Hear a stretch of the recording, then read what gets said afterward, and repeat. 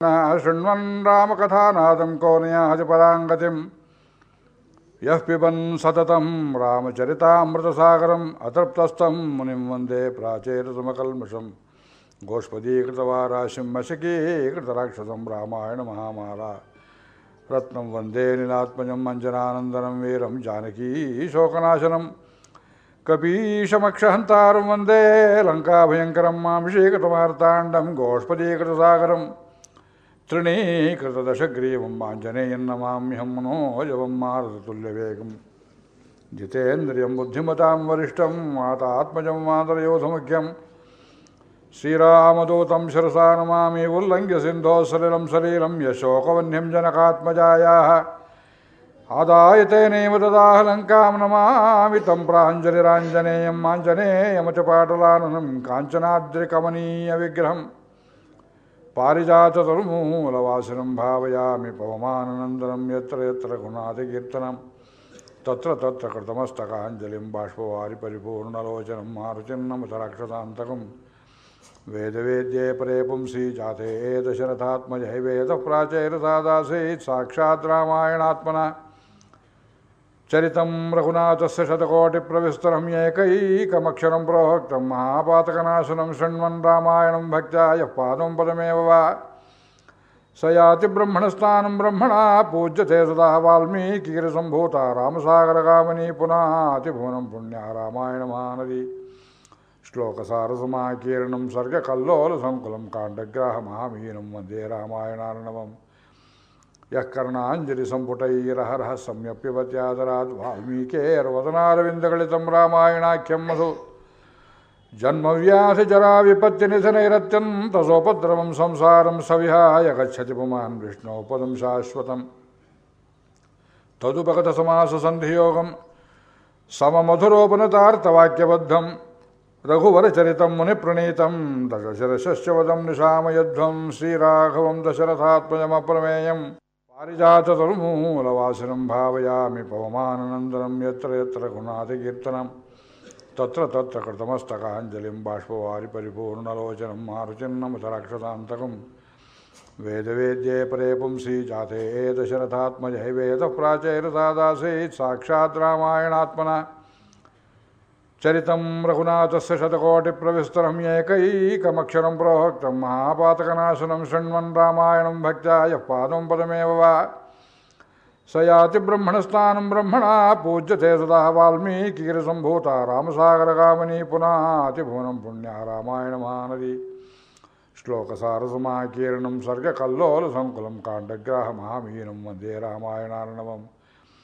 ಯಃ ಕರ್ಣಾಂಜಲಿಸಂಪುಟೈರಹರಃ ಸಂಯಪ್ಯವತ್ಯಾದರಾದ್ ವಾಲ್ಮೀಕೇರ್ವದನಾರವಿಂದಗಳಿತಂ ರಾಮಾಯಣಾಖ್ಯಂ ಮಧು ಜನ್ಮವ್ಯಾಧಿಜರಾವಿಪತ್ತಿನಿಧನೈರತ್ಯಂತಸೋಪದ್ರವಂ ಸಂಸಾರಂ ಸವಿಹಾಯ ಗಚ್ಚತಿ ಪುಮಾನ್ ವಿಷ್ಣೋ ಪದಂ ಶಾಶ್ವತಂ ತದುಪಗತಸಮಾಸಸಂಧಿಯೋಗಂ ಸಮಮಧುರೋಪನತಾರ್ಥವಾಕ್ಯಬದ್ಧಂ ರಘುವರಚರಿತಂ ಮುನಿಪ್ರಣೀತಂ ದಶಶಿರಶ್ಚ ವದಂ ನಿಶಾಮಯಧ್ವಂ ಶ್ರೀರಾಘವಂ ದಶರಥಾತ್ಮಜಮಪ್ರಮೇಯಂ ಸೀತಾಪತಿಂ ರಘುಕುಲಾನ್ವಯರತ್ನದೀಪಂ ಮಾಜಾನುಬಾಹುಮರವಿಂದದಳಾಯತಾಕ್ಷಂ ರಾಮಂ ನಿಶಾಚರವಿನಾಶಕರಂ ನಮಾಮಿ ವೈದೇಹಿ ಸಹಿತಂ ಸುರದ್ರುಮತಲೆ ಹೈಮೇ ಮಹಾಮಂಡಪೇ ಮಧ್ಯೆ ಪುಷ್ಪಕಮಾಸನೆ ಮಣಿಮಯೇ ವೀರಾಸನೆ ಸುಸ್ಥಿತಂ ಅಗ್ರೆ ವಾಚೈತಿ ಪ್ರಭಂಜನಸುತೆ ತತ್ವಂ ಮುನಿಭ್ಯಃ ಪರಂ ವ್ಯಾಖ್ಯಾಂತಂ ಭರತಾದಿಪರಿವೃತಂ ರಾಮಂ ಭಜೆ ಶ್ಯಾಮಳಂ ಶ್ರೀರಾಮಾಯ ನಮಃ ಓಂ ಶ್ರೀರಾಮಚಂದ್ರ ಪರಬ್ರಹ್ಮಣೇ ನಮಃ ಓಂ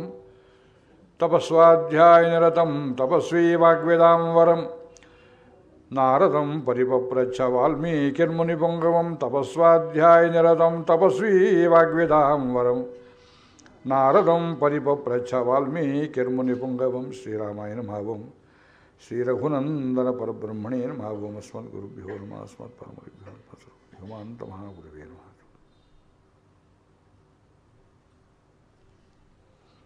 ತಮಗೆಲ್ಲರಿಗೂ ಅನಂತ ಪ್ರಣಾಮಗಳು.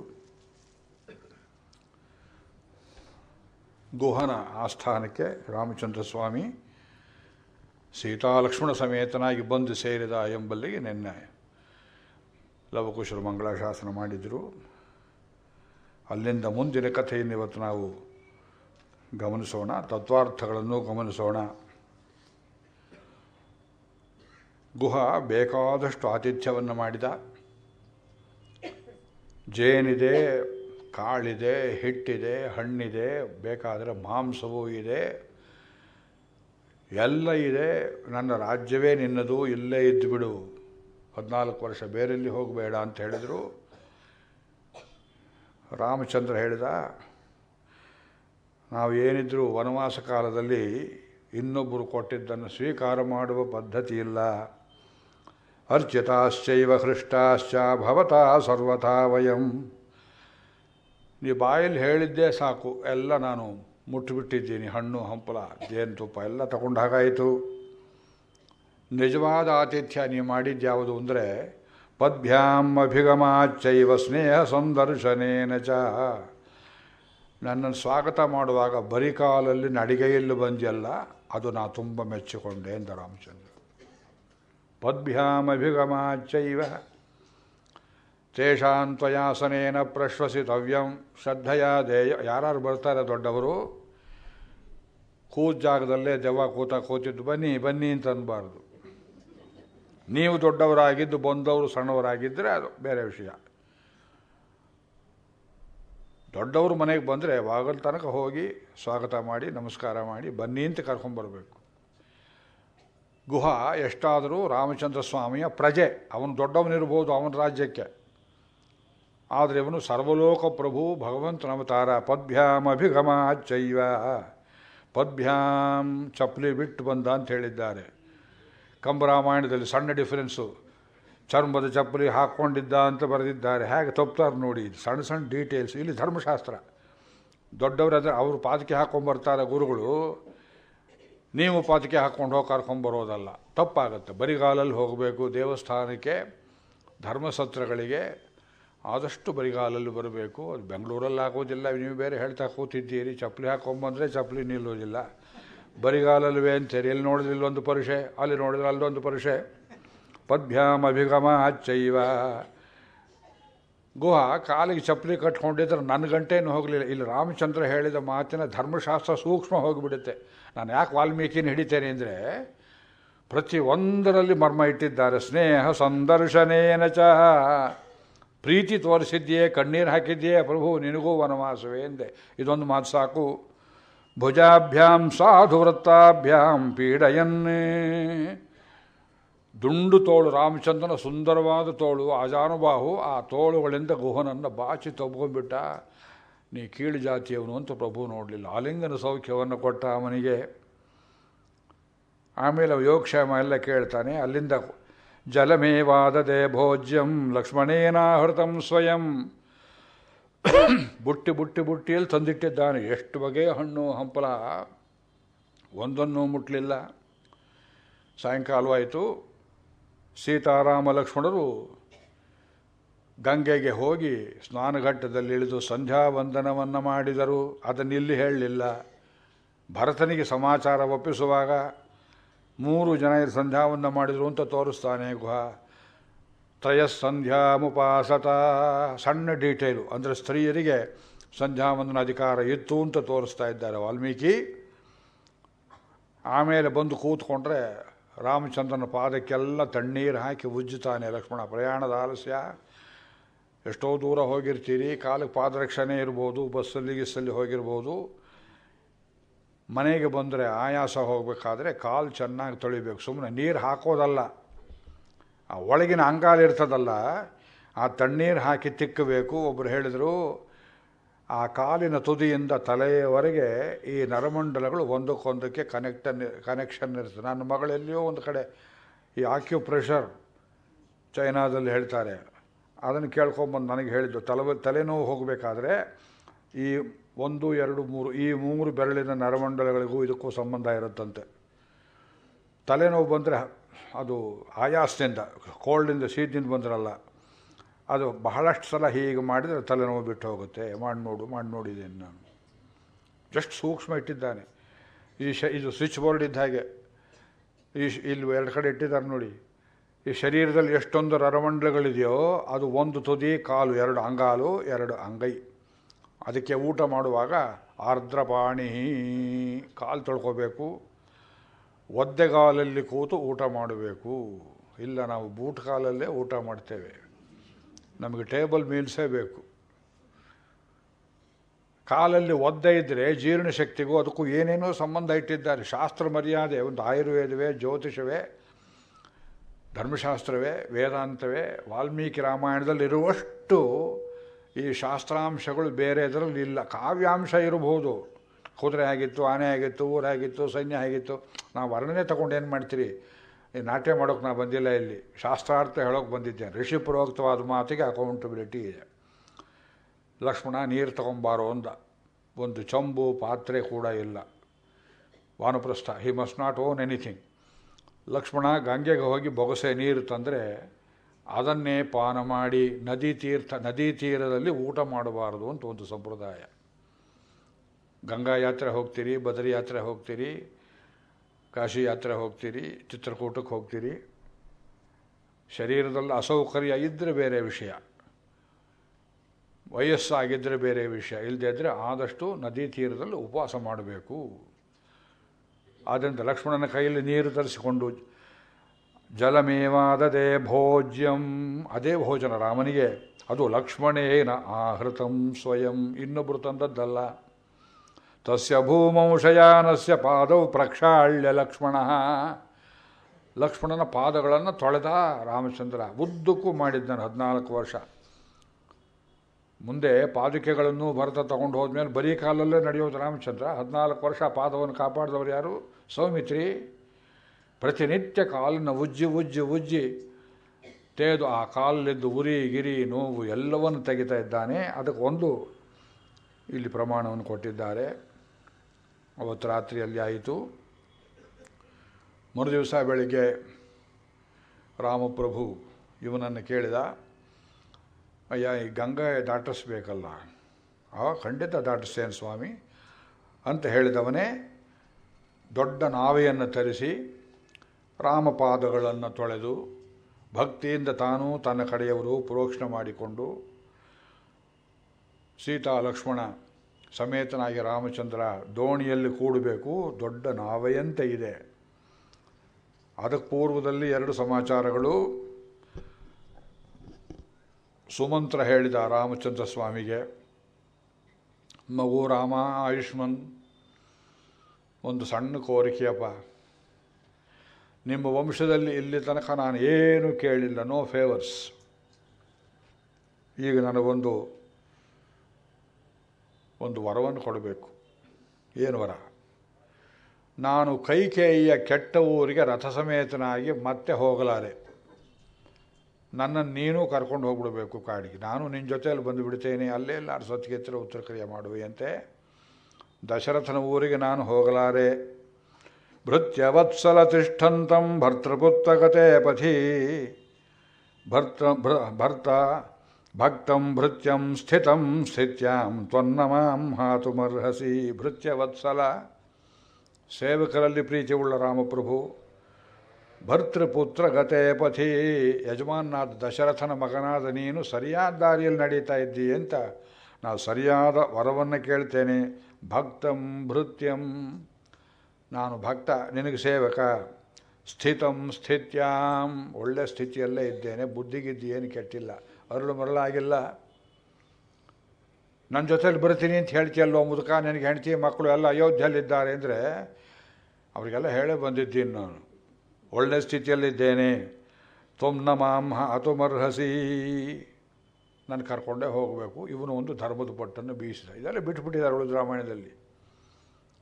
ನಿಮ್ಮ ಅಪ್ಪನನ್ನೇನೂ ಕೇಳಿಲ್ಲ, ತಾತನನ್ನೇನೂ ಕೇಳಿಲ್ಲ. ಸಣ್ಣ ಮಗುವಾಗಿ ನಿಮ್ಮ ಅರಮನೆಯಲ್ಲಿ ಬೆಳೆದಿದ್ದೇನೆ. ಪ್ರಭು, ಇದೊಂದು ಸಣ್ಣ ಕೋರಿಕೆ, ನಾನು ನಿನ್ನ ಜೊತೆಯಲ್ಲಿ ಬರ್ತೇನೆ.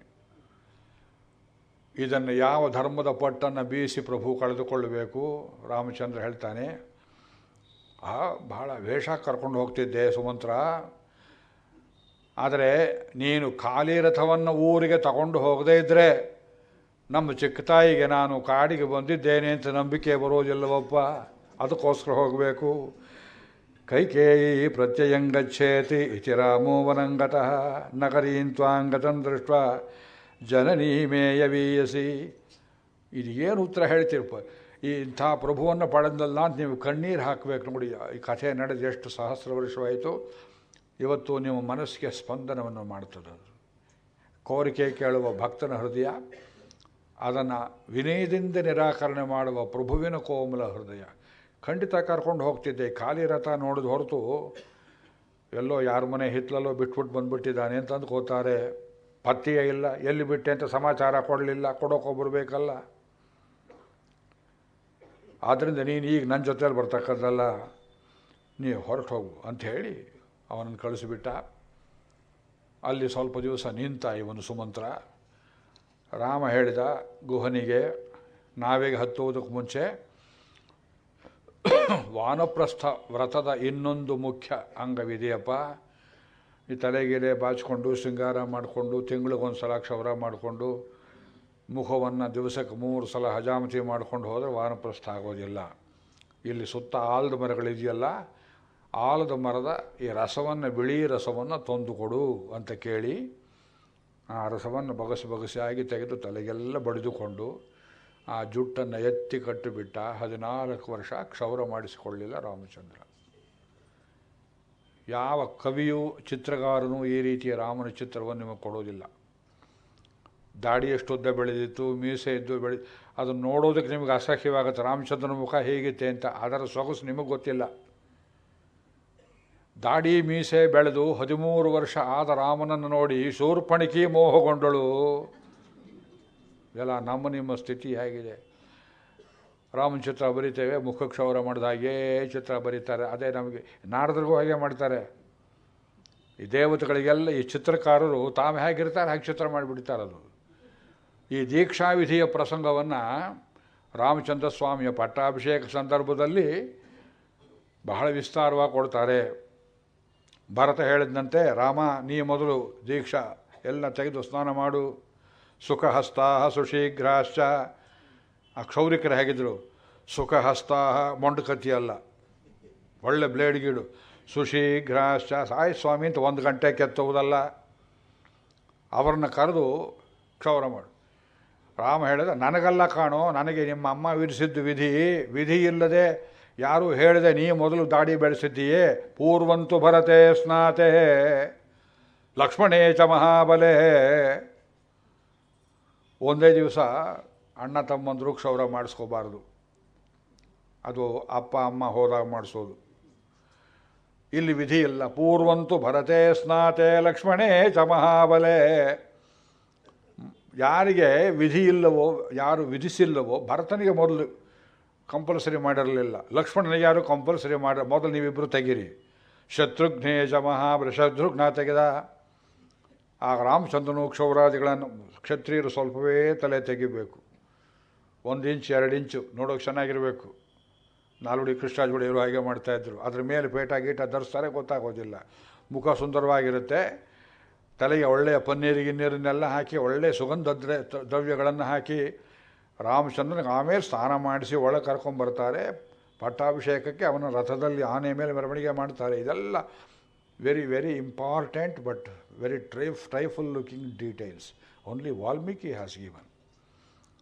ಅದರಿಂದ ಅಂಥ ಆಲದ ಹಾಲನ್ನು ತಲೆಗೆ ಹಾಕಿ ಗಂಟು ಹಾಕ್ಕೊಂಡಿದ್ದಾರೆ. ರಾಘವೋಪಿ ಮಹಾತೇಜ. ಆಮೇಲೆ ದೋಣಿಯನ್ನು ಹತ್ತಿದರು. ಮೊದಲು ರಾಮ, ಆಮೇಲೆ ಸೀತೆ, ಹಿಂದೆ ಲಕ್ಷ್ಮಣ. ದೋಣಿ ಹತ್ತಿದ ಕ್ರಮ. ಹತ್ತಿದ ಮೇಲೆ ಒಂದು ಮಂತ್ರವನ್ನು ಹೇಳಿದರಂತೆ. ನೋಡಿ, ತುಳಸಿ ಬಿಟ್ಟಿದ್ದಾರೆ, ಕಂಬರು ಬಿಟ್ಟಿದ್ದಾರೆ. ಕನ್ನಡ ರಾಮಾಯಣಕ್ಕೆ ನೀವು ಕತೆ ಹೇಳ್ತೀರಿ, ವೇದದ ರಹಸ್ಯಗಳನ್ನು ಯಾರು ಹೇಳೋದು? ಬ್ರಹ್ಮವತಿ ಕ್ಷತ್ರವಚ್ಚೈವ ಜಜಾಪಹಿತಮಾತ್ಮನಃ. ಬ್ರಾಹ್ಮಣರಂತೆ ಕ್ಷತ್ರಿಯರಂತೆ ಬ್ರಹ್ಮವತಿ ಕ್ಷತ್ರವಚ್ಚೈವ ಜಜಾಪ. ಕೆಲವು ಜಪಗಳನ್ನು ಮಾಡಿದರು, ಮಂತ್ರಗಳನ್ನು ಹೇಳಿದರು. ಯಾವ ಮಂತ್ರ ಹೇಳಿದರು ಕೊಟ್ಟಿಲ್ಲ ವ್ಯಾಖ್ಯಾನದಲ್ಲಿ. ಒಬ್ಬರು ಹಿರಿಯರು ಉಪದೇಶ ಮಾಡಿದರು.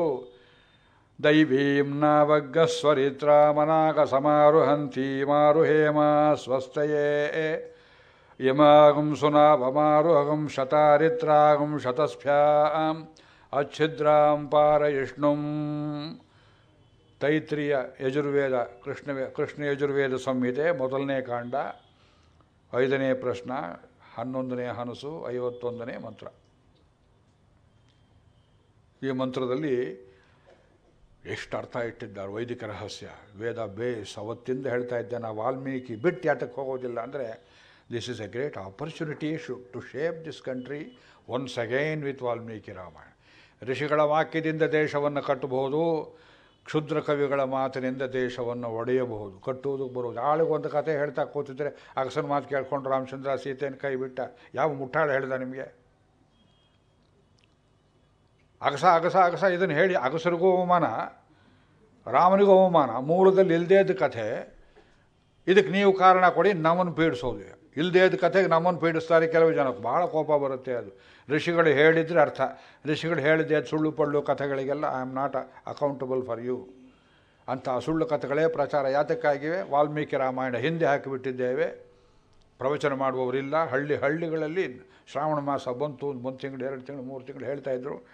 ನಿಮಗೆ ಜನ ಹೇಳುವವರಿಲ್ಲ. ಇವತ್ತು ಹೇಳ್ತಿದ್ದೆ ನಮ್ಮ ರಾಮಸ್ವಾಮಿಯವರಿಗೆ, ಈ ಗೋಖಲೆ ಇನ್ಸ್ಟಿಟ್ಯೂಟಿಗೆ ಒಂದು 4 ವರ್ಷದಿಂದ ಇದು ಋಷಿವಾಣಿಯನ್ನು ಪ್ರಸಾರ ಮಾಡುವ ಕೇಂದ್ರವಾಗಿದೆಯಪ್ಪ. ತುಂಬ ಸಂತೋಷವಾಗಿತ್ತು ಮನಸ್ಸಿಗೆ.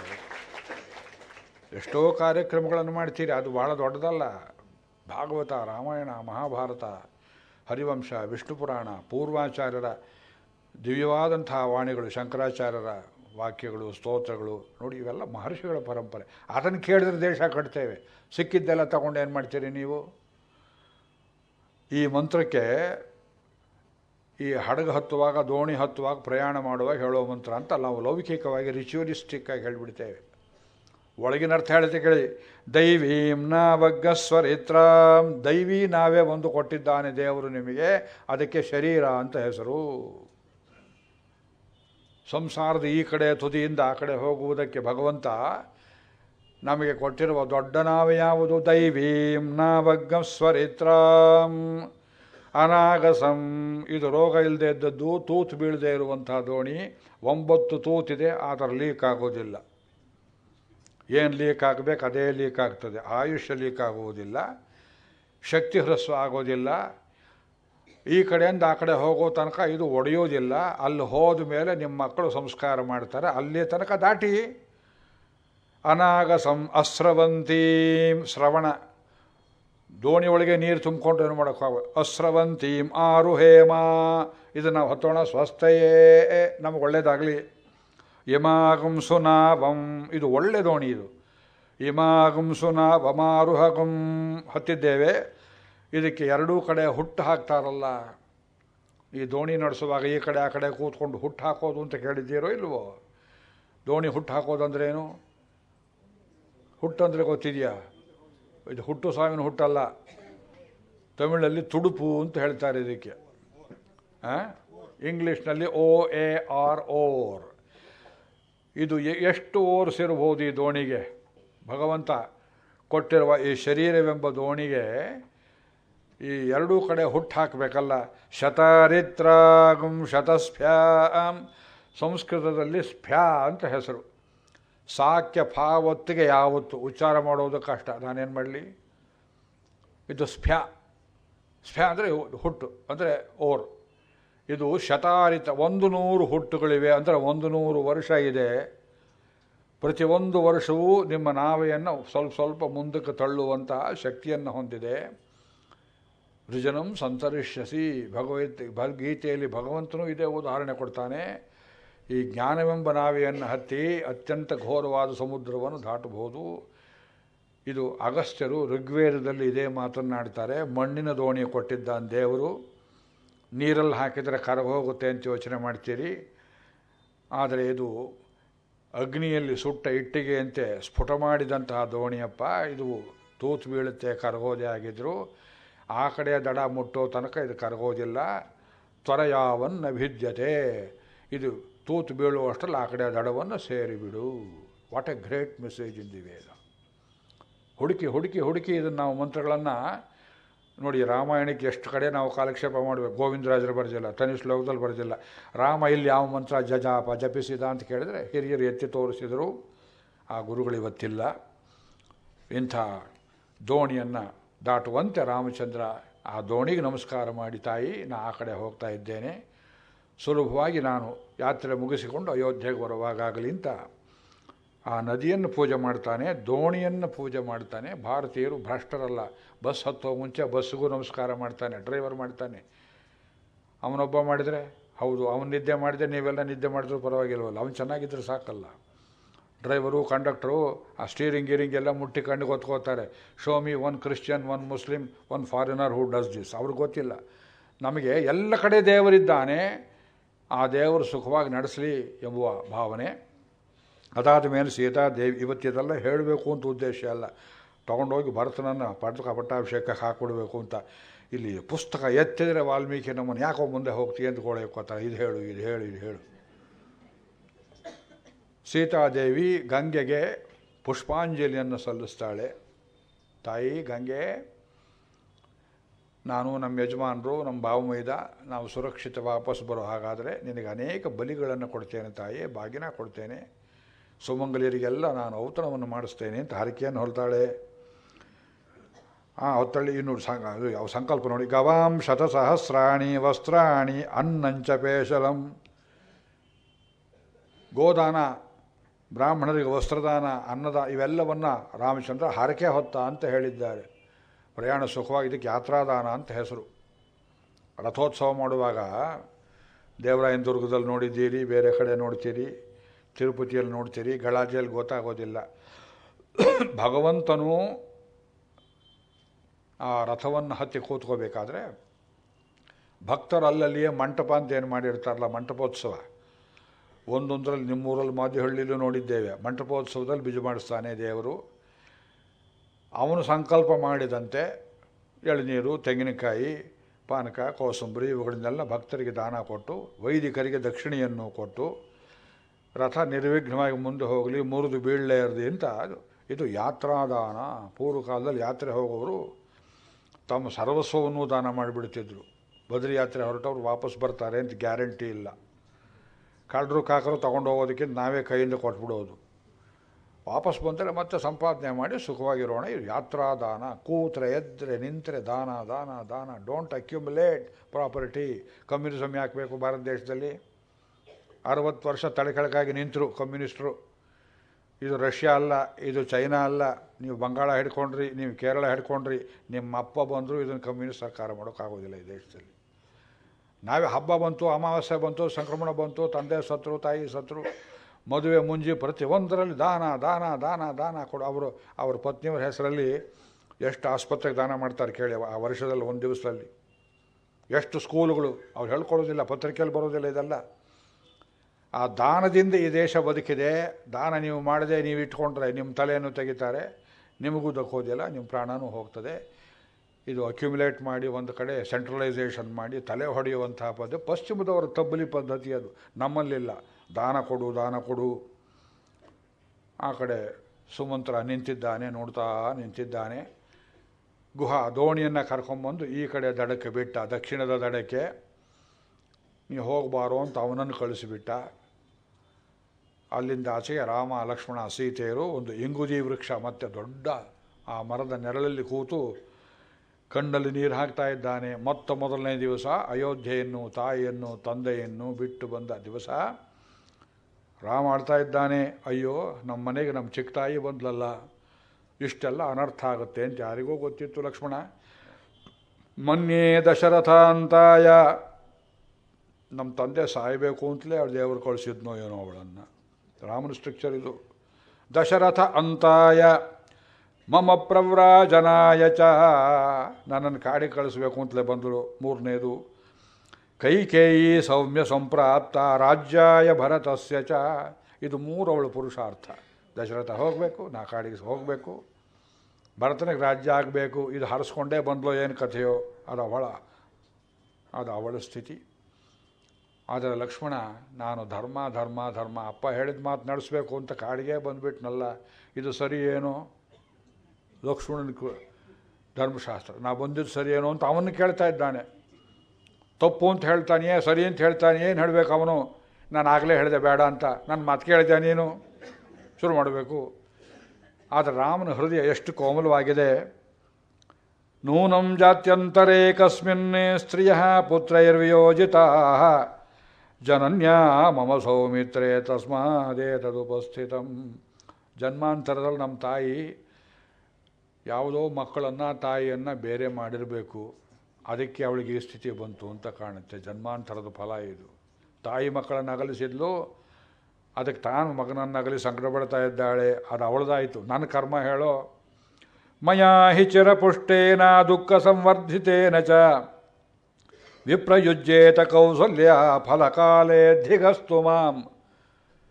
ಮೈ ತಿಕ್ಕಿ ಮೈಗೆಲ್ಲ ಎಣ್ಣೆ ಬಳಿದು ಸ್ನಾನ ಮಾಡಿಸಿ ಬಟ್ಟೆ ಹಾಕಿ ಅಲಂಕಾರ ಮಾಡಿ, ಚಿರಪುಷ್ಟೇನ ಗಂಡ ಎದುರಿಗೆ ಬಂದು ನಿಂತ್ಕೊಳ್ಳದೇ ಇದ್ದರು, ದಶರಥನ ಸೌಖ್ಯ ಇಲ್ಲದೆ ಇದ್ದವಳು ಆ ತಾಯಿ ನನ್ನನ್ನು ಎಷ್ಟು ಚೆನ್ನಾಗಿ ಪುಷ್ಟಿಯಿಂದ ಬೆಳೆಸಿದಳು. ದುಃಖ ಸಂವರ್ಧಿತೇನ ಚ.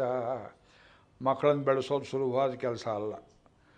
ಅಡಿಗಡಿಗಡಿಗೆ ಗಂಡಾಂತರ, ಭೇದಿ ಬರ್ತದೆ, ವಾಂತಿ ಆಗುತ್ತೆ, ಹೊರಗೆ ಹೋಗ್ತಾರೆ, ಮಣ್ಣು ತಿಂತಾರೆ, ಏನೋ ಮಾಡ್ತಾರೆ, ಚಪಲಾಗುತ್ತೆ. ಆ ಮಕ್ಕಳನ್ನು ಉಂಡೆ ಮಾಡಿದಂತೆ ಮಾಡುವುದು ಬಹಳ ಕಷ್ಟ. ಆ ತಾಯಿ ಮಾಡಿದ್ದಾಳೆ. ಇಂಥ ತಾಯಿಗೆ ವೃದ್ಧಾಪ್ಯ ಬಂತು, ಕೈಯಲ್ಲಿ ಕೋಲು ಹಿಡ್ಕೊಂಡು ಓಡಾಡೋ ಸಮಯದಲ್ಲಿ ಧರ್ಮ ಧರ್ಮ ಅಂತ ಹೇಳಿಕೊಂಡು ತಾಯಿಗೆ ಕೈ ಕೊಟ್ಟು ಬಂದುಬಿಟ್ನಲ್ಲ ನಾನು. ನನಗೆ ಧಿಕ್ಕಾರವಿರಲಿ ಲಕ್ಷ್ಮಣ, ನನ್ನಂತಹ ಕೆಟ್ಟ ಮಗನನ್ನು ಯಾವ ತಾಯಿಯೂ ಹಡೆಯದೇ ಇರಲಿ. ಮಾಸ್ಮ ಸೀಮಂತಿನೀ ಕಾಚಿತ್ ಜನಯೇತ್ ಪುತ್ರಮೀದೃಶಂ ಸೌಮಿತ್ರೇಯೋಹಮಂಬಾಯ ದದ್ಮಿಶೋಕಮನಂತಕಂ. ನಮ್ಮ ತಾಯಿಯರ ಮನೆಯಲ್ಲಿ ಒಂದು ಗಿಣಿ ಪಂಜರ ತೂಗು ಹಾಕಿದ್ದಾರೆ. ಆ ಒಂದು ಗಿಣಿ ಹೇಳೋ ಮಾತನ್ನು ಎಲ್ಲ ಗಿಣಿಗಳು ಅಭ್ಯಾಸ ಮಾಡಿಬಿಟ್ಟಿವೆ. ರಾಮ ಹೇಳೋ ಮಾತು ಆ ಗಿಣಿಗೆ ಯಾವಳು ಹೇಳಿಕೊಟ್ಟಿದ್ದಾಳೆ ಕೌಸಲ್ಯ ದೂತಿ. ಶತ್ರು ಕಡೆಯವರು, ಕೈಕೇಳಿ ಕಡೆಯವರು ಯಾರು ಬಂದ ಅಲ್ಲಿ ಇಲ್ಲಿ ಕಿಟಕಿಯಲ್ಲಿ, ಇದು ಈ ಇಂಗ್ಲೀಷಲ್ಲಿ ಈವ್ಸ್ ಡ್ರಾಪಿಂಗ್ ಅಂತಾರೆ, ಹಂಚು ಹಾಕಿ ಏನು ನಡೀತಿದೆ ಅಂತ ಕೇಳುವುದು. ಮಂತ್ರೆ ಕಡೆಯವರು, ಕೈಕೇಯಿ ಕಡೆಯವರು ಬಂದರೆ, ಗಿಣಿಯೇ ನೀನು ಹೋಗಿ ಅವಳ ಪಾದವನ್ನು ಕಚ್ಚು ಅಂತ ಯಾರೋ ಹೇಳ್ಕೊಟ್ಟಿದ್ದಾರೆ ಈ ಗಿಣಿಗೆ. ಈ ಪೆದ್ದ ಗಿಣಿ ನನ್ನಂತೆ ಅಲ್ಲಿ ಕೂತ್ಕೊಂಡು ಶತ್ರು ಬರಲಿ ಬಿಡಲಿ ಶತ್ರುವಿನ ಪಾದವನ್ನು ಕಚ್ಚು, ಶತ್ರುವಿನ ಪಾದವನ್ನು ಕಚ್ಚು, ಇನ್ಯಾರಿಗೋ ಹೇಳ್ತಾ ಇದೆ ಅದು. ನನಗಿಂತ ಗಿಣಿಯೇ ವಾಸಿ, ನಮ್ಮ ತಾಯಿ ಮೇಲೆ ತುಂಬ ಪ್ರೀತಿ ಇಟ್ಕೊಂಡಿದೆ ಎಂಬುದಾಗಿ ಶ್ಲೋಕ. ಮನ್ಯೇ ಪ್ರೀತಿ ವಿಶಿಷ್ಟ ಸಹ ಮತ್ತೋ ಲಕ್ಷ್ಮಣ ಸಾರಿಕ ಯಸ್ಯಾಹ ತತ್ಸೂಯತೆ ವಾಕ್ಯಂ ಶುಕ ಪಾದಂ ಅರೇ ದಶ ನನು ವೀರ್ಯಮ ಕಾರಣಂ. ನನಗೆ ದೇವರು ಶಕ್ತಿಯೇನೋ ಕೊಟ್ಟಿದ್ದಾನೆ ಪಟ್ಟಾಭಿಷೇಕ ಮಾಡಿಕೊಳ್ಳೋದಕ್ಕೆ. ಅದು ಯಾತಕ್ಕೆ ಬಂತು? ಆ ವೀರ್ಯ ಶಕ್ತಿ ಒಂದು ಪ್ರಯೋಜನವಿಲ್ಲದಂತೆ ನಿರ್ವೀರ್ಯನಂತೆ ದೇವರು ನನ್ನನ್ನು ಹೀಗೆ ಕಳಿಸಿಬಿಟ್ಟಿದ್ದಾನೆ ಅಂತ ಅಶ್ರುಪೂರ್ಣ ಮುಖೋ ರಾಮ ನಿಶಿತೂಷ್ಣೀ ಮುಪಾವಿಶತಿ. ಅಣ್ಣ ನೀ ಮಲಕ್ಕೋ ಅಂತವನು ತರಗೆಲೆ ಎಲ್ಲ ತಂದು ಹುಲ್ಲು ಗಿಲ್ಲು ಒಣಗಿದ್ದು ಹಾಕಿ ಹಾಸಿಗೆ ಮಾಡಿದರೆ ಒಂದು ವಂಡ ಬೋಯ ಏನು ಬೇಡ ಹೋಗೋ ಅಂತ ಹೇಳ್ತಾನೆ. ಬಿಕ್ಕಿ ಬಿಕ್ಕಿ ಹೇಳ್ತಾ ಇದ್ದಾನೆ. ಸೂರ್ಯೋದಯ ಆಗೋ ತನಕ ಅಮ್ಮನನ್ನು ನೆನೆಸಿಕೊಂಡು ಹತ್ತಿದ್ದಾನೆ ರಾಮಚಂದ್ರ. ಅಮ್ಮ ಅಮ್ಮ ಅಮ್ಮ ನಿನ್ನ ಬಿಟ್ಟು ಬಂದಲ್ಲ ತಾಯಿ. ನೋಡಿ, ಯು ಆರ್ ಟಚ್ಡ್. ಈ ಅನುಭವ ಯಾವ ರಾಮಾಯಣದಲ್ಲಿದೆ ಹೇಳಿ? ಇತರೆ ರಾಮಾಯಣ ನಿಂದನೆ ಮಾಡೋಕ್ಕೆ ಹೇಳೋದಿಲ್ಲ ನಾನು. ಇದನ್ನು ಯಾತಕ್ಕೆ ಹಿಡ್ಕೊಂಡಿದ್ದೇನೆ ವಾಲ್ಮೀಕಿಯನ್ನು? ಇದು ಹೃದಯಕ್ಕೆ ಕೊಡುವ ಸಂಸ್ಕಾರ. ಇಂಥದ್ದೊಂದು ವಾಕ್ಯವನ್ನು ಕೇಳಿದ ಒಬ್ಬ ಪುರುಷನಿಗೆ ತಾಯಿ ಮೇಲೆ ಎಷ್ಟು ಪ್ರೀತಿ ಹೆಚ್ಚಾಗಬೇಡ. ಆ ತಾಯಿ ಮಕ್ಕಳ ಪ್ರೀತಿ ಹೆಚ್ಚಾಗುವುದರಿಂದಲ್ಲವೇ ಕುಟುಂಬ ಚೆನ್ನಾಗಿರೋದು. ಕುಟುಂಬ ಚೆನ್ನಾಗಿದ್ದರಲ್ವೇ ರಾಷ್ಟ್ರ ಚೆನ್ನಾಗಿರೋದು. ಆ ಕುಟುಂಬವನ್ನು ಕಟ್ಟುವ ಕೆಲಸವನ್ನು ರಾಮಾಯಣ ಮಾಡ್ತಾ ಇದೆ. ಅಲ್ಲಿಂದ ಆಚೆಗೆ ಆ ಗಂಗಾ ಯಮುನಾ ನದಿಗಳ ನಡುವೆ ಗಂಗೆ ದಾಟಿದ್ದಾರೆ, ಯಮುನೆ ಆ ಕಡೆ ಇದೆ. ಅಲ್ಲಿ ಮಧ್ಯೆ ಭರದ್ವಾಜರಾಶ್ರಮ. ವಾಲ್ಮೀಕಿ ಶಿಷ್ಯರು ಭರದ್ವಾಜರಾಶ್ರಮ ಕಟ್ಕೊಂಡಿದ್ದ ಜಾಗ. ಅಲ್ಲಿ ನೋಡಿದ್ರು ಅಗ್ನಿಹೋತ್ರ ಹೊಗೆ ಕಾಣಿಸ್ತಿತ್ತು. ಇವರು ಮೂರು ಅಲ್ಲಿ ಬಂದರು. ಸಮಾಚಾರ ತಿಳಿದಿದ್ದ ಭರದ್ವಾಜರು ಶಿಷ್ಯರನ್ನು ಕಳುಹಿಸಿ, ಚಕ್ರವರ್ತಿಯ ಮಗ ಬಂದಿದ್ದಾನೆ ಕರ್ಕೊಂಬ ಅಂತ ಅವನನ್ನು ಒಳಗೆ ಕರೆದು ಆಸನದಲ್ಲಿ ಕೂರಿಸಿ, ನನಗೆಲ್ಲ ಗೊತ್ತಾಯ್ತಪ್ಪ, ನಿಮ್ಮ ತಂದೆ ಹೀಗೆಲ್ಲ ಮಾಡಿದ್ದಂತೆ, ಇರಲಿ ಎಲ್ಲ ದೇವರು ಒಳ್ಳೆಯದಕ್ಕೆ ಮಾಡ್ತಾನೆ ಅಂತ ಅತ್ಯಂತ ಸಂಯಮದಿಂದ ಮನಸ್ಸಿನ ಸಮತೋಲವನ್ನು ಕಳೆದುಕೊಳ್ಳದೆ ರಾಮ ಇದು ಲೋಕಕ್ಕೆ ಒಳ್ಳೆಯದಾಗ್ತದೆ ಅಂತ ಆಶೀರ್ವಾದ ಮಾಡ್ತಾರೆ. ಆ ರಾತ್ರಿ ಅಲ್ಲಿಯೇ ಇದ್ದು ಮುಂದೆ ಭರದ್ವಾಜರನ್ನು ಕೇಳ್ತಾನೆ, ಪ್ರಭು ನಾನು ಮುಂದಕ್ಕೆ ಎಲ್ಲಿ ಹೋಗಬೇಕು? ಉದ್ದಕ್ಕೆ ಅರಣ್ಯವಾಸದಲ್ಲಿ ಪ್ರತಿಯೊಬ್ಬ ಋಷಿಯನ್ನು ಕೇಳ್ತಾನೆ ಎಲ್ಲಿ ಹೋಗಬೇಕು, ನಾನು ಎಲ್ಲಿ ಹೋದರೆ ದುಷ್ಟರ ಕಾಟ ತಪ್ಪಿಸ್ಬೋದು, ದುಷ್ಟರು ಎಲ್ಲಿ ಸಾಂದ್ರವಾಗಿದ್ದಾರೆ, ಶಿಷ್ಟ ರಕ್ಷಣೆ ಆಗಿರಬೇಕು, ದುಷ್ಟರನ್ನು ನಿಗ್ರಹ ಮಾಡಿರಬೇಕು, ಅಂಥ ಜಾಗ ಹೇಳಿ. ಒಂದು ಕ್ಷಣ ಯೋಚನೆ ಮಾಡಿದರು ಮಗು. ನಾಳೆ ಬೆಳಗ್ಗೆ ಸ್ವಲ್ಪ ದೂರ ಹೋದರೆ ಯಮುನಾ ನದಿ ಬರ್ತದೆ. ಅದೇ ಈಗ ಅಲಹಾಬಾದ್ ಅಂತ ಹೆಸರಿಟ್ಟಿದ್ದಾರೆ. ಅದು ಮಹಾಪ್ರಯಾಗ ಕ್ಷೇತ್ರ. ಗಂಗಾ ಯಮುನಾ ಸಂಗಮ ಆಗುವಂಥ ಆ ದಿವ್ಯ ಕ್ಷೇತ್ರಕ್ಕೆ ಸಮವಾದ ಕ್ಷೇತ್ರ ಇನ್ನೊಂದಿಲ್ಲ. ಆ ಗಂಗೆ ಯಮುನೆ ಸೇರುವ ಜಾಗ ನೀವು ನೋಡಿ, ಒಂದು ಸ್ವಲ್ಪ ಹಳದಿ ಬಣ್ಣ, ಒಂದು ಕಪ್ಪು ಬಣ್ಣ. ನಾನು 2 ಸಲ ಹೋಗಿದ್ದೇನೆ ಅಲ್ಲಿ. ಜಗತ್ತಲ್ಲಿ ಅಷ್ಟು ಪವಿತ್ರವಾದ ಜಾಗ ಇಲ್ಲ ಪ್ರಯಾಗ ಕ್ಷೇತ್ರ. ಅಲ್ಲಿ ಸಮೀಪದಲ್ಲಿ ಇವರ ಆಶ್ರಮ. ಇಲ್ಲಿಗೆ ಒಂದು ಕ್ರೋಶ ಮಾತ್ರದಲ್ಲಿ, ಕ್ರೋಶ ಅಂದರೆ ಇಲ್ಲಿ ಕಿರಿಚಿದ್ರೆ ಅಲ್ಲಿ ಕೇಳಿಸಿರಬೇಕು. ಕೃಷ್ ಧಾತು. ಇಲ್ಲಿ ಕಿರಿಚಿದರೆ ಅಲ್ಲಿ ಕೇಳಿಸ್ಬೇಕು. ಎಷ್ಟು ದೂರ ಇರ್ಬೋದು, ಒಂದು ಕೂಗಳತೆ. ಕನ್ನಡದಲ್ಲಿ ಕೂಗಳತೆ ಅಂತಾರೆ. 1 ಮೈಲಿ 2 ಮೈಲಿ ಇರ್ಬೋದಾ, 1.5 ಮೈಲಿ ಇರ್ಬೋದಾ? ನಮಗೆ ಆ ಗಂಟ್ಲಿಲ್ಲ. ಈಗ ಬರೀ ರಿಕ್ಷಾಗಳಿಗೆ ಮಾತ್ರ ಆ ಶಬ್ದ ಇದೆ, ನಮಗಿಲ್ಲ. ಆ ಕೂಗಳತೆ ಶಬ್ದ ಇರುವಷ್ಟು ದೂರದಲ್ಲಿ ಅಲ್ಲಿ ಚಿತ್ರಕೂಟ ಅಂತ ಪರ್ವತ ಇದೆಯೋ ರಾಮ. ಅಲ್ಲಿ ಅನೇಕ ಋಷಿ ಮುನಿಗಳು ಅನೇಕ ತಲೆಮಾರುಗಳಿಂದ ವಾಸ ಮಾಡ್ತಿದ್ದಾರೆ. ನಿನ್ನನ್ನು ಎದುರು ನೋಡ್ತಾ ಇದ್ದಾರೆ. ಅಲ್ಲಿ ಹೋಗಿ ಸುಖವಾಗಿ ನೀನಿರಬಹುದು. ಮುಂದೆ ಬೇಕಾದರೆ ಅವರು ಯಾರು ಹೇಳ್ತಾರೆ ದಾರಿ ಕೇಳ್ಕೊಂಡು ಹೋಗುವಂಥ ಚಿತ್ರಕೂಟಕ್ಕೆ ಹಾದಿಯನ್ನು ಭರದ್ವಾಜರು ತೋರಿಸಿದರು.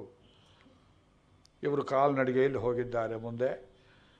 ಅಲ್ಲಿ ಕ್ಷಣ ಮಾತ್ರದಲ್ಲಿ ಚಿತ್ರಕೂಟ ಪರ್ವತದಲ್ಲಿ ಒಂದು ಸಮಸ್ಥಳದಲ್ಲಿ ಲಕ್ಷ್ಮಣಸ್ವಾಮಿ ಪರ್ಣಶಾಲೆಯನ್ನು ನಿರ್ಮಾಣ ಮಾಡಿದ್ದಾನೆ. ತಾಂ ವೃಕ್ಷಪರ್ಣಾಚ್ಛದನಾಂ ಮನೋಜ್ಞಾಂ ಯಥಾ ಪ್ರದೇಶಂ ಸುಕೃತಾಂ ವಿವಾತಾಂ. ಯಥಾ ಪ್ರದೇಶಂ ಸ್ವದೇಶಿ. ಆ ದೇಶದಲ್ಲಿ ಯಾವ ಬಿದಿರು ಬಂಬುಗಳು ಎಲೆ ಸಿಕ್ಕತ್ತೋ ಅದರಿಂದಲೇ ಆಶ್ರಮ ಮಾಡಿದ. ಮೈಸೂರಲ್ಲಿ ಬೆಂಗಳೂರಿನಲ್ಲಿ ಅಮೃತಶಿಲೆ ಇಲ್ಲಿ ದೊರಕೋದಿಲ್ಲ. ಅದು ರಾಜಸ್ಥಾನದಲ್ಲಿ ಸಿಗ್ತದೆ. ಅಲ್ಲಿ ಜನಕ್ಕೆ ಅದು ತಂಪಿಗೆ ಮರಳುಗಾಡಿಗೆ ಅದು ಬೇಕು. ಅದನ್ನು ತಂದು ನೀವು ಇಲ್ಲಿ ಹಾಕಿದರೆ ಇದು ನಿಮ್ಮ ದೇಶಕ್ಕೆ ಹೋಗೋದಿಲ್ಲ. ಇಲ್ಲಿ ಇದೆಲ್ಲ ಕಲ್ಲು ಗಿಲ್ಲು ಗ್ರಾನೈಟಲ್ಲಿ ನೀವು ಅರಬ್ಬಿ ದೇಶಗಳಿಗೆ ಹಾಕಿದರೆ ಅರಬ್ಬಿ ದೇಶ ಮತ್ತೆ ಸಮುದ್ರದಲ್ಲಿ ಮುಳುಗುತ್ತದೆ. ಯಾವ ದೇಶದಲ್ಲಿ ಏನು ಸಿಗ್ತದೆ ಅದರಲ್ಲಿಯೇ ಮನೆ ಮಠ ಕಟ್ಕೋಬೇಕು. ಅಂಥ ಪದಾರ್ಥಗಳಿಂದಲೇ ನಾವು ಬದುಕಬೇಕು. 2 ಕಡೆ ಹೇಳಿದ್ದ. ಯಥಾ ಪ್ರದೇಶಂ ಪಂಚವಟಿಯಲ್ಲೂ ಹಾಗೆ. ಸುಕೃತ ಚೆನ್ನಾಗಿ ಕಟ್ಟಿದ್ದಾನೆ. ಆಶ್ರಮದಲ್ಲಿ ಹೋಗುವಾಗ ಸ್ವಲ್ಪ ಈ ಕಡೆ ಆ ಕಡೆ ತೆಗೆದರೆ ಛಾವಣಿಯೇ ತಲೆ ಮೇಲೆ ಬೀಳೋ ಹಾಗಲ್ಲ. ಸುಕೃತಾಂ ವಿವಾತಾಂ. ಗಾಳಿ ಹೆಚ್ಚು ಬೀಸಿದರೆ ಎತ್ಕೊಂಡು ಹೋಗುವಂಥ ಛಾವಣಿಯಲ್ಲ. ವೃಕ್ಷಪರ್ಣಾಚ್ಛದನಾಂ ಮನೋಜ್ಞಾಂ. ನೋಡೋಕೆ ಚೆನ್ನಾಗಿದೆ. ವಾಸಾಯ ಸರ್ವಂ ವಿವಿಶು ಸಮೇತಾಃ ಸಭಾಂ ಯಥಾ ದೇವಗಣ ಸುಧರ್ಮಾಂ. ದೇವೇಂದ್ರನ ಅರಮನೆಯನ್ನು ದೇವತೆಗಳು ಪ್ರವೇಶ ಮಾಡುವಂತೆ ಇರು ಪರ್ಣಶಾಲೆ. ಅದನ್ನು ದೇವೇಂದ್ರನ ಅರಮನೆ ಅಂತ ಹೇಳ್ತಾರೆ. ಯಾಕೆ? ಪ್ರಭು ಇದ್ದಾನೆ ರಾಮಚಂದ್ರ. ಅವನಿರೋ ಜಾಗ ವೈಕುಂಠ, ಅವನಿರೋ ಜಾಗವೇ ಅಯೋಧ್ಯೆ. ತುಂಬ ನೆಮ್ಮದಿಯಿಂದ ಪ್ರವೇಶ ಮಾಡಿದ್ದಾರೆ. ಅಲ್ಲಿ ರಾಮಚಂದ್ರ ಸ್ವಾಮಿ 1 ತಿಂಗಳು ಕಾಲ ಸುಖವಾಗಿ ವಾಸ ಮಾಡಿದ. ವಾಲ್ಮೀಕಿ ತುಳಸಿದಾಸರು 12 ವರ್ಷ ಅಲ್ಲೇ ವಾಸವನ್ನು ಮಾಡಿದ ಅಂತ ಬರೆದಿದ್ದಾರೆ. ಮಧ್ಯಪ್ರದೇಶ UPದವರಿಗೆ ಅಭಿಮಾನ. 14 ವರ್ಷ ವನವಾಸದಲ್ಲಿ 12 ವರ್ಷ ವನವಾಸವನ್ನು ನಮ್ಮ ಚಿತ್ರಕೂಟದಲ್ಲಿಯೇ ಸ್ವಾಮಿ ಕಳೆದ ಅಂತ ಭಾಳ ಸಂತೋಷ. ಹಾಗೆ ಇಟ್ಕೊಳ್ಳಿ. ನಾವು ವಾಲ್ಮೀಕಿ ಅಕೌಂಟ್ ಇಟ್ಟಿದ್ದೆ. ಅಲ್ಲಿದ್ದರೆ ನನ್ನ ಗಂಟೇನು ಹೋಗೋದಿಲ್ಲ. ಈ ಕಡೆ ಸುಮಂತ್ರ ಅಯೋಧ್ಯೆ ಕಡೆಗೆ ಹೋಗ್ತೇವೆ. 2 ದಿವಸ 3 ದಿವಸ ಇದ್ದ. ಶೃಂಗಿಬೇರಪುರಕ್ಕೆ ಅಯೋಧ್ಯೆಗೆ ಬರೀ 2 ದಿವಸ ಪ್ರಯಾಣ ರಥದಲ್ಲಿ.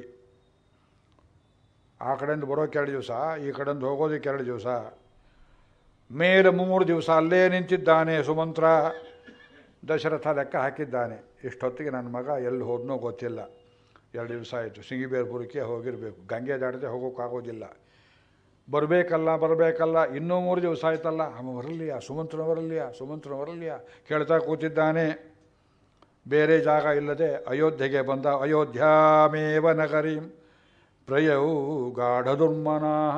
ತಲೆ ತಗ್ಗಿಸಿದ್ದಾನೆ. ರಥ ನಡೆಸೋವನಿಗೆ ಇಷ್ಟ ಇಲ್ಲ. ತಲೆ ತುಂಬ ರುಮಾಲು ಸುತ್ತಕೊಂಡಿದ್ದಾನೆ. ಕಣ್ಣೀರು ಬರ್ತಾ ಇದೆ, ಒರೆಸ್ತಾ ಇದ್ದಾನೆ. ಈ ಖಾಲಿ ರಥ ಬೇರೆ, ರಾಮ ಇಲ್ಲದೆ ಇದ್ದದ್ದು. ಅಯೋಧ್ಯೆಗೆ ಬೇರೆ ಹೋಗಬೇಕು. ಕೈಕೇಯಿ ರಾಜ್ಯಕ್ಕೆ ಯಾರಿಗೆ ಬೇಕಾಗಿದ್ದು ಬೈಕೋತ ಲಟುಕೋತ ಬಂದಿದ್ದಾನೆ. ರಾಮ ಸಂತಾಪ ದುಃಖೇನ ದಗ್ಧ ಶೋಕಾಗ್ನಿನಾ ಪುರಿ. ಈಗ ನೋಡ್ತಾನೆ ಅಯೋಧ್ಯೆಯನ್ನು. ರಾಮನ ವಿರಹದಿಂದ ಊರೇ ಬೆಂದು ಹೋದಾಗ ಕಾಣಿಸ್ತಾ ಇದೆ ಸುಮಂತ್ರನಿಗೆ. ಯಾವ ಮನೆ ಮುಂದೆ ರಂಗೋಲಿ ಇಲ್ಲ, ಯಾರ ಮನೆಯಲ್ಲಿ ಹಾರ್ಮೋನಿಯಮ್ಮು, ತಾಳ, ತಂಬೂರಿ, ಸಂಗೀತ ಇಲ್ಲ, ಒಂದು ಮನೆಯಲ್ಲಿ ತೋರಣ ಇಲ್ಲ, ಹಬ್ಬ ಇಲ್ಲ, ಏನೂ ಇಲ್ಲ, ಬರೀ ಮೌನ. ಏನೆಲ್ಲ ಹೋಗೇ ಬಿಟ್ರು. ಕಚ್ಚಿನ್ನ ಸಗಜ ಸಾಶ್ವ ಸಜನಾಧಿಪಾಹ. ಒಂದೊಂದು ಮನೆ ಬಾಗಿಲಲ್ಲಿ ಜನ ನಿಂತ್ಕೊಂಡಿದ್ದಾರೆ ಅಲ್ಲಲ್ಲಿಯೇ. ಶತಶೋತ ಸಹಸ್ರಶಃ ಪಿಕ್ಚರ್ ಕೊಡ್ತಾರೆ. 100 ಜನ 1000 ಜನ ಗುಂಪು ಗುಂಪು ಕೂಡಿಬಿಟ್ಟಿದ್ದಾರೆ. ಕರ್ಫ್ಯೂ ಇಲ್ಲ. ಮನೆ ಬಾಗಿಲಲ್ಲಿ ನಿಂತಿದ್ದಾರೆ. ಏನು ಮಾತಾಡ್ತಿದ್ದಾರೆ? ಇವನು ಬರ್ತಾನೆ ಅಂತ ಗೊತ್ತು. ಪಾಪ ಎಷ್ಟು ದಿವಸ ನಿಂತಿದ್ದಾರೆ ಏನು ಕಥೆಯೋ. ರಾಮನ್ನೆಲ್ಲಿ ಬಿಟ್ಟು ಬಂದ್ಯೋ, ರಾಮನ್ನೆಲ್ಲಿ ಬಿಟ್ಟು ಬಂದ್ಯೋ, ರಾಮನ್ನೆಲ್ಲಿ ಬಿಟ್ಟು ಬಂದ್ಯೋ. ಒಬ್ಬರ ಮೇಲೊಬ್ಬರು ಬಿದ್ದು, ಚಿಕ್ಕವರು ದೊಡ್ಡವರು, ಹುಡುಗರು ಹೆಣ್ಣು ಹುಡುಗಿಯರು ಮುದುಕರು, ರಾಮನನ್ನು ಎಲ್ಲಿ ಬಿಟ್ಟು ಬಂದೆಯೋ. ಸೂತಮಭ್ಯದ್ರವನ್ನರಾಹ ಓಡಿ ಬಂದು ಬಂದು ಬಂದು ಕೇಳ್ತಾ ಇದ್ದಾರೆ. ಎಲ್ಲರಿಗೂ ಏನು ಉತ್ತರ ಕೊಡ್ತಾರೆ? ಎಲ್ಲೋ ಬಿಟ್ಟು ಬಂದೆ, ಆಯ್ತು ಬಿಡಿ, ಏನು ಆ ಕಥೆ ಏನು ಹೇಳ್ತೀರಿ? ರಾಮನ ಬಿಟ್ಟು ಬಂದು ದೊಡ್ಡ ಕಥೆನಾ? ನನ್ನಂಥ ಪಾಪಿ ಊರಿಗೆ ಬಂದಿದ್ದೇನಲ್ಲ ಅಂತ. ಅಂತೂ ಗಂಗೆಯನ್ನು ದಾಟಿದ ರಾಮಚಂದ್ರ ಅಂತ ತಿಳ್ಕೊಂಡು ತೇ ತೀರ್ಣ ಇತಿ ವಿಜ್ಞಾಯ ಬಾಷ್ಪಪೂರ್ಣ ಮುಖ ಜನಾ, ಕಣ್ಣು ತುಂಬ ನೀರು ತುಂಬಿಕೊಂಡಿದೆ. ಅವನು ಸುಟ್ಟು ಬಿಡುವಂತ ನೋಡ್ತಿದ್ದಾರೆ. ಪಾಪಿ ದಶರಥನೇನೋ ಹೇಳಿದ ಮೂರ್ಖ, ಹೇಗೆ ಬಿಟ್ಟು ಬಂದೆ ರಾಮನನ್ನು ನೀನು ಅಲ್ಲಿಗೆ ಎಂಬುದಾಗಿ ದುಃಖದಿಂದ ಅಳ್ತಾ ಇದ್ದಾರೆ. ಒಬ್ಬರು ಹೇಳಿದ್ದವನು ಕಿವಿಗೆ ಬಿತ್ತು. ನಾಚಿಕೆ ಇಲ್ಲ ನಮ್ಮ ಮಂತ್ರಿಗೆ. ಸಹ ರಾಮೇಣ ನಿರ್ಯಾತಃ ವಿನಾ ರಾಮಮಿಹಾಗತಃ. ಏನು ಫೋರ್ಸ್ ಇದೆ ನೋಡಿ. ರಾಮನ ಜೊತೆಯಲ್ಲಿ ಹೋದ, ರಾಮ ಇಲ್ಲದೆ ಬರ್ತಿದ್ದಾನೆ. The fellow is not ashamed. ಎಲ್ಲರೂ ಸಾಯಬೇರದಾಗಿತ್ತ, ಖಾಲಿ ರಥ ತೊಗೊಂಡು ಬಂದಿದ್ದಾನಲ್ಲ ಎಂಬುದಾಗಿ ಮಂದಂ ಶುಶ್ರಾವ ಜಲ್ಪಿತಂ ಇದನ್ನು ಕಿವಿಯಲ್ಲಿ ಕೇಳಿಕೊಂಡ.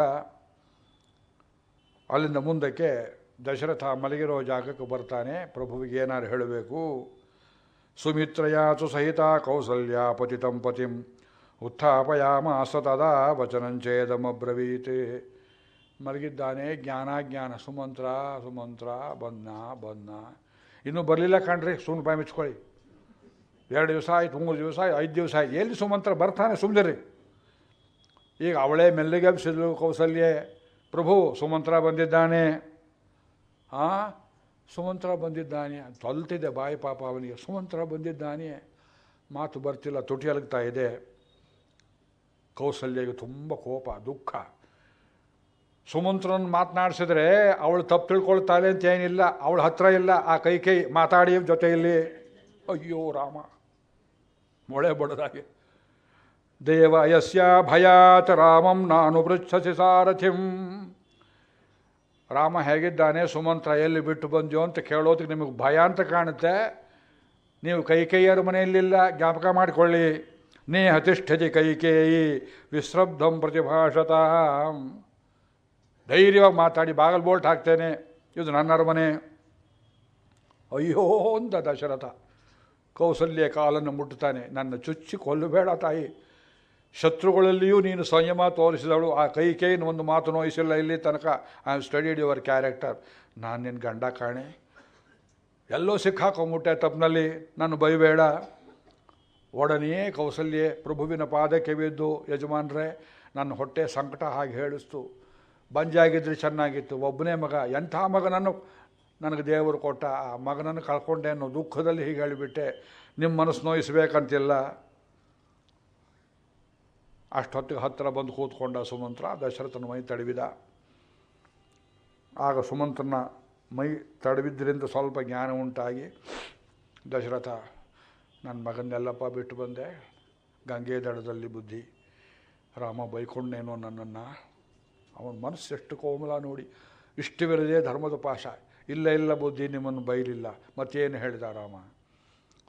ಗಂಗೆ ದೋಣಿ ಹತ್ತುವಾಗ ಅಯೋಧ್ಯೆ ಕಡೆಗೆ ಸಾಷ್ಟಾಂಗ ನಮಸ್ಕಾರ ಮಾಡಿದರು ಪ್ರಭು. ಇದು ಜನನೀ ಜನ್ಮಭೂಮಿಶ್ಚ. ಆನಂದ ರಾಮಾಯಣದಲ್ಲಿ ಹೇಳ್ತಾರೆ, ವಿಭೀಷಣ ಹೇಳಿದಂತೆ ನಿಮ್ಮೂರಿಗಿಂತ ನಮ್ಮ ಲಂಕೆ ತುಂಬ ಐಶ್ವರ್ಯವಂತದ್ದು ಆಗಿದೆ. ಅಪಿ ಸ್ವರ್ಣಮಯೀ ಲಂಕಾ. ಇಲ್ಲೇ ಇದ್ದು ಬಿಡೋಣ ಅಂದರೆ ಜನನೀ ಜನ್ಮಭೂಮಿಶ್ಚ ಸ್ವರ್ಗಾದಪಿ ಗರೀಯಸಿ. ಈ ವಾಕ್ಯ ಎಲ್ಲಿ ಬರುತ್ತೆ ಅಂತ ಕೇಳಿದ್ರು. ಅನೇಕ ಜನ ಪಂಡಿತರಿಗೆ ಗೊತ್ತಿಲ್ಲ. ಆನಂದ ರಾಮಾಯಣದಲ್ಲಿದೆ ಇದು. ವಾಲ್ಮೀಕಿ ರಾಮಾಯಣದಲ್ಲಿ ಇಲ್ಲೇ ಇರು ಅಂತ ವಿಭೀಷಣ ಹೇಳಿದ್ದು ನಿಜ. ಆದರೆ ಊರಲ್ಲಿರೋ ಬಂಗಾರ ಬೆಳ್ಳಿ ನೋಡಿ ರಾಮನಿಗೆ ಅಲ್ಲೇ ಇರಬೇಕು ಅಂತ ಆಸೆ. ಬರದೇ ಇರೋದಕ್ಕೆ ಬೇರೆ ಕಾರಣಗಳಿದ್ದವು. ಆದ್ದರಿಂದ ತಾಯಿ ನಾಡು ಅನ್ನುವ ಪ್ರೀತಿ ರಾಮನಿಗೆ ಅಯೋಧ್ಯೆಗೆ ನಮಸ್ಕಾರ ಮಾಡಿದ್ದಾನೆ. ಅಪ್ಪ ಒಂದು 14 ವರ್ಷ ಬೇಗ ಬಂದುಬಿಡುತ್ತೆ, ಕಾಲ ಎಷ್ಟು ಬೇಗ ಓಡುತ್ತೆ ನೋಡಿ. ಅದನ್ನು ನಾನು ಬಂದುಬಿಡ್ತೇನೆ, ಅಲ್ಲಿ ತನಕ ನೀವು ಧೈರ್ಯವಾಗಿರಬೇಕು. ನಮ್ಮನೆ ಸೊಸೆ ಏನು ಹೇಳಿದ್ಲು ಸೀತಾದೇವಿಯೇ, ಜಾನಕೇತು ಮಹಾರಾಜ ನಿಶ್ವಸಂತಿ ತಪಸ್ವಿನಿ. ಅವಳು ನಿಟ್ಟುಸಿರು ಬಿಡ್ತಾ ಇದ್ಲು, ಎದೆ ಉಬ್ಬುತ್ತಾ ಇಬ್ಬುತ್ತಾ. ಏನೋ ಮನಸ್ಸಿಗೆ ಅಸಮಾಧಾನ ಇತ್ತು ನಿಮ್ಮ ಸೊಸೆಗೆ. ನಿಶ್ವಸಂತಿ ತಪಸ್ವಿನಿ ಭೂತೋಪಹತ ಚಿತ್ತೇವ. ಭೂತ ಹಿಡಿದವಳಂತ ಅದೇನೇನೋ ಹೇಳ್ತಾ ಇದ್ಲು. ವಿಷ್ಠಿತ ವಿಸ್ಮಿತ ಸ್ಥಿತ, ಆಶ್ಚರ್ಯವನ್ನು ಪಡ್ತಾ ಇದ್ಲು. ನಾನು ಅವಳನ್ನು ಹೀಗೆ ನೋಡಿರಲಿಲ್ಲ. ನಿಮ್ಮ ಸೊಸೆನ 12 ವರ್ಷ ನೋಡಿದ್ದೇನೆ, ಸ್ಟಡಿ ಮಾಡಿದ್ದೇನೆ ಅರಮನೆಯಲ್ಲಿ. ಅದೃಷ್ಟಪೂರ್ವ ವ್ಯಸನ ರಾಜಪುತ್ರಿ ಯಶಸ್ವಿನಿ, ತುಂಬ ಕೀರ್ತಿ ಉಳ್ಳವಳು. ಇಂಥ ದುಃಖ ಅವಳು ಬಂದಿದ್ದು ನಾನು ನೋಡಲಿಲ್ಲ. ತೇನ ದುಃಖೇನ ರುದತಿ ನೈವ ಮಾಂ ಕಿಂಚಿದಬ್ರವೀತ್. ನನಗೇನು ಹೇಳಲಿಲ್ಲ ಅಂದ್ಬಿಟ್ಟ. ಪೀಠಿಕೆ ಕೊಡ್ತಾನೆ, ಏನು ಹೇಳಬೇಕು ಅಂತ ಹೊರಟ. ಭೂತ ಹಿಡಿದವಳು ಹಾಗೆ ಏನು ಬಾಯಲ್ಲಿ ಹೇಳಬೇಕು ಅಂತ ಹೊರಟಳು. ಅದು ಕೇಳಿಯೇ ದಶರಥ ಕಣ್ಣೀರು ಹಾಕಿದ, ಕಣ್ಣು ಮುಚ್ಚಿದ. ಅವಳು ಹೇಳಿದ ಮಾತನ್ನು ಹೇಳಿದ್ರೆ ಅಲ್ಲಿಯೇ ಅಯ್ಯೋ ಅಂತ ಸತ್ತು ಬಿಡ್ತಿದ್ದ. ಏನು ಹೇಳಿದ್ದವಳು? ಸಕಾಮಾ ಭವ ಕೈಕೇಯಿ ಹತೋಯಂ ಕುಲನಂದನ. ಕಾಡಲ್ಲಿ ಕಷ್ಟ ಬಂದಾಗಲೆಲ್ಲ ಸೀತಾದೇವಿ ಹೇಳ್ತಾ ಇದ್ದ ಮಂತ್ರ ಇದು. ಕೈಕೇಯಿ, ಕುಲಪುತ್ರನನ್ನು ಕಾಡ್ಪಾಲು ಮಾಡಿ ಅವನು ಕೊಲ್ಲಬೇಕು ಅಂತ ಮಾಡಿದೆಯಲ್ಲ, ನಿನ್ನ ಸಂತೋಷವಾಯಿತೆ ನೆಟಿಕೆ ಮುರಿತಾ ಇದ್ಲು ಸೀತಾದೇವಿ. ಉತ್ತಮ ರಾಜಪುತ್ರಿ, ಅವಳಿಗೆ ರಾಮನ ಮೇಲೆ ಭಕ್ತಿ. ಸ್ವಲ್ಪ ಮಾತು ತೀಕ್ಷ್ಣವಾಗಿ ಕಂಡರು. ಈ ಮಾತು ಹೇಳಿದ್ರೆ ದಶರಥನಿಗೆ ಆಘಾತವಾಗುತ್ತೆ ಅಂತ ತೇಲಿಸಿಬಿಟ್ಟ. ಗಂಡನ ಮುಖ ನೋಡಿದ್ಲಂತೆ. ಇವನು ಹೇಳಿದ್ದು ಉದೀಕ್ಷಮಾಣ ಭರ್ತಾರಂ ಮುಖೇನ ಪರಿಶುಷ್ಯತ. ಆಮೇಲೆ ಕೇಳಿದ, ಲಕ್ಷ್ಮಣ ಏನು ಹೇಳಿದ? ಲಕ್ಷ್ಮಣನೇ ಏನೋ ಹೇಳಿದ್ರು ಬುದ್ಧಿ. ಏನು ಹೇಳಿದ್ರು ಹೇಳೋ? ನೀವು ಅಪ್ಪ ಅಲ್ವಂತೆ, ಅವ್ರ ಮಗ ಅಲ್ವಂತೆ. ಅಹಂತಾವನ್ಮಹಾರಾಜೆ ಪಿತೃತ್ವಂ ನೋಪಲಕ್ಷಯೇ. ಲಕ್ಷ್ಮಣನ ಭಕ್ತಿ ನಮಗೆ ಕರಗಿಸಿ ಬಿಡುತ್ತೆ ಅದು.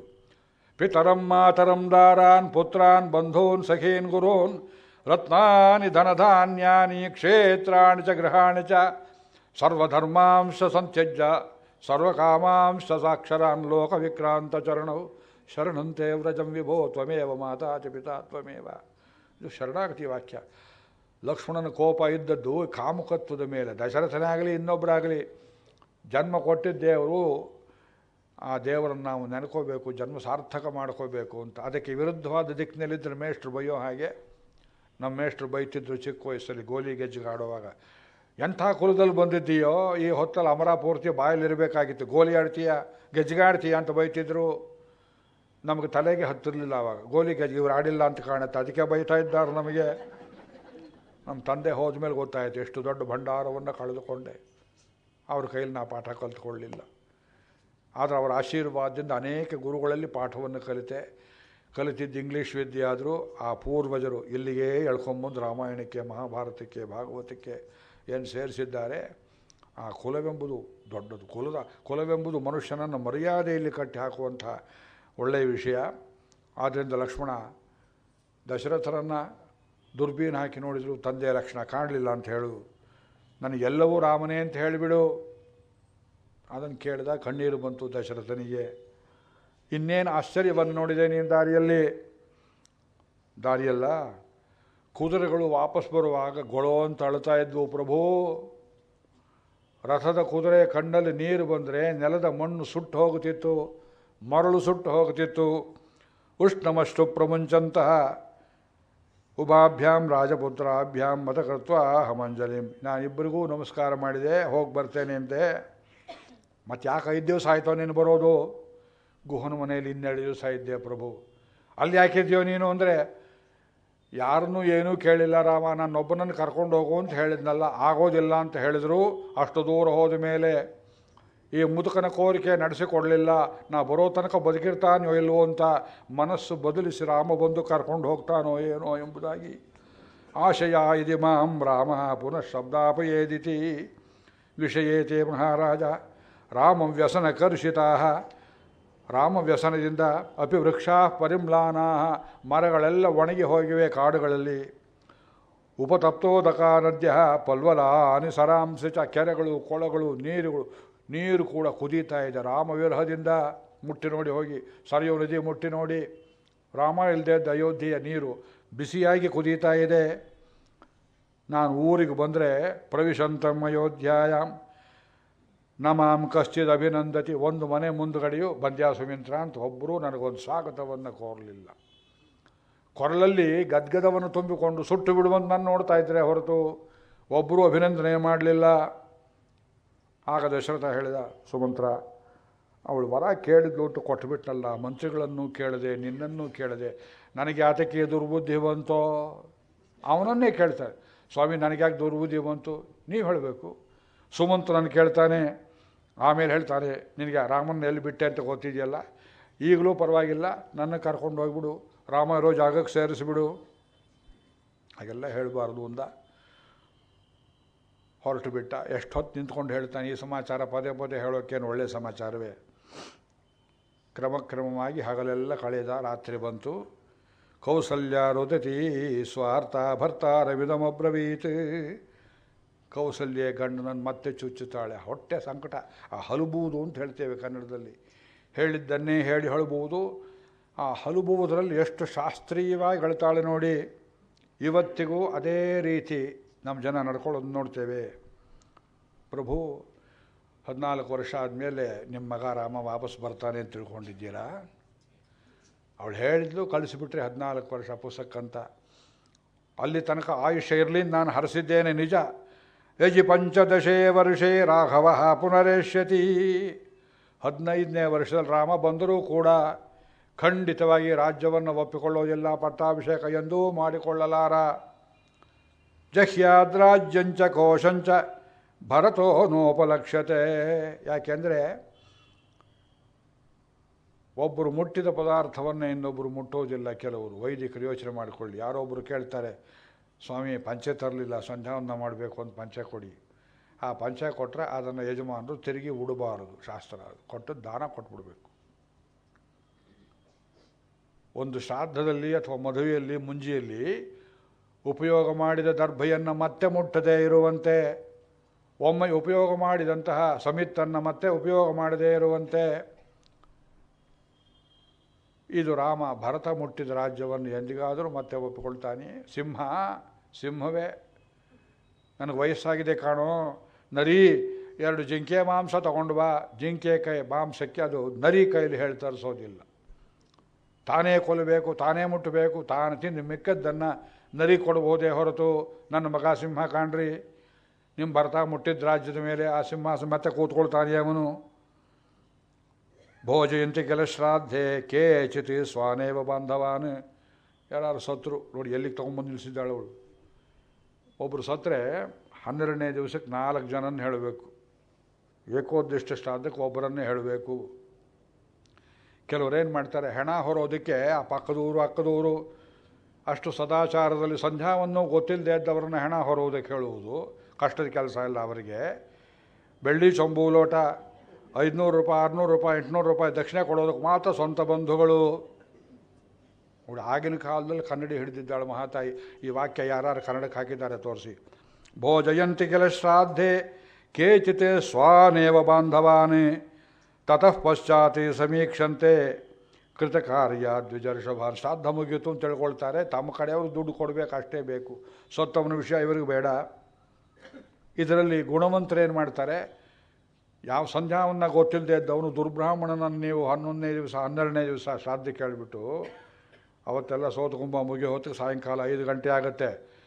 ಇಷ್ಟ ಪಂಕ್ತಿಗೆ ಶ್ರೇಷ್ಠ ಬಂದು ನಿತ್ಯ ಕರ್ಮಾನುಷ್ಠಾನ ಇಟ್ಕೊಂಡವನನ್ನು ಕರೆದ್ರೆ, ಮೊದಲನೇ ಪಂಕ್ತಿಗೆ ಅಯೋಗ್ಯರನ್ನು ಕರೆದಿದ್ದೀರಿ, ಇಷ್ಟ ಪಂಕ್ತಿಗೆ ನಾವು ಬರೋದಿಲ್ಲ ಅಂದ್ಬಿಡ್ತಾರೆ ಅವರು. ಮೊದಲ ಪಂಕ್ತಿ 2ನೇ ಪಂಕ್ತಿ. ಊಟದಲ್ಲಿಯೂ ಹಾಗೆ ಒಂದು ಸಮಾರಾಧನೆ. ಬೆಂಗಳೂರಂಥ ಊರಲ್ಲಿ ಒಂದು ಭಜನೆ ನಡೆಯುತ್ತೆ, ಒಂದು ಸಮಾರಾಧನೆ ಮಾಡ್ತೀರಿ. ಆ ಭಜನೆ ಮುಗೀತಿದ್ದಾಗೆ, ಉತ್ಸವ ಮುಗೀತಿದ್ದಾಗೆ ಕೆಲವರು ಬಂದು ಜಾಗ ಹಿಡ್ಕೊಂಡ್ಬಿಡ್ತಾರೆ. ಮೊದಲು ಮಂಗಳ ಹೇಳೋಕ್ಕೆ ಮುಂಚೆನೇ ಜಾಗ ಹಿಡ್ಕೊಂಡ್ಬಿಡ್ತಾರೆ. ಬಂದು ಟವಲ್ ಹಾಸಿಬಿಡ್ತಾರೆ, ಚೊಂಬು ತಟ್ಟೆ ಎಲ್ಲ ಇಟ್ಕೊಳ್ತಾರೆ. ಅಕ್ಕದಲ್ಲಿ ಪಕ್ಕದಲ್ಲಿ ಇಲ್ಲ, ಭಾಗವತರು ಬಂದಿಲ್ಲ, ದೊಡ್ಡವರು ಬಂದಿಲ್ಲ ನೋಡೋದು. ಒಂದು ಕಡೆ ಹೀಗೆ ಆಗಿಬಿಡ್ತು. ದ್ವಾದಶಿ ಅಡುಗೆಯವ್ರಿಗೆ ಹೇಳಿಟ್ಟಿದ್ರು, ನಾನೇ ಹೋಮ ಮಾಡಿಸಿದೆ. ಆ ಮನೆ ಒಡತಿ ತುಂಬ ಬೇಜಾರು ಮಾಡಿಕೊಂಡ್ಲು. ನಾನು ಹೊರಗಡೆ ಊಟ ಮಾಡೋದಿಲ್ಲ ತಾಯಿ, ಮಡಿಯಲ್ಲಿರಬೇಕು, ಈ ದ್ವಾದಶಿ ಪಾರಣೆ ಬೇರೆ ಆಗಬೇಕು, ಎಲ್ಲ ಮಾಡಿಸಿಟ್ಟಿದ್ದೇನೆ ಅಂದರು. ಅವ್ರು ಬಂದವರೆಲ್ಲ ಕೂತರು ಮಾಡಿದ್ರು. ಅಡುಗೆಯವರು ಅವರಿಗೆಲ್ಲ ಬಡಿಸಿ, ನೀವು ಬಂದ್ಯಾ ಹೋದ್ಯಾ ಅಂತ ನಮ್ಮನ್ನು ಕೇಳಲಿಲ್ಲ. ಆ ಮನೆ ಯಜಮಾಂತಿ ತುಂಬ ಬೇಜಾರು ಮಾಡಿಕೊಂಡ್ಳು. ಕಾಲಿಗೆ ಬಿದ್ದರು, ಕೈಗೆ ಬಿದ್ದರು.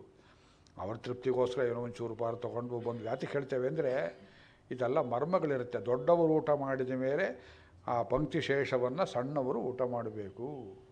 ವಿದುರನ ಮನೆಯಲ್ಲಿ ಹಾಲನ್ನು ಕುಡಿದುಬಿಟ್ಟ ಕೃಷ್ಣ ಕುಮಾರವ್ಯಾಸ ಬರೆದಿದ್ದಾನೆ. ಮೂಲದಲ್ಲಿ ಹೇಗಿದೆ, ಭೀಷ್ಮದ್ರೋಣ ಕರ್ಣ ಎಲ್ಲರ ಮನೆಯನ್ನು ಬಿಟ್ಟು ಊರ ಆಚೆಗೆ ಹುಡ್ಕೊಂಡು ಹೋದ. ವಿದುರನಿಗೂ ಮುರುಕಲು ಮನೆ ಏನಿರಲಿಲ್ಲ, ಪ್ರಧಾನಮಂತ್ರಿ. ಆದರೆ ಅವನಿಗೆ ಗೊತ್ತಿರಲಿಲ್ಲ ಕೃಷ್ಣ ತನ್ನ ಮನೆಗೆ ಬರ್ತಾನೆ ಅಂತ. ಇವನು ಬಂದುಬಿಟ್ಟ ಮೊಟ್ಟ ಮಧ್ಯಾಹ್ನ. ವಿದುರ, ನಿನ್ನ ಮನೆಯಲ್ಲಿ ಊಟ ಕಾಣು. ಬಹಳ ಭೇಷ್ ಆಗ್ಬೋದಲ್ಲ ಅಂಥೇಳಿ ಹಸ್ತಿನಾವತಿಯ ಶ್ರೇಷ್ಠವಾದ ಬ್ರಾಹ್ಮಣರನ್ನು ಕರೆಸಿ ನೀವೆಲ್ಲ ಅಡುಗೆ ಮಾಡಿ ಅಂಥೇಳಿ ದೇವ್ರ ಪೂಜೆಗೆಲ್ಲ ಏರ್ಪಾಡು ಮಾಡಿ ಷಡ್ರಸೋಪೇತ ಅಡುಗೆಗಳು ಸಿದ್ಧವಾದರೆ ಕೃಷ್ಣ ಏನು ಮಾಡಿದ, ಮೊದಲ ಪಂಕ್ತಿಯಲ್ಲಿ ಕೂತ್ಕೊಳ್ಳಲಿಲ್ಲ. ಭುಕ್ತವತ್ಸು ದ್ವಿಜಾಗ್ರೇಶು, ಬಂಗಾರದ ಪೀಠಗಳನ್ನು ಹಾಕಿ ಬ್ರಾಹ್ಮಣರಿಗೆಲ್ಲ ಮೊದಲು ಬಡಿಸೋ ಅಂಥೇಳಿ ಅವರೆಲ್ಲ ಊಟ ಮಾಡಿದ ಮೇಲೆ ಎಂಜಲೆಲ್ಲ ತೊಳೆದ ಮೇಲೆ ನಿಷಣ್ಣ ಪರಮಾಸನೆ ವಿದುರಾನ್ನಾನಿ ಬುಭುಜೆ ಶುಚೀನಿ ಗುಣವಂತಿ ಚ. ಗುಣವತ್ ಪದಾರ್ಥ, ಹಿರಿಯರ ಪ್ರಸಾದ ಸಿಕ್ಕಬೇಕು, ಪ್ರಸಾದವನ್ನಾಗಿ ಸ್ವೀಕಾರ ಮಾಡಿದ ಕೃಷ್ಣ. ಅವನ ಆಚರಣೆ ಕೃಷ್ಣಾವತಾರ ಮಹಾಭಾರತದಲ್ಲಿ ಮತ್ತು ಭಾಗವತದಲ್ಲಿ ಈ ಮರ್ಮಗಳನ್ನು ತೋರಿಸ್ತಾರೆ. ದೊಡ್ಡವರು ಪ್ರಸಾದ ಅಂತ ತಗೋಬೇಕು. ಆದ್ದರಿಂದ ಹೀಗೆಲ್ಲ ಮಾಡಿ ರಾಮ ಬರ್ತಾನೆ, ಬಂದರು ರಾಜ್ಯವನ್ನು ಒಪ್ಪಿಸ್ಕೊಳ್ತಾನೆಯೇ. ಹವಿಹಿ ಆಜ್ಯಂ ಪುರೋಡಾಶಃ ಕುಶಾಹ ಯೋಪಾಶ್ಚ ಖಾಜರಾಹ. ಒಮ್ಮೆ ಉಪಯೋಗ ಮಾಡಿದರೆ ಮತ್ತೆ ಉಪಯೋಗಕ್ಕೆ ಬರದೇ ಇರೋದು ಯಾವುದು? ಹವಿಸ್ಸು, ತುಪ್ಪ ಕಾಯಿಸಿರ್ತೀರಿ, ಹಸನಾದ ತುಪ್ಪ ಹೋಮಕ್ಕೆ. ಉಪಯೋಗ ಮಾಡಿ ಮಿಕ್ಕದ್ದನ್ನು ಸರ್ವಂ ಶ್ರೀ ವಿಷ್ಣುವೇ ಸ್ವಾಹ ಅಲ್ಲೇ ಹಾಕ್ಬಿಡ್ಬೇಕು ಅಗ್ನಿಯಲ್ಲಿ. ತುಂಬ ಚೆನ್ನಾಗಿದೆ ತುಪ್ಪ, ನಮ್ಮ ಮನೇಲಿ ಇಲ್ಲ, ಸ್ವಲ್ಪ ಇರಲಿ ಅಂತ ಪುರೋಹಿತರು ಕಟ್ಕೊಂಡು ಹೋಗೋದಲ್ಲ, ಅದು ಮಿಗಿಸ್ಬಾರ್ದು. ಚರುಹು ಸಕ್ಕರೆ ಪೊಂಗಲ್ ಮಾಡಿರ್ತಾರೆ, ಸುದರ್ಶನ ಹೋಮ ಆಗಿದ್ದರೆ ಅದರ ಸ್ವಲ್ಪ ಏನಾದ್ರು ಉಳಿದ್ರೆ ಅಲ್ಲಿ ಋತ್ವಿಕ್ಕೆಗಳ್ಯಾರಿರ್ತಾರೆ ಅವರಿಗೆ ಕೊಡಬೇಕು, ಸಿಕ್ಕವರಿಗೆಲ್ಲ ಕೊಡಬಾರ್ದು. ಆಜ್ಯಂ ಪುರೋಡಾಶಃ ಹಿಟ್ಟು ಮಾಡಿರ್ತಾರೆ, ಕುಶಾಹ ದರ್ಭೆ, ಯೂಪಸ್ತಂಭಗಳು, ಖಾದಿರಾಹ ಅದೊಂದು ಮರದ ಹೆಸರು. ನೈತಾನಿ ಆತಯಾಮಾನಿ ಕುರುವಂತಿ ಪುನರಧ್ವರೆ, ಇನ್ನೊಂದು ಜಾಗಕ್ಕೆ ಅದನ್ನು ಉಪಯೋಗ ಮಾಡೋದಲ್ಲ. ಗತಿಗೆಟ್ಟ ಪುರುಷರು ಪುರೋಹಿತರು ದರ್ಭೆ ಸಿಕ್ಕೋದಿಲ್ಲ ಅಂತ ತಿಥಿ ದರ್ಭೆಯನ್ನು ತಗೊಂಡೋಗಿ ಮದುವೆಯಲ್ಲಿ ಮಾಡಿಸೋದು, ಮದುವೆ ದರ್ಭೆ ತಗೊಂಡು ಎಲ್ಲಿ ಮಾಡಿಸೋದು. ನಾನೆಲ್ಲ ಕಣ್ಣಿಂದ ನೋಡಿದ್ದೇನೆ. ಪುರೋಹಿತರು ಒಂದು ತುಂಬ ಕಂಟೆಂಪ್ಟ್ ಯಾತಕ್ಕೆ ಬರುತ್ತೆ ಅಂದರೆ ಶಾಸ್ತ್ರ ವಿರುದ್ಧವಾದ ರೀತಿಯಲ್ಲಿ ನಡ್ಕೊಳ್ತಾರೆ. ಎಲ್ಲರೂ ಆಗಿರ್ತಾರೆ ಅಂತಲ್ಲ, ತಿಳಿದವರು ಪಟ್ಟಣಕ್ಕೆ ಬರೋದಿಲ್ಲ, ಸಹವಾಸವೇ ಬೇಡ ಅಂತ ಹಳ್ಳಿಯಲ್ಲಿದ್ದು ಬಿಡ್ತಾರೆ. ಒಂದು ಕಡೆಯಲ್ಲಿ ನಿಮ್ಮ ತಂದೆಯವರಿದ್ದ ಹಾಗೆ ಮಾದಿಹಳ್ಳಿಯಲ್ಲಿ ಬಹಳ ಒಳ್ಳೆಯ ಪುರೋಹಿತರು ಕೃಷ್ಣಯ್ಯಂಗಾರ ಸ್ವಾಮಿಗಳು. ಅವರ ಸೋದರರು ಮಹಾಪಂಡಿತರು ಲಕ್ಷ್ಮಣಾಚಾರ್ಯ ಸ್ವಾಮಿಗಳು ಅಂತ ರಾಮಾಯಣದ ಮೇಲೆ ಚೆನ್ನಾಗಿ ವ್ಯಾಖ್ಯಾನ ಮಾಡೋರು. ಅಭಿನವ ರಂಗನಾಥರಲ್ಲಿ ಕಾಲಕ್ಷೇಪ. ಅವ್ರಿಗೆ ರಾಮಾಯಣದಲ್ಲಿ ಅಷ್ಟು ರುಚಿ ಇರುವುದಕ್ಕೆ ಕಾರಣ ಅವರು ಪೂರ್ವಿಕರು ನೋಡಿ ಹೇಳ್ತೇನೆ. ಈ ಕಣ್ಣಿಂದ ನೋಡಬೇಕು. ಆದ್ದರಿಂದ ಮಹಾರಾಜರೇ, ಅಂತೂ ಇಂತೂ ನನ್ನ ಮಗ ಊರಿಗೆ ಬರದೇ ಇರೋ ಹಾಗೆ ಮಾಡಿದಿರಿ, ಬಂದರೂ ರಾಜ್ಯ ಮುಟ್ಟದೇ ಇರೋ ಹಾಗೆ ಮಾಡಿದಿರಿ. ನನ್ನ ಗತಿ ಏನು? ಗತಿರೇಕಾ ಪತಿರ್ನಾರ್ಯಾ. ಮೊದಲನೇ ಗತಿ ಗಂಡ. ಒಬ್ಬ ಪತ್ನಿಗೆ, ಹೆಂಗಸಿಗೆ ನಿಜವಾದ ಗತಿ ತೋರಿಸೋನು ಗಂಡ. ಆಹಾ, ನೀವು ಬದುಕಿರುವಾಗ ನಮ್ಮನ್ನೆಷ್ಟು ಚೆನ್ನಾಗಿ ನೋಡಿಕೊಂಡ್ರಿ, ಜಗತ್ತಿಗೆ ಗೊತ್ತಾಗಿದೆ. ದ್ವಿತೀಯ ಗತಿರಾತ್ಮಜ ಆತ್ಮಜಃ, ಎರಡನೇ ಗತಿ ಮಗ. ಈಗ ನೀವು ನನ್ನ ಕೈ ಬಿಟ್ರಿ, ಕಾಲಿಟ್ಕೊಂಡು ಮಗನನ್ನು ಕಾಳಿ ಕಳಿಸಿದ್ರಿ. ತೃತೀಯ ಜ್ಞಾತಯೋ ರಾಜನ್ನೇ, ಮೂರನೇವ್ರು ನಿಮಗೇನಾರು ಹೆಚ್ಚು ಕಮ್ಮಿಯಾಗಿ ಮಗನೂ ಹೋದರೆ, ಹಳದ ಕಡೆ ತವ್ರ ಮನೆಯಲ್ಲಿ ಯಾರು ಇರಬೇಕು ಅಂದರೆ ನನಗೆ ತವ್ರ ಕಡೆ ಒಬ್ಬರೂ ಇಲ್ಲ, ಎಲ್ಲ ಹೋಗಿಬಿಟ್ಟಿದ್ದಾರೆ. ಚತುರ್ಥಿ ನೈವ ವಿದ್ಯತೆ, ನಾಲ್ಕನೇ ಗತಿ ಇಲ್ಲ. ತತ್ತತ್ವಂಚೈವ ಮೇನ ಅಸ್ತಿ, ಬದುಕಿದ್ದಾಗಲೇ ನೀವು ನನ್ನ ಪಾಡಿಗಿಲ್ಲ. ರಾಮಶ್ಚ ವನಮಾಶ್ರಿತಃ, ನನ್ನ ದುಸ್ಥಿತಿ ನೋಡಿ. ನವನಂ ಗಂತು ಮಿಚ್ಛಾಮಿ, ನಾ ಕಾಡಿಗೆ ಹೋಗೋಣ ಅಂದರೆ ಇಷ್ಟುದ್ದ ಧರ್ಮಶಾಸ್ತ್ರ ವಾಕ್ಯ ತೋರಿಸ್ಬಿಟ್ಟ ನನ್ನ ಮಗ ಬರ್ತಕ್ಕದ್ದಲ್ಲ ಅಂತ. ನನಗಿಲ್ಲೇ ಸಾಯೋಣ ಅಂದರೆ ಮೃತ್ಯು ಬರ್ತಾ ಇಲ್ಲ ಮಹಾರಾಜರೇ, ನಾನೇನು ಮಾಡಲಿ ಅಪ್ಪಣೆ ಕೊಡಿ ಎಂಬುದಾಗಿ ಹೊಟ್ಟೆ ಹೊಡ್ಕೊಂಡು ಬಿಟ್ಲು ಪಾಪ ತಾಯಿ. ಗಂಡನ ನಿಂದನೆ ಮಾಡಬೇಕು ಅಂತಲ್ಲ, ಅವಳ ಹೊಟ್ಟೆಯ ಸಂಕಟ ಯಾವ ತಾಯಿಗೆ ಬರಬಾರದು. ಹತಾಶ ಪುತ್ರಾಸ್ಮಿ ಹತಾಶ್ಚ ಪೌರಾಹ, ಮಹಾರಾಜರ ಊರನ್ನು ಕೊಂದ್ರಿ. ಎಷ್ಟೊಂದು ಮನೆಯಲ್ಲಿ ಹೀಗೆ ಮಾಡಿದ್ದೀರಿ ನಿರ್ಗತಿಕರನ್ನು, ಹೆಂಗಸರನ್ನು. ನನ್ನನ್ನು ಕೊಂದ್ರಿ. ಸುತಶ್ಚ ಭಾರ್ಯ ಚ ತವ ಪ್ರಹೃಷ್ಟವು, ನಿಮ್ಮ ಹೆಂಡತಿ ಇದ್ದಾಳಲ್ಲ ಕೈಕೇಯಿ, ಆ ಮಗ ಇದ್ದಾನಲ್ಲ ಸುಟ್ಟು ಮಗ ಭರತ, ಅವರಿಬ್ಬರು ಹೊರತು ಇನ್ಯಾರಿಗೂ ಸಂತೋಷ ಆಗೋದಿಲ್ಲ ಇಂಥ ಕೆಲಸ ಮಾಡಿದ್ರಲ್ಲ ಅಂದಮೇಲೆ ಮೂರ್ಛೆ ಹೋದ ಮತ್ತೆ ದಶರಥ. ಎಷ್ಟೋ ಹೊತ್ತಾದಮೇಲೆ ಅವಳನ್ನು ನೋಡ್ತಾನೆ. ಹೇ ಕೌಸಲ್ಯ, ಇನ್ನು ಚುಚ್ಚಬೇಡ, ನಂಗೆ ತಡೆಯೋಕ್ಕಾಗೋದಿಲ್ಲ. ನನ್ನ ಪಾಪದ ಗತಿಗೆ ನಾನೇ ಪ್ರಾಣ ಬಿಡ್ತಾ ಇದ್ದೇನೆ, ನೀನು ಯಾಕೆ ಚುಚ್ಚಿ? ಏನು ಸ್ವಲ್ಪ ಹೊತ್ತಲ್ಲಿ ಪ್ರಾಣ ಹೋಗುತ್ತೆ, ಇಲ್ಲಿ ಕೂತ್ಕೋ, ನನ್ನ ಕತೆ ಹೇಳ್ತೇನೆ. ಇಷ್ಟು ದಿವಸ ಹೊಟ್ಟೆಯಲ್ಲಿ ಬಚ್ಚಿಟ್ಟಿದ್ದ ಕತೆ ಹೇಳ್ತೇನೆ ಅಂತ ತನ್ನ ಪೂರ್ವ ಚರಿತ್ರೆಯನ್ನು ಹೇಳ್ತಾನೆ. ಆ ಕಥೆಯನ್ನು ನಾನು ಅನುವಾದ ಮಾಡೋದಿಲ್ಲ, ನಿಮಗೆ ತಡೆಯೋಕ್ಕಾಗೋದಿಲ್ಲ, ನಮಗೆ ವೇಳೆಯೂ ಇಲ್ಲ. ಇದು ಅದನ್ನು ಮೊದಲು ಹೇಳಬಾರ್ದು. ಚಿಕ್ಕ ವಯಸ್ಸಲ್ಲಿ ಮದುವೆ ಆಗೋದಕ್ಕಿಂತ ಮುಂಚೆ ಸುಮಾರು 16-17 ವರ್ಷದ ಪ್ರಾಯದಲ್ಲಿ ದಶರಥನಿಗೆ ಯೌವನದ ಕೊಬ್ಬು, ಧನಮದದಿ ಯೌವನ ಮದದಿ ಕೇಳಿದಿರೋ ಇಲ್ವೋ? ಮನುಷ್ಯನಿಗೆ ಯೌವನ ಹುಚ್ಚಿಡಿಸುತ್ತೆ. ಅದರ ಮೇಲೆ ಐಶ್ವರ್ಯ, ಪ್ರಭುತ್ವಂ ಅವಿವೇಕತ, ಇದು ಒಂದೊಂದೇ ಏಕೈಕಮಪಿ ಅನರ್ಥಾಯ ಕೆಮ್ಮು ಯತ್ರ ಚತುಷ್ಟಯಂ. ಯಾವುದು ಯೌವನಂ ಧನ ಸಂಪತ್ತಿ ಎಲ್ಲ ಹೇಳ್ತಾರೆ. ಮನುಷ್ಯನಿಗೆ ಬುದ್ಧಿ ಬರೋದು ಯಾವಾಗ? ಯೌವನ ಹೋಗಿರಬೇಕು, ಕೈಕಾಲು ಗಟ್ಟಿ ಇರಬಾರ್ದು, ಹಣ ಶಾಶ್ವತವಾಗಿ ಉಳಿಯೋದಿಲ್ಲ ಅಂತ ಗೊತ್ತಿರಬೇಕು. ಯಾರು ತಗೊಂಡು ಹೋಗಿದ್ರು ಭಾಳ ಒಳ್ಳೆಯದು. ನಿಂತ್ಕೊಳ್ಳೋಕ್ಕೂ ಮನೆ ಇಲ್ಲದೆ, ಮನೆಯನ್ನು ಹರಾಜು ಹಾಕಿ ಬಾಡಿಗೆ ಮನೆಯಲ್ಲಿ ಬಿಡು ಕೊಡೋ ಕಟ್ಟಿ ಇಲ್ಲದೆ ಕೊಟ್ಟಾಗ ತಗೊಳ್ಳಿ ಅಂತ ಹೇಳೋ ಸ್ಥಿತಿ ಇದ್ದರೆ ಆಗ ಬುದ್ಧಿ ಬರ್ತದೆ, ಆಗ ಪ್ರವಚನಕ್ಕೆ ಬರ್ತಾರೆ. ಆಗ ಬಂದರೆ ಪ್ರಯೋಜನ ಆಗೋದಿಲ್ಲ, ಕಿವಿ ಕೇಳಿಸೋದಿಲ್ಲ, ಮೈಕ್ ಹತ್ರ ಕೂತ್ಕೊಂಡ್ರೂ ಕೇಳಿಸೋದಿಲ್ಲ, ಮೈಕಿಗೆ ತಿಳಿಯೋದಿಲ್ಲ, ಇವ್ರಿಗೆ ಅರ್ಥ ಆಗೋದಿಲ್ಲ. ನನ್ನ ಕತೆ ಹೇಳ್ತಾನೆ ದಶರಥ. ಇವನಿಗೆ ಶಬ್ದವೇಧಿ ಅಸ್ತ್ರ ಸಿದ್ಧಿಸಿದ್ದ ಕಾಲ, ಒಂದು ಮಳೆಗಾಲ. ಮಹಾರಾಜರುಗಳಿಗೆ ಈ ಬೇಟೆ ಹುಚ್ಚು ಅಂತ ದೊಡ್ಡ ಹುಚ್ಚು. ಮೈಸೂರು ಮಹಾರಾಜರಿಗೂ ಇತ್ತದು. ಜಯಚಾಮರಾಜ ಬಳಿ ಅಷ್ಟು ದೊಡ್ಡ ಶರೀರ, ಮೆಟ್ಲೆಳಿಯೋಕೆ ಹತ್ತೋಕ್ಕಾಗ್ತಿರಲಿಲ್ಲ. ಅದನ್ನು ಹೊತ್ಕೊಂಡು ಆಫ್ರಿಕಾ ದೇಶಕ್ಕೆ ಹೋಗೋರು. ಇಲ್ಲಿ ಪ್ರಾಣಿಗಳಿಲ್ಲ, ಅಲ್ಲಿ ಪ್ರಾಣಿ ಶ್ರೇಷ್ಠ ಬೇಟೆ ಆಡೋದಕ್ಕೆ ಅಂತ ಅಲ್ಲಲ್ಲಿ ಆಗಾಗ ಹೋಗೋರು. ಒಳ್ಳೆ ಗುರಿ ಇಟ್ಟು ಪ್ರಾಣಿಗಳಿಂದಲ್ಲ. ಆ ಪ್ರಾಣಿ ಮಾಂಸ ಏನು ಮಾಡ್ತಿದ್ರು ನಮಗೆ ಗೊತ್ತಿಲ್ಲ, ನಮಗೆ ಕೊಡಲಿಲ್ಲ ಅನ್ನೋ ಸಂಕಟ ಅಲ್ಲ. ಬೇಟೆ ಹುಚ್ಚು, ಸಂಗೀತದ ಹುಚ್ಚು, ಪ್ರಯಾಣದ ಹುಚ್ಚು, ಮದ್ಯಪಾನದ ಹುಚ್ಚು, ಸ್ತ್ರೀಯರ ಹುಚ್ಚು, ಜೂಜಿನ ಹುಚ್ಚು. ಇದು ಸಪ್ತವ್ಯಸನಾನಿ, ದೊರೆಗಳಿಗೆ ಇರಬಾರ್ದಂಥ 7 ದೋಷಗಳು ಅಂತ ಪರಿಚಯ ಮಾಡ್ತಾರೆ ರಾಮಾಯಣದಲ್ಲಿ. ಇವನು ಹುಚ್ಚು ಹಿಡಿದುಬಿಟ್ಟಿದೆ. ಮಳೆಗಾಲ, ಇವತ್ತು ಶಬ್ದವೇದಿ ಪ್ರಯೋಗ ಮಾಡಲೇ ತೀರಬೇಕು. ಮಕ್ಕಳಿಗೆ ಪಟಾಕಿ ಹೊಡಿಲೇಬೇಕು ದೀಪಾವಳಿ. ಅಯ್ಯೋ ಮೋಡ ಬಂದುಬಿಟ್ಟಿದೆ, ಮಳೆ, ಮಳೆಗಳೇ ಗೊತ್ತಿಲ್ಲ, ಹೊಡಿಲೇಬೇಕು. ನೀವು ಪಟಾಕಿ ಹೊಡೆದ್ರೆ ಇದು ಬರೀ ಎಲ್ಲ ತುಸ್ ಅಂದುಬಿಡುತ್ತೆ ಕಾಣೋ, ಬಿಸಿ ಬಿಸಿ ಇಲ್ಲ, ಬೆಚ್ಚಗೆ ಮಾಡಿಕೊಡು, ಅದನ್ನೇ ಬೆಚ್ಚಗೆ ಮಾಡೋದು. ಒಲೆ ಮೇಲೆ ಇಟ್ಲು ತಾಯಿ, ಸ್ಟವ್ ಅಂದರು, ಅಲ್ಲೇ ಡಮ್ಮನಿತು ತಾಯಿ ಹೋಗಿಬಿಟ್ಲು. ಹುಡುಗರಿಗೆ ಬುದ್ಧಿ ಇರೋದೆಲ್ಲ ನೋಡಿ. ಆ ಪಟಾಕಿ ಯಾವ ದರಿದ್ರ ಕಂಡು ಹಿಡಿದ್ನೋ. ಬೆಳಕಿನ ಹಬ್ಬದಲ್ಲಿ ಶಬ್ದ ಯಾತಕ್ಕೆ ಮಾಡ್ತೀರಿ? ಭಾಳ ಕೋಪ ಬರುತ್ತೆ. ನೀವು ಬೆಳಕನ್ನು ಹಚ್ಚಿ, ಸುರುಸುರು ಬತ್ತಿ ಹಚ್ಚಿ, ಮತಾಪ್ ಹಚ್ಚಿ, ಮನೆಯಲ್ಲಿ ದೀಪ ಹಚ್ಚಿ, ನರಕಾಸುರ ಹೋದಾಗ ಪಟಾಕಿ ಇತ್ತ? ಇದು ಯಾರೋ ಮಾಡಿದ್ರು ಅಂತ ಶುರು ಮಾಡಿಕೊಂಡು ಎಷ್ಟು ಜನ ಹುಡುಗರು ಕಣ್ಣು ಮೂಗು ಕಿವಿ ಕಳ್ಕೊಂಡು ತಬ್ಬಲಿ ಹಬ್ಬಗಳನ್ನು ಸರಿಯಾದ ರೀತಿಯಲ್ಲಿ ಆಚರಣೆ ಮಾಡಬೇಕು. ಗಣೇಶನ ಹಬ್ಬ ಬಂದರೆ ನಮ್ಮ ಧಾರವಾಡ ಹುಬ್ಬಳ್ಳಿ ಕಡೆಯಲ್ಲಿ ಅವನಿಗೆ ಪ್ಯಾಂಟ್ ಹಾಕ್ತಾರೆ, ಕೈ ಕಟ್ತಾರೆ, ಟ್ರಾನ್ಸಿಸ್ಟರ್ ಕೊಡ್ತಾರೆ, ಬಂದೂಕು ಹಾಕ್ತಾರೆ. ಒಬ್ಬರಿಗಿಂತ ಒಬ್ಬರ ಆ ಗಣೇಶನ ಉತ್ಸವ ಮಾಡೋ ರೀತಿ ನೋಡಿದರೆ, ಗಣೇಶ ಯಾಕಪ್ಪ ಹುಟ್ಟಿದೆ ಶಿವಪುತ್ರನಾಗಿ. You have to pity him. ಹಬ್ಬ ಮಾಡೋ ರೀತಿ ಅದಲ್ಲ. ಪ್ರತಿಯೊಂದಕ್ಕೊಂದು ಕ್ರಮ ಇದೆ. ಅದು ಅರ್ಥ ತಿಳ್ಕೊಂಡು ಮಾಡಿದರೆ ಇವನಿಗೆ ಅದು ಶಬ್ದವೇದಿ ಗುರಿ, ಒಂದು ಪ್ರಾಣಿ ಹೊಡಿಬೇಕು. ಮಳೆಗಾಲ ಬೇರೆ, ಹೊರಟು ಬಿಟ್ಟಿದ್ದಾನೆ ಊರಾಚೆಗೆ. ಜೊತೆಯಲ್ಲಿದ್ದವು ಬೇಟೆ ನಾಯಿಗಳು, ಅವರು ಇವರು ಎಲ್ಲ ನೋಡಿದ್ರು. ಬುದ್ಧಿ, ಮಳೆ ಬಂತು, ಸಾಯಂಕಾಲ ಆಯಿತು, ನೀವಿಲ್ಲೇ ಇದ್ದರೆ ಹೋಗಿ ಚಾಡಿ ಹೇಳ್ತೇವೆ ದೊರೆಗಳಿಗೆ, ಅಜಮಹಾರಾಜರಿಗೆ, ನಾವಂತೂ ಇರೋದಿಲ್ಲ ಅಂತ ಎಲ್ಲ ಹೊರಟುಬಿಟ್ರು. ಇವನೊಬ್ಬ ಎಲ್ಲೋ ಒಂದು ಪೊದರಿನಲ್ಲಿ ಅಡ್ಕೊಂಡಿದ್ದಾನೆ. ಜೋರು ಮಳೆ, ಒಂದೇ ಸಮ ಮಳೆ. ಹೇಗೆ ಧಾರವಾಡದ ಮಳೆ, ಬೆಂಗಳೂರು ಕಡೆ ಮಳೆ ನಿಮಗೆ ರೂಢಿ ಇಲ್ಲ. ನಾನು ಇಲ್ಲಿರೋ ತನಕ ನಾನು ತುಂಬ ಪ್ರೀತಿ ಮಾಡ್ತಾ ಇದ್ದದ್ದು ಶರದ್ ಋತು. ಧಾರವಾಡಕ್ಕೆ ಹೋದ ಮೇಲೆ ತುಂಬ ಪ್ರೀತಿ ಮಾಡೋ ಕಲ್ತ್ಕೊಂಡಿದ್ದು ವರ್ಷಕಾಲ, ಮಳೆಗಾಲ. ಆ ಭೂಮಿ ನೀರು ಕುಡಿಯುವಂತೆ ಜಿಟಿ ಜಿಟಿ ನಿಧಾನವಾಗಿ ಮಳೆ ಬರುತ್ತೆ. ಅಷ್ಟು ಒರಟಾದ ಧಾರವಾಡದ ಭೂಮಿ ಬೆಣ್ಣೆಯಂತ ಮೃದುವಾಗುತ್ತೆ ಆ ಮಳೆಗೆ. ಬೇಂದ್ರೆಯವರು ಆ ಶ್ರಾವಣದ ಮಳೆಯನ್ನು ಕುರಿತು ಎಷ್ಟು ಕವನಗಳನ್ನು ಬರೆದಿದ್ದಾರೆ. ಧಾರವಾಡದ ಕಡೆ, ಉತ್ತರ ಕರ್ನಾಟಕದ ಕಡೆ ಮಳೆ, ನಿಮ್ಮ ಬಿಜಾಪುರ ಅಲ್ಲ, ಓನ್ಲಿ ಧಾರವಾಡ. ಈ ಹುಬ್ಬಳ್ಳಿಲಿಲ್ಲ ಮಳೆ, ಧಾರವಾಡ ಒಂದು ಕಡೆ ಸಿಕ್ಕುವಂಥ ಮಳೆ. ಇದು ಮಳೆ ಹುಯ್ತಾ ಇದೆ, ಇವನು ಆಡ್ಕೊಂಡಿದ್ದಾನೆ. ತೂಕಡಿಕೆ ಇವನಿಗೂ, ಹೊಟ್ಟೆ ಹಸಿವು. ಅರ್ಧರಾತ್ರಿಯಲ್ಲಿ ಗುಳುಗುಳು ಗುಳುಗುಳುಗಳು ಶಬ್ದವಾಯಿತು. ಇವನ ಭ್ರಮೆಯಲ್ಲಿ ಯಾವುದೋ ಒಂದು ಕಾಡು ಪ್ರಾಣಿ, ಕಾಡು ಹಂದಿ ಅಂತ ಕಾಣುತ್ತೆ. ಗೇಂಡಾಮೃಗ ನೀರು ಕುಡಿಯೋಕೆ ಬಂದಿದೆ ಪಕ್ಕದ ತೊರೆಯಲ್ಲಿ ಅಂತ ಬಾಣ ತೆಗೆದವನೇ ಶಬ್ದವೇದಿ ಶಬ್ದ ಬಂದ ಕಡೆಗೆ ಬಿಟ್ಟು ಬಿಟ್ಟ. ಅಯ್ಯೋ ನನ್ನನ್ನು ಯಾರು ಕೊಂದರು, ನಮ್ಮ ಅಪ್ಪ ಅಮ್ಮನಿಗೆ ಏನು ಗತಿ ಅಂತ ಮನುಷ್ಯವಾಣಿ ಕೇಳಿಸ್ತು. ಭಯವಾಯಿತು.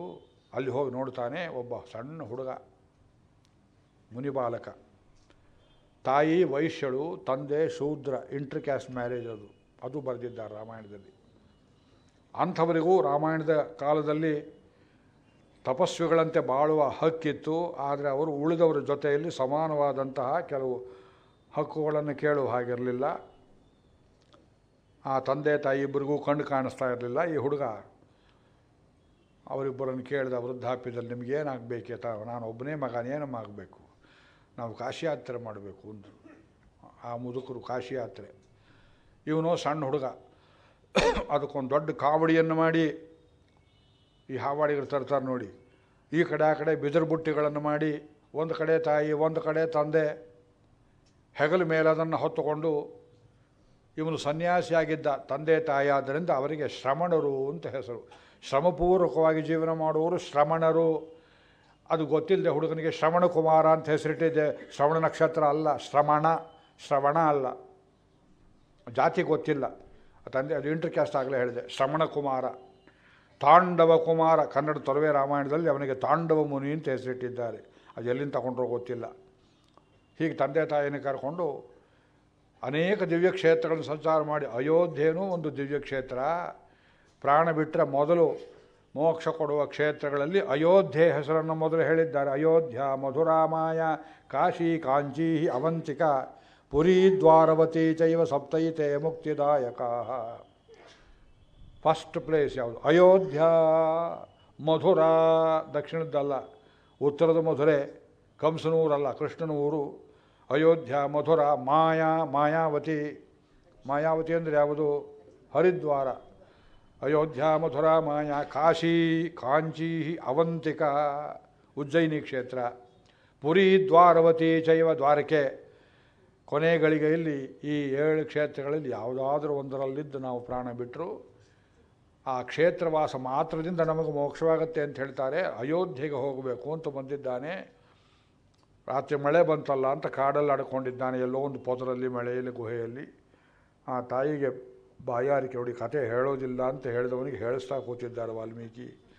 ಆ ಸೂಕ್ಷ್ಮ ಚಿತ್ರದ ವಿನ್ಯಾಸ, ಯು ವಿಲ್ ಬ್ರೇಕ್ ಡೌನ್, ಮುಂದೆ ಹೋಗೋದಿಲ್ಲ ನಮಗೆ. ತಾಯಿ ಕೇಳ್ತಾಳೆ, ಮಗು ಎಲ್ಲಿದ್ದೀನಮ್ಮ?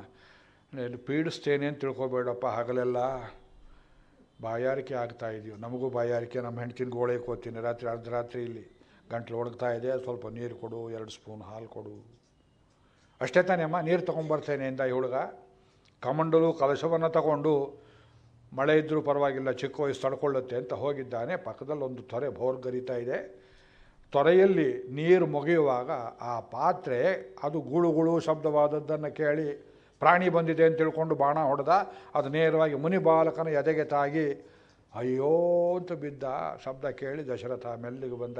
ಗಿರ್ಕಿ ಚಡಾವ್, ನೆನ್ನೆ ಹೇಳಿದ್ನಲ್ಲ, ಗಿರ್ ಅದನ್ನು ಕೇಳಿದ. ಹತ್ತಿರ ಬಂದ ದಶರಥ. ಸ್ವಲ್ಪ ಮಳೆ ಕಡಿಮೆ ಆಯಿತು. ಮಗು ನೋಡಿದ ಅವನನ್ನು. ನೋಡಿದ್ರೆ ರಾಜ್ಕುಮಾರನ ಕಾಣಿಸ್ತಾ ಇದ್ದೀಯೇ, ನಿನಗೆ ನಾಚಿಕೆ ಆಗೋದಿಲ್ವೇ ಅಂದ. ಮಗನೇ, ನಾನೇನೋ ಪಾಪ ಮಾಡಿದ್ದೆ ನಿನಗೆ? ಗತಿ ಇಲ್ಲದೇ ಇದ್ದ ತಂದೆ ತಾಯಂದ್ರನ್ನು ಯಾತ್ರೆ ಮಾಡಿಸ್ಬೇಕು ಅಂತ ಹೋಗ್ತೆ. ನಾ ಸದ್ಯದ ದುಃಖ ಇಲ್ಲ ಕಾಣೋ. ಅವ್ರಿಗೇನು ಗತಿ ಇನ್ನು? ಅವ್ರ ಯಾತ್ರೆ ಪೂರ್ತಿ ಮಾಡೋರು ಯಾರು? ಅವರು ಸತ್ರ ಸಂಸ್ಕಾರ ಮಾಡುವವರು ಯಾರು? ಒಂದು ಕೆಲಸ ಮಾಡು, ಈ ಬಾಣವನ್ನು ನೀನೇ ತೆಗೆಯದೆಯಿಂದ ನಂಗೆ ತೆಗೆಯೋಕ್ಕೆ ಶಕ್ತಿ ಇಲ್ಲ. ಇನ್ನೂ ಒಂದು ಕೆಲಸ, ನೀನೇ ಹೋಗಿ ನನ್ನ ಅಪ್ಪ ಅಮ್ಮ ಎಲ್ಲಿದ್ದಾರೆ ಜಾಗ ಹೇಳ್ತೇನೆ, ಅವರಿಗೆ ನೀನೇ ನನ್ನನ್ನು ಕೊಂದದ್ದಾಗಿ ಸಮಾಚಾರ ಹೇಳಬೇಕು. ಸಮಾಚಾರ ಹೇಳು. ಗೊಟಕ್ಕೆ ಅಂದ್ಬಿಟ್ಟ ಹುಡುಗ. ಏನು ಮಾಡೋ ತಿಳಿಲ್ಲ ದಶರಥನಿಗೆ. ಅವನು ಹೇಳಿ ಕೊನೆಯ ಅಪ್ಪಣೆ, ಬಾಣ ತೆಗೆದ. ಅಂದರೆ ಇವನ ಕೈಲಿ ಸಾಕ್ಷಾತ್ತಾಗಿ ಸತ್ತಾಗಾಯಿತು ಹುಡುಗ. ನೀರು ಬೇರೆ, ಅವಳು ಬಾಯ ತಕ್ಕೋತಿದ್ದಾಳಲ್ಲ ಅಂತ ಕಲಶ ತಗೊಂಡು ಹೋಗು ಅಂತ ಹೇಳಿದ್ದ ಹುಡುಗ. ತಗೊಂಡ್ಬಂದ. ಆ ಸಪ್ಪಳವನ್ನು ಕೇಳಿ ಆ ಚಪ್ಪಲಿ ಎಲ್ಲೋ ದೂರ ಬಿಟ್ಟ. ಗಿರ್ಕಿ ಚಡಾವು ಬೇಡ ಅಂತ ಕಾಣುತ್ತೆ, ಬರೆದಿಲ್ಲ ವಾಲ್ಮೀಕಿ. ಆ ಮುದುಕಿ ತಾಯಿ ಕಾಯ್ಕೊಂಡು ಕೂತಿದ್ದಾಳೆ. ಮಗ ಬರ್ತಾನೆ, ನೀರು ತೊಗೊಂಬರ್ತಾನೆ, ಮಗ ಬರ್ತಾನೆ, ನೀರು ತೊಗೊಂಬರ್ತಾನೆ. ಆ ಸಪ್ಪಳ ಕೇಳಿ, ಮಗು ಯಾಕೋ ಎಷ್ಟು ಹೊತ್ತಾಯಿತು? ದಶರಥ ಬಂದಿದ್ದಾನೆ ಅಂತ ಗೊತ್ತಾಗಿಲ್ಲ ಅವಳಿಗೆ. ಮಗು ಯಾಕೋ ಎಷ್ಟು ತಡವಾಯಿತು? ಈ ಮುದುಕಿ ಲೊಟಕ್ತಾಳೆ ಅಂತ ಬೇಜಾರೇನು? ಆದಷ್ಟು ತೊಂದರೆ ಕೊಡಬಾರ್ದಂತೀನಪ್ಪ, ಹಾಳು ಬಾಯಾರಿಕೆ, ನಾನೇನು ಮಾಡಲು? ಮೊದಲು ಕೊಡೋ. ಯಾಕೋ ಇಷ್ಟು ಹೇಳಿದ್ರು ಒಂದು ಮಾತನ್ನು ಆಡ್ತಾ ಇಲ್ವಲ್ಲ? ಅಷ್ಟು ಕೋಪವೇನೋ ನಿನಗೆ ನನ್ನ ಮೇಲೆ? ಬೇಡ ಬಿಡೋ, ಇಲ್ಲ ಕೊಟ್ಬಿಡೋ ಸ್ವಲ್ಪ ನೀರನ್ನು. ಏನು ಹೇಳ್ತೀರಿ ಮಾತಿಗೆ? ದಶರಥ ಹೇಳಿದ, ಅಮ್ಮ ನಾನು ಚಕ್ರವರ್ತಿಯ ಮಗ, ಅಜ ಮಹಾರಾಜನ ಮಗ ದಶರಥ. ನಿಮ್ಮ ಮಗನನ್ನು ಕೊಂದ ಪಾಪಿ, ನನ್ನನ್ನು ಕ್ಷಮಿಸಿ ಇಂದ. ಅಯ್ಯೋ ತಲೆ ಚಚ್ಕೊಂಡ್ರು. ಶಿವ ಶಿವ ಶಿವ ಅಂದರು. ನನ್ನ ಮಗನ ನೀನು ಯಾಕಪ್ಪ ಕೊಂದೆ? ಅವನೇನು ತಪ್ಪು ಮಾಡಿದ್ದ ನಿನಗೆ? ನಿಮ್ಮೂರು ಬೌಂಡ್ರಿಗೆ ಬಂದಿದ್ದೇ ತಪ್ಪೆ ತನ್ನ ಕಥೆಯೆಲ್ಲ ಹೇಳಿದ. ಒದ್ದಾಡ್ತಾರೆ, ಹೊಟ್ಟೆ ಸಂಕಟ, ಪುತ್ರ ಶೋಕದ ಸಂಕಟ ಇದೆ ನೋಡಿ, ಬೇಡ, ಶತ್ರುವಿಗೂ ಕೋರಬಾರದು ಆ ಸಂಕಟ. ಒದ್ದಾಡಿ ಒದ್ದಾಡಿ ಒದ್ದಾಡಿ ಕೊನೆಯಲ್ಲಿ ಹೇಳ್ತಾರೆ, ಈ ನನ್ನ ಮಗನ ಶರೀರ ತೊಗೊಂಬ, ನೀನೇ ಸಂಸ್ಕಾರ ಮಾಡು, ನನಗೆ ಮಾಡೋಕ್ಕೆ ಶಕ್ತಿ ಇಲ್ಲ, ಇನ್ನೂ ಒಂದು ಕೆಲಸ ಮಾಡು, ಚಿತೆಯನ್ನು ಸಿದ್ಧ ಮಾಡು, ಮಗನ ಶರೀರವನ್ನು ಅದರ ಮೇಲಿಡು, ನಿನಗೆ ಇನ್ನೊಂದು ಆಪರ್ಚುನಿಟಿ ಕೊಡ್ತೇನೆ, ಕುಟುಂಬವನ್ನು ಮತ್ತೆ ಸೇರಿಸುವ ಅವಕಾಶವನ್ನು ಕೊಡ್ತೇನೆ, ನಮ್ಮಿಬ್ಬರನ್ನು ಸಜೀವವಾಗಿ ಅದೇ ಚಿತೆಯ ಮೇಲಿಟ್ಟು ಮೂವರನ್ನು ಒಂದುಗೂಡಿಸಿಬಿಡು, ನಿನಗೆ ಪುಣ್ಯ ಬರಲಿ ಅಂತ ಹೇಳ್ತಾ ಇದ್ದಾನೆ ಮುದುಕ. ಮಾಡಬೇಕೇ ಬೇಡವೆ? ವಿಧಿ ಇಲ್ಲದೆ ದಶರಥ ಸ್ವಲ್ಪ ಮಳೆ ನಿಂತ ಮೇಲೆ ಚಿತೆ ಒಡ್ಡಿ ಆ ಮಗುವನ್ನು ಕರ್ಕೊಂಬಂದು ಅದರ ಮೇಲಿಟ್ಟು ಅದಕ್ಕೆ ಬೆಂಕಿ ಹಚ್ಚಿ ಇವರಿಬ್ಬರನ್ನು ತಾನೇ ಎತ್ತಿ ಅದರ ಮೇಲೆ ಕೂರಿಸಿ ಅದಕ್ಕೆ ಬೆಂಕಿ ಇಡುವಂಥ ದುಸ್ಥಿತಿ. ಈ ಗೋಳನ್ನು ತುಂಬಿಕೊಂಡಿದ್ದಾನೆ ಪ್ರಾಣಿ. ಕೌಸಲ್ಯಗೆ ಹೇಳಿಲ್ಲ, ಸುಮಿತ್ರೆಗೆ ಹೇಳಿಲ್ಲ, ಅಪ್ಪನಿಗೆ ಹೇಳಿಲ್ಲ, ಅಮ್ಮನಿಗೆ ಹೇಳಿಲ್ಲ, ಒಬ್ಬರಿಗೆ. ಈ ತವಕಕ್ಕೋಸ್ಕರವಾಗಿ ಅವನು ಸಾಯುವಾಗ ತಂದೆ ಬೈಬಾರದು ಅಂತಷ್ಟೇ ಮಾಡಿದರು. ನಿನ್ನ ಕೊನೆಯಲ್ಲಿ ನಿನಗೂ ಪುತ್ರಶೋಕದಿಂದ ಸಾಯುವಂತಾಗಲಿ ಅಂತೇನು ಶಾಪವನ್ನು ಕೊಟ್ಟ. ಅವರು ಇಂಟರ್ಕ್ಯಾಸ್ಟ್ ಅನ್ಬೇಡಿ, ತಪಸ್ವಿಗಳು, ಶಾಪ ಫಲಿಸಿಬಿಡ್ತು. ಅದರಿಂದ ವಿಧಿಯನ್ನು ವಂಚಿಸಬೇಕು, ರಾಮ ಪಟ್ಟಾಭಿಷೇಕ ನೋಡಬೇಕು, ರಾಮನ ಮದುವೆ ಮಾಡಬೇಕು ಅಂತ ದಶರಥ ಮಾಡಿದ ಪ್ರಯತ್ನದಲ್ಲಿ there is a human side, you have to show compassion to him. ವಿಧಿಯನ್ನು ಯಾರು ವಂಚಿಸೋದಕ್ಕಾಗತ್ತೆ ನೋಡಿ. ಹೀಗೆ ಈ ಕಥೆ ಹೇಳ್ಕೋತಾ ಇದ್ದಾನೆ, ಯಾರು ಕೇಳ್ತಾರೆ ಅಂತ. ಕೌಸಲ್ಯಗೆ ಸುಮಿತ್ರೆಗೆ ಆ ಹೊತ್ತಿಗೆ ಗಾಢನಿದ್ರೆ. ಪ್ರವಚನ ಮಾಡುವವನಿಗೆ ಎದುರು ಕೂತವರೆಲ್ಲ ನಿದ್ದೆ ಮಾಡುವಂತೆ. ದಶರಥನಿಗೆ ಅವನು ಮಾಡಿದ್ದು ಒಂದೇ ಪ್ರವಚನ, ತನ್ನ ಜೀವನದಲ್ಲಿ ತನ್ನ ಆತ್ಮಕಥೆ ಹೇಳಿದ್ದು. ಅದನ್ನು ಕೇಳೋದಕ್ಕೆ ಇಬ್ಬರೇ ಇದ್ದರು ಅರಮನೆಯಲ್ಲಿ, ಇಬ್ಬರಿಗೂ ಗಾಢನಿದ್ರೆ ಹತ್ತಿದೆ. 5 ದಿವಸ ನಿದ್ದೆ ಮಾಡಿಲ್ಲ ರಾಮ ಕಾಡಿಗೆ ಹೊರಟ ಮೇಲೆ, ಏನು ಹೊಟ್ಟೆಗೆ ಹಾಕಿಲ್ಲ. ಕೌಸಲ್ಯೇ ಕೇಳಿದ್ಯಾ ನನ್ನ ಕಥೆ ಕೇಳಿದ್ಯಾ? ಹೇಳ್ಕೊಂಡು ಎಲ್ಲಿದ್ದೀಯೇ ಕೌಸಲ್ಯೇ? ಹಾ ರಾಮ, ಪಿತೃವಾಕ್ಯ ಪರಿಪಾಲಕ ರಾಮ, ಎಲ್ಲಿದ್ದೀಯೇ? ಸುಮಿತ್ರೆ ಎಲ್ಲಿದ್ದೀಯೇ? ಹಾ ಕೈಕೇಯಿ ಕುಲಪಾಂಸನಿ. ಕೊನೆ ಗಳಿಗೆಯಲ್ಲಿ ಕೌಸಲ್ಯ ಹೆಸರನ್ನು ಬಿಟ್ಟು ಕೈಕೇಯಿ ಹೆಸರನ್ನು ಹೇಳಿಕೊಂಡು ಸತ್ತ ದಶರಥ ಮಹಾರಾಜ. ಯಾಕೆ? ವ್ಯಾಮೋಹ. ಮನಸ್ಸಿನ ಒಳಗಡೆ ಸಬ್ಕಾನ್ಷಿಯಸ್ಸಲ್ಲಿ ಕೂತಿದ್ದು ಆ ಕೈಕೇಯಿನಿಷ್ಟು ಪ್ರೀತಿ ಮಾಡಿದೆ, ಅವಳು ನನಗೆ ಕೈ ಕೊಟ್ಲಲ್ಲ, ನನ್ನ ಪ್ರೀತಿಯನ್ನು ಸರಿಯಾಗಿ ತಿಳ್ಕೊಳ್ಳಿಲ್ವಲ್ಲ ಅಂತ ಅವಳ ಮೇಲೆ ಕೋಪ ಇದ್ದರೂ ಪ್ರಣಯ ಕೋಪ, ಅವಳಲ್ಲಿ ಇನ್ನೂ ಆಳವಾದ ಪ್ರೀತಿ ಇದ್ದದ್ರಿಂದ ವ್ಯಾಮೋಹ ಪ್ರಶಮೌಷಧಂ ಮುನಿಮನೋವೃತ್ಯ ಪ್ರವೃತ್ಯೌಷಧಂ ದೈತ್ಯೇಂದ್ರಾರ್ತಿಕರೌಷಧಂ ತ್ರಿಭುವನೇ ಸಂಜೀವನೈಕೌಷಧಂ ಭಕ್ತಾತ್ಯಂತಹಿತೌಷಧಂ ಭವಭಯಪ್ರಧ್ವಂಸನೈಕೌಷಧಂ ಶ್ರೇಯಃಪ್ರಾಪ್ತಿಕರೌಷಧಂ ಪಿಬ ಮನಃ ಶ್ರೀಕೃಷ್ಣ ದಿವ್ಯೌಷಧಂ. ಕೃಷ್ಣ ರಾಮ ಅಂದರೆ ವ್ಯಾಮೋಹ ಹೋಗಿಬಿಡುತ್ತದೆ. If you have enough love in your heart but don't have an object to love, please divert all that love towards God. ಇವರು ಸ್ವಾಮಿ ರಾಮತೀರ್ಥರ ಮಾತು. ಪ್ರತಿಯೊಬ್ಬರಿಗೆ ಪ್ರೇಮ ಮಾಡುವ ಶಕ್ತಿ ಕೊಟ್ಟಿದ್ದಾನೆ ದೇವರು. ಯಾರನ್ನು ಪ್ರೇಮ ಮಾಡಬೇಕು ಗೊತ್ತಿಲ್ಲ. ನಾಯಿ ಪ್ರೇಮ ಮಾಡ್ತೇವೆ, ಬೂಟ್ ಪ್ರೇಮ ಮಾಡ್ತೇವೆ, ಮನೆ ಮಠ ಸಿಮೆಂಟನ್ನು ಪ್ರೇಮ ಮಾಡ್ತೇವೆ, ಜಡ ಪದಾರ್ಥಗಳನ್ನು ಮಾಡ್ತೇವೆ. ಪ್ರೀತಿಯನ್ನು ಯಾರು ವಾಪಸ್ ಕೊಡೋದಿಲ್ಲವೋ ಅವರನ್ನೆಲ್ಲ ಪ್ರೀತಿ ಮಾಡ್ತೇವೆ. ಕಬ್ಬಿಣವನ್ನು ಪ್ರೀತಿ ಮಾಡ್ತೇವೆ, ಆಸ್ತಿ ಪ್ರೇಮ ಮಾಡ್ತೇವೆ. ಅವು ಯಾವಕ್ಕೂ ಪ್ರೀತಿಯನ್ನು ವಾಪಸ್ ಕೊಡೋ ಶಕ್ತಿ ಇಲ್ಲ. ನೀವು 5% ಪ್ರೀತಿ ಕೊಟ್ಟರೆ 120% ಪ್ರೀತಿ ಕೊಡೋನು ಭಗವಂತನೊಬ್ಬನೇ ಹೊರತು nobody can love you as much as God loves you. ನಾನು ಅನುಭವಿಸಿದ್ದೇನೆ ಅದನ್ನು. ಆ ಮಾತಿಂದ ಗುರುಕೃಪೆಯಿಂದ ಭಗವತ್ ಪ್ರೇಮ ಅನುಭವಿಸಿದ್ದವನು. ನನ್ನ ಮಾತನ್ನು ನಂಬಿ ಅದನ್ನು ಪ್ರದರ್ಶನ ಮಾಡೋದು ನನಗೆ ಇಷ್ಟವಿಲ್ಲ. ದೇವರು ನಮ್ಮನ್ನು ಎಷ್ಟು ಪ್ರೀತಿ ಮಾಡಿದ್ದಾನೆ ಅಂದರೆ, 1 ಹೆಜ್ಜೆ ನೀವು ಇಟ್ಟರೆ 100 ಹೆಜ್ಜೆ ಇಟ್ಟು ನಿಮ್ಮ ಕಡೆಗೆ ಬಂದುಬಿಡ್ತಾನೆ. ನಿಮ್ಮ ಅನುಭವದಲ್ಲಿರುವಂಥ ವಿಷಯ ನೀವು ನಾಳೆ ಪ್ರಯತ್ನ ಮಾಡಿ ನೋಡಿ.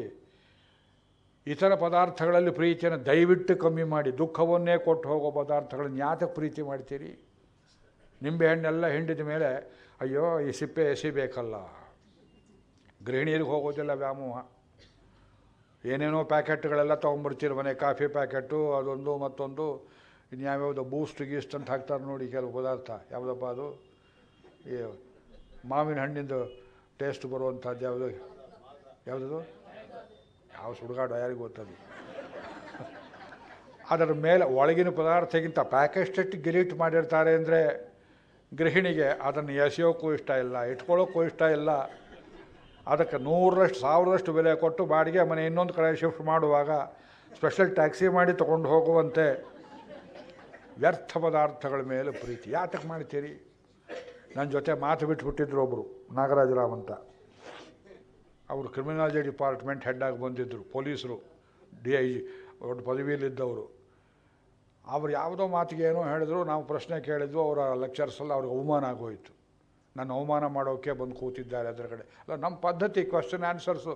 ಬೇಕಾದವನು ಲೆಕ್ಚರ್ ಮಾಡಿದರು, ಕ್ವಶನ್ ಆನ್ಸರ್ಸ್, ಇದು ಡೀಸೆಂಟ್ ಎಜುಕೇಟೆಡ್ ಕಲ್ಚರಲ್ ಮೆಥಡ್. ಅವ್ರಿಗೆ ಅದು ಇರಿಟೇಟ್ ಆಯಿತು. 2 ವರ್ಷ ಮಾತಾಡಲಿಲ್ಲ. ಹೋದ್ರೋಯ್ತು ಪೀಡೆ, ಪೊಲೀಸರ ಸಹವಾಸ ನಮಗೆ ಆಗಬೇಕು, ನಾನು ಬಿಟ್ಬಿಟ್ಟೆ. ಆವಾಗ ಸ್ಕೂಟರ್ ಗಿಟರ್ ಇಟ್ಟಿದ್ದೆ, ಧಾರವಾಡ ಪೂರ್ತಿ ಅಪ್ಪು ಡೌನ್ ನಡೆಯೋಕ್ಕಾಗ್ತಿರಲಿಲ್ಲ ಈ ದೇಹ ತಗೊಂಡು. ರಿಟೈರ್ ಆದ ದಿವಸ ಅದನ್ನೆಲ್ಲ ಬಿಟ್ಟು ತೊಲಗಿಸಿಬಿಟ್ಟೆ ನೋಡಿ. ಅಪ್ಪ, ಕೋಟು ಗೀಟು ಪ್ಯಾಂಟ್ ಎಲ್ಲ ತೆಗೆದಾಕಿಬಿಟ್ಟೆ ಅವತ್ತು. ಡೌನ್ನಲ್ಲಿ ಬರ್ತಿದ್ದೇನೆ ಕಾಲೇಜ್ ಕಡೆಯಿಂದ, ಅವ್ರ ಕ್ವಾರ್ಟರ್ಸ್ ಮುಂದೆ ನಾನು ಹಾಯಬೇಕು. ಯಾವತ್ತೂ ನನ್ನ ಜೊತೆ ಮಾತಾಡಲಿ. 2 ವರ್ಷ ಮನೆ ಮುಂದೆ ನಿಂತಿದ್ದಾರೆ, ನಾ ಬರೋದೇ ನೋಡ್ತಿದ್ದಾರೆ. ಏನೋ ವಕ್ರಿಸ್ತು ಇವತ್ತು ನನಗೆ. ಅವ್ರು ಹೇಳಿದ್ರು, ನಾರಾಯಣ ಸರ್ ನಿಂತ್ಕೊಳ್ಳಿ. ಏನಪ್ಪ ಏನೋ ಬಂತಲ್ಲ. ಅವರು, ನಮ್ಮ ನಾಯಿ ಸತ್ತು ಹೋಯಿತು ನೋಡಿ. ಅದನ್ನು ಹೇಳ್ಕೋಬೇಕು ಒಬ್ಬರ ಜೊತೆಯಲ್ಲಿ, ಅವ್ರ ಸಂಕಟ. ನನಗೆ ಆಶ್ಚರ್ಯವಾಯಿತು. ಎಲ್ಲ ಈ ಪ್ರಾಣಿಗೆ ನಾಯಿಯನ್ನಾದರೂ ಪ್ರೀತಿ ಮಾಡೋ ಶಕ್ತಿ ಇದೆಯಲ್ಲ. ಹೆಂಡತಿನ ಪ್ರೀತಿ ಮಾಡಿದ್ರು, ಮಕ್ಕಳನ್ನ ಪ್ರೀತಿ ಮಾಡಿದ್ರು. Colleagues, not one colleague like him. ಒಬ್ಬರು ಅವ್ರನ್ನ ಕಂಡ್ರೆ ದೂರ ಇರ್ತಿದ್ರು, ಸಿಡುಕ ಸ್ವಭಾವ ಬೇಡ ಅಂತ. ಅಲ್ಲ, ಇವರು ನಾಯಿಯನ್ನಾದರೂ ಪ್ರೀತಿ ಮಾಡಿದ್ರಲ್ಲ. ನಾನು ನಿಂತ್ಕೊಂಡೆ, ಸ್ವಲ್ಪ ತಲೆಯಲ್ಲಿ ಟೋಪಿ ಗೀಪಿ ತೆಗೆದು, ಪಾಪ ನಿಮ್ಮ ನಾಯಿ ಸತ್ತು ಹೋಯ್ತೆ. What it means to lose a dog ನನಗೆ ಗೊತ್ತಿಲ್ಲ. ನಾನು ನಾಯಿ ಸಾಕಿದವನಲ್ಲ. ನನ್ನ ಜೊತೆಲಿ ಯಾಕೆ ಹೇಳಿದ್ರು ಗೊತ್ತಿಲ್ಲ. ಅವ್ರು ಯಾರಿಗಾರು ಒಬ್ರಿಗೆ ಹೇಳಬೇಕು. ಅವರ ಸ್ಥಿತಿ, ದೈನ್ಯ ಸ್ಥಿತಿ, ಅವರ ಕಷ್ಟ ಹೇಳ್ಕೊಳ್ಳೋಕೆ ಬೆಳಗ್ಗೆಯಿಂದ ಒಬ್ಬರು ಸಿಕ್ಕಿಲ್ಲ ಅವರಿಗೆ. ನನ್ನ ಜೊತೆಯಲ್ಲಿ ಹೇಳಿ ಗೊಳೋ ಅಂತದ್ರು. ಈ ಉದಾಹರಣೆ ಯಾತಕ್ಕೆ ಹೇಳ್ತಾರೆ ಅಂದರೆ, ಮನೆಯಲ್ಲಿ ನಾಯಿ ಇಟ್ಟವರು ನಾಯಿ ಮೇಲೆ ಎಷ್ಟು ಪ್ರೀತಿ ಮಾಡಿರ್ತೀರಿ. ಅದಕ್ಕೊಂದು ಕೈಗೋ ಕಾಲ್ಗೋ ಬಂದರೆ ಕಂಡು ಆಸ್ಪತ್ರೆಗೆಲ್ಲ ಕರ್ಕೊಂಡೋಗಿ ಚಿಕಿತ್ಸೆ ಎಲ್ಲ ಮಾಡಿಸ್ತೀರಿ. ದೇವರು ನಾಯಿ, ನರಿ ಇಂಥ ಪದಾರ್ಥಗಳಿಗೆ ಆಯುಷ್ಯ ಬಹಳ ಕೊಟ್ಟಿಲ್ಲ. ಒಂದು ಕಾಲದಲ್ಲಿ ಎಲ್ಲ ಪ್ರಾಣಿಗಳಿಗೂ ಸಮವಾಗಿ ಆಯುಷ್ಯ ಕೊಟ್ಟಿದ್ದನಂತೆ, ಭಾಗವತದಲ್ಲಿ ಹೇಳ್ತಾರೆ. ಅವು ದುರುಪಯೋಗ ಮಾಡಿಕೊಂಡು ಬುದ್ಧಿ ಸರಿಯಾಗಿ ನಡ್ಕೊಳ್ಳಿಲ್ಲವಾದ್ದರಿಂದ ಅವುಗಳ ಆಯುಷ್ಯವನ್ನೆಲ್ಲ ತೆಗೆದು ಈ ಮನುಷ್ಯ ಪ್ರಾಣಿ ಉಪಯೋಗ ಮಾಡಿಕೊಳ್ಳುತ್ತೆ ಅಂತ ಸೇರಿಸ್ತಾ ನಮಗೆ 100 ಆಯಿತು. ದೇವರಿಗೆ ಬುದ್ಧಿ ಇಲ್ಲ. ಯಾಕೆಂದ್ರೆ ನಾವು ಅದನ್ನು ಸರಿಯಾಗಿ ಉಪಯೋಗ ಮಾಡಿಕೊಳ್ತಿಲ್ಲ. 100 ವರ್ಷ ಬದುಕಿದ ಮನುಷ್ಯ 10 ವರ್ಷಕ್ಕೆ ಸಾಯುವ ನಾಯಿಗಿಂತ ಕಡಿಯಾಗಿ ನಡೆಯೋದನ್ನು ಜೀವನದಲ್ಲಿ ಕಾಣ್ತೇವೆ ನಾವು. ಯಾಕೆ? ಡಿಸ್ಕ್ರಿಮಿನೇಷನ್ ಇಲ್ಲ. What to love, what not to love, ಇದನ್ನು ಕಲಿಸ್ತಾರೆ ಮಹಾರಾಜರು. ಗೊಂದಾವಲೇಕರ್ ಮಹಾರಾಜರ ಪ್ರವಚನಗಳಲ್ಲಿ ಆ ದೇವರನ್ನು ಪ್ರೇಮ ಮಾಡುವುದಂದ್ರೆ ಏನು, ಯಾತಕ್ಕಾಗಿ ಪ್ರೇಮ ಮಾಡಬೇಕು. ಪರಮ ಪ್ರೇಮಾಸ್ಪದನಾದವನವನು. ದೇವರನ್ನ ಪ್ರೀತಿ ಮಾಡಿ ಆ ಪ್ರೀತಿ ನಿಮಗೆ ವಾಪಸ್ ಬರದೆ ಹೋಗೋದು. 10ರಷ್ಟು 100ರಷ್ಟು ಕೊಟ್ಬಿಡ್ತಾನೆ ಭಗವಂತ. ದಶರಥ ಕೊಟ್ಟಕ್ಕಂದು ಬಿಟ್ಟ. ವಸಿಷ್ಠರು ಬಂದರು. ಬೆಳಗ್ಗೆ ರಾಣಿಯರು ನೋಡ್ತಾರೆ, ಮೂಗತ್ರ ಕಣ್ಣಿಟ್ಟು ನೋಡ್ತಾರೆ. ಯಾಕೋ ಮಹಾರಾಜರು ಉಸಿರಾಡ್ತಾ ಇಲ್ವಲ್ಲ, ಶರೀರ ನೀಲಿಯಾಗಿ ಹೋಗಿದೆ. ಎಲ್ಲರೂ ಬಂದರು. ಅರಮನೆ ಆಸ್ಪತ್ರೆಯವರು, ಸುಮಂತ್ರಾದಿಗಳೆಲ್ಲ ಬಂದರು. ಗಪ್ಪನೆ ನಿಂತುಬಿಟ್ರು. ಎಲ್ಲರಿಗೂ ಗೊತ್ತಿತ್ತು ಈ ಮಹಾರಾಜರು ಭಾಳ ದಿವಸ ಉಳಿಯೋದಿಲ್ಲ. ಕಣ್ಣು ಹೋಯಿತು, ಮೂಗು ಹೋಯಿತು, ಮತ್ತೊಂದು. ರಾಮನಲ್ಲಿ ಹೇಗೆ ಬಾಳ್ತಾರೆ, ರಾಮನಲ್ಲಿ ಎಷ್ಟು ಪ್ರೀತಿ ಇಟ್ಟಿದ್ದರು. ಅಯ್ಯೋ, ರಾಜಕರ್ತೃಗಳೆಲ್ಲ ಒಂದು ಕಡೆ ಸೇರಿಕೊಂಡ್ರು. ತಮಗ್ನಿಮಿವ ಸಂಚಾಂತಂ ಅಂಬುಹೀನಮಿವ ಅರ್ಣವಂ ಹತಪ್ರಭಮಿವಾದಿತ್ಯಂ ಸ್ವರ್ಗಸ್ಥಂ ಪ್ರೇಕ್ಷ ಪಾರ್ಥಿವಂ. 4 ಉಪಮಾನಗಳನ್ನು ಕೊಡ್ತಾರೆ. ಒಣಗಿ ಹೋದ ಸಮುದ್ರದಂತೆ, ಆರಿ ಹೋದ ಅಗ್ನಿಯಂತೆ, ಹತಪ್ರಭಮಿವಾದಿತ್ಯಂ ಪ್ರಭೆಯನ್ನು ಕಳ್ಕೊಂಡ ಸೂರ್ಯನಂತೆ ಮಲಗಿದ್ದಾನೆ. ನಿದ್ದೆ ಹೋಗುವವನು ಹಾಗೆ ಮಲಗಿದ್ದಾನೆ. ಮುಖದಲ್ಲಿ ಕಿಂಚಿತ್ತೂ ವಿಕಾರವಿಲ್ಲ. ಅಲ್ಲಿಂದಾಚೆಗೆ ವಸಿಷ್ಠರು ಮಂತ್ರಿಮಂಡಲದಲ್ಲಿ ಅಮಾತ್ಯರಲ್ಲಿ ಮುಖ್ಯರಾದವರು, ಪ್ರಧಾನರು ವಸಿಷ್ಠರು, ಪ್ರೈಮ್ ಮಿನಿಸ್ಟರ್. ಸರಿ, ಈ ರಾಜನ ಶರೀರವನ್ನು ಅನಾಥ ಪ್ರೇತವಾಗಿ ಸಂಸ್ಕಾರ ಮಾಡಬಾರದು. 4 ಎಂಥ ಮಕ್ಕಳನ್ನು ಪಡೆದಿದ್ದಾನೆ, ಒಬ್ಬರೂ ಹತ್ತಿರ ಇಲ್ಲ. ಹತ್ತಿರ ಇದ್ದ ರಾಣಿಯರಿಗೂ ನಿದ್ದೆ, ಕೈಗೆ ಸಮಾಚಾರವೇ ಗೊತ್ತಿಲ್ಲ, ತಿಳಿದಾಗಬೇಕಾದ್ದೇನು, ಸೂತಕ ಪಾತಕ ಒಂದೂ ಗೊತ್ತಿಲ್ಲ ಅವಳಿಗೆ, ಮಡಿ ಮೈಲಿಗೆ ಏನೂ ಗೊತ್ತಿಲ್ಲ. ಸರಿ, ಅರಮನೆಯಲ್ಲಿ ಶೀಘ್ರವಾಗಿ ಸಮಾಚಾರವನ್ನು ಹೊತ್ಕೊಂಡು ಹೋಗುವ, ಹೇಳಿದಷ್ಟನ್ನೇ ಮಾಡುವ ಆಪ್ತ ದೂತರನ್ನು ಕರೆಸಿದರು. ಅಧಿಕ ಪ್ರಸಂಗಿಗಳಾಗಿರಬಾರದು, ಮ್ಯಾಂಡೇಟ್ ಎಷ್ಟು ಹೇಳಿದ್ರಷ್ಟೇ. ಅವರಿಗೆ ಅತ್ಯಂತ ವೇಗದಲ್ಲಿ ನಡೆಯುವ ಕುದುರೆಗಳನ್ನು ಕೊಟ್ಟರು. ಸಿದ್ಧಾರ್ಥ, ವಿಜಯ, ಜಯಂತ, ಅಶೋಕ, ನಂದನ 5 ಜನ, 5 ಮೆಸೆಂಜರ್ಸ್. ಶೀಘ್ರ ಜವೈಹಿ ಹಯೈಹಿ, ವೇಗವಾಗಿ ಓಡೋ ಕುದುರೆಗಳನ್ನು ಕೊಟ್ಟು ನೀವಿಂದ ಈಗಲೇ ಪಶ್ಚಿಮಕ್ಕೆ ಹೋಗಿ ರಾಜಗೃಹಕ್ಕೆ ಹೋಗಿ ಆ ಭರತನನ್ನು ಕರ್ಕೊಂಬರ್ಬೇಕು. ಏನು ಸಮಾಚಾರ ಹೇಳಬೇಕು ಬುದ್ಧಿ? ದಶರಥ ಸತ್ತ ಅಂತ ಹೇಳಬಾರ್ದು. ಯಾಕೆ? ಈ ಸಮಾಚಾರ ಕೇಳಿದ್ರೆ ಅವನು ಅಲ್ಲಿಯೇ ಸತ್ತು ಹೋಗೋ ಸಂಭವ ಮೊದಲನೇದು. ಅಥವಾ ಇಲ್ಲಿ ಏನು ಅನರ್ಥ ಆಗಿರ್ಬೋದು ಅಂತ ತಿಳ್ಕೊಂಡು ಅವನೇ ಕಾಡಿಗೆ ಹೋದರೂ ಹೋಗ್ಬೋದು, ಬರದೇನೆ ಹೋಗ್ಬೋದು ಈ ಊರಿಗೆ. ಇದು ಅರಾಜಕ ಆಗಿಬಿಡುತ್ತೆ. ಆದ್ದರಿಂದ ಇಷ್ಟೇ ಹೇಳಬೇಕು. ಅಯ್ಯ ಭರತ ದೊರೆಯೇ, ಪುರೋಹಿತರು ನಿನಗೆ ಆಶೀರ್ವಾದವನ್ನು ಹೇಳಿ ಕಳಿಸಿದ್ದಾರೆ. ಅಪ್ಪ ಅಲ್ಲ. ಪುರೋಹಿತಸ್ತ್ವಾಂ ಕುಶಲಂ ಪ್ರಾಹ ಸರ್ವೇ ಚ ಮಂತ್ರಿಣಃ. ಈ ಮಾತನ್ನು ಕೇಳಿ ಭರತ ಅಲ್ಲೇ ಹಿಡಿತಾನೆ. ಪುರೋಹಿತ ಯಾಕೆ ಆಶೀರ್ವಾದ ಮಾಡಿದರು? ನಮ್ಮಪ್ಪ ಯಾಕೆ ಆಶೀರ್ವಾದ ಮಾಡಲಿಲ್ಲ? ಮಾತೇ ಇಲ್ಲ. ಅಲ್ಲಿ ಕೇಳ್ಕೊಳ್ಳಿದ್ದು. ಪುರೋಹಿತಸ್ತ್ವಾಂ ಕುಶಲಂ ಪ್ರಾಹ ಸರ್ವೇ ಚ ಮಂತ್ರಿಣಃ ತ್ವರಮಾಣಶ್ಚ ನಿರ್ಯಾಹಿ. ಬೇಗ ಬರಬೇಕು ನೀನು ಊರಿಗೆ. ಕೃತ್ಯಂ ಆತ್ಯಯಿಕಂ ತ್ವಯ, ನೀನೇ ಮಾಡಬೇಕಾದ ಅರ್ಜೆಂಟ್ ಕೆಲಸ ಇದೆ. ಇದು ಮೆಸೇಜು ಟೆಲಿಗ್ರಾಫಿಕ್ ಮೆಸೇಜ್ ಇದ್ದಾಗ ಹಿಂದಿಲ್ಲ ಮುಂದಿಲ್ಲ. ವಸಿಷ್ಠರು ಹೇಳಿದರು, ಮಾಚಾಸ್ಮೈ ಪ್ರೋಷಿತಂ ರಾಮಂ ಮಾಚಾಸ್ಮೈ ಪಿತರಂ ಮೃತಂ. ರಾಮನನ್ನು ಕಾಡಿಗೆ ಕಳಿಸಿದ್ದು ಹೇಳಬಾರ್ದು, ದಶರಥ ಸತ್ತದ್ದನ್ನು ಹೇಳಬಾರ್ದು. ನೀವು ಅಲ್ಲಿ ಇಲ್ಲಿ ನಿಲ್ತಕ್ಕದ್ದಲ್ಲ. ನಿಮಗೆ TADA ಬಾಟ ಕೊಡ್ತಾರೋ ಕೊಡೋದಿಲ್ವೋ ಅಂತ ಅನುಮಾನ ಬೇಡ. ದತ್ತಪತ್ಯಶನಾದೂತ ಮೊದಲೇ ಅಡ್ವಾನ್ಸ್ ಕೊಟ್ಬಿಟ್ರು ಅವರಿಗೆ. ಈ ಲೆಕ್ಚರ್ಗೆ ಸಂಬಂಧಪಟ್ಟ ಸಂಭಾವನೆ ಇವತ್ತೇ ಕೊಟ್ಬಿಟ್ರು ನನಗೆ. ಲೆಕ್ಚರೇ ಮುಗುದಿಲ್ಲ, ನಾಳೆಂದು ಬರೆದಿದ್ರೆ ಏನು ಮಾಡ್ತೀರಿ? ಅವ್ರು ಯಾತಕ್ಕೆ ಹಾಗೆ ಮಾಡಿದ್ರು ಗೊತ್ತಿಲ್ಲ, ಸೈನ್ ಮಾಡಿಸ್ಕೊಂಡ್ರು ಅವರು.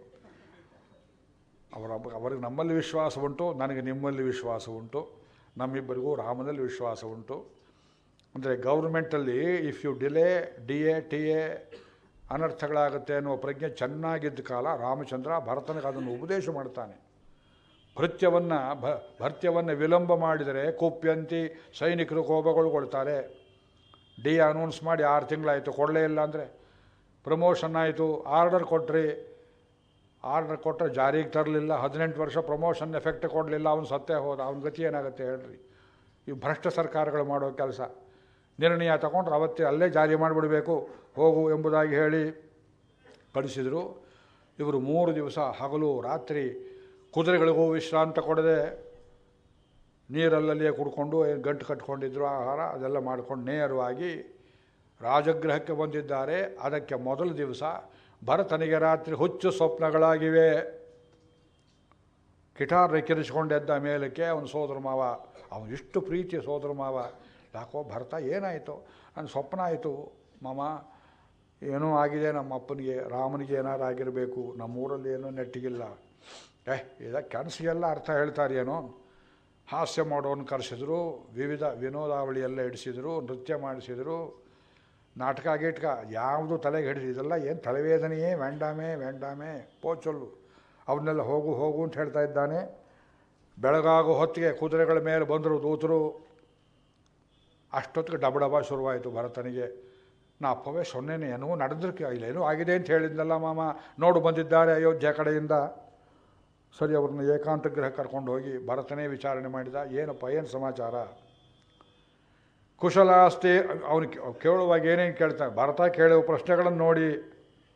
ಕಚ್ಯತೆ ಸುಕುಶಲೀ ರಾಜ, ನಮ್ಮಪ್ಪ ಸೌಖ್ಯವಾಗಿದ್ದಾನೆಯೇ? ಪಿತಾ ದಶರಥೋ ಮಮ ಕಚ್ಚಿಚ್ಚ ಆರೋಗತಾ ರಾಮೇ ಲಕ್ಷ್ಮಣೇವ ಮಹಾತ್ಮನಿ. ರಾಮ ಸೌಖ್ಯವಾಗಿದ್ದಾನೆಯೇ? ಲಕ್ಷ್ಮಣ ಆರೋಗ್ಯವಾಗಿದ್ದಾನೆಯೇ?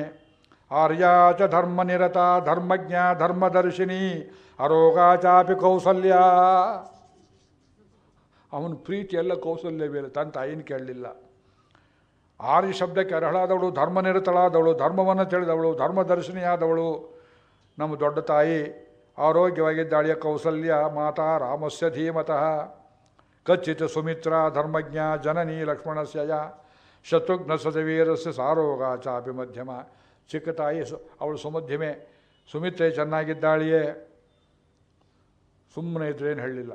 ನಮ್ಮಮ್ಮ ಸೌಖ್ಯವಾಗಿದ್ದಾಳೆಯೇ. ಆತ್ಮಕಾಮ ಸದಾ ಚಂಡಿ. ತಾಯಿ ಸ್ವಭಾವ ಚೆನ್ನಾಗಿ ಗೊತ್ತಿದೆ. ಇದು ಮುಚ್ಚಿಡೋ ವಿಷಯವಲ್ಲ, ಲೋಕಕ್ಕೆ ಬಹಿರಂಗವಾದದ್ದು. ತಾನು ಹಿಡಿದದ್ದೇ ಹಠ ನಮ್ಮ ತಾಯಿಗೆ. ಸದಾ ಚಂಡಿ, ಒಂದಲ್ಲ ಎರಡಲ್ಲ ಸಂದರ್ಭ. ಕ್ರೋಧನ, ಕೋಪ ಬಂದರೆ ಅಲ್ಲೋಲ ಕಲ್ಲೋಲ. ಪ್ರಾಜ್ಞಮಾನಿನಿ, ನನಗೆಲ್ಲ ಗೊತ್ತಿದೆ ಅಂತ ಜಂಭ ಬೇರೆ ಅವಳಿಗೆ, ನನ್ನ ಹಡದ ತಾಯಿ.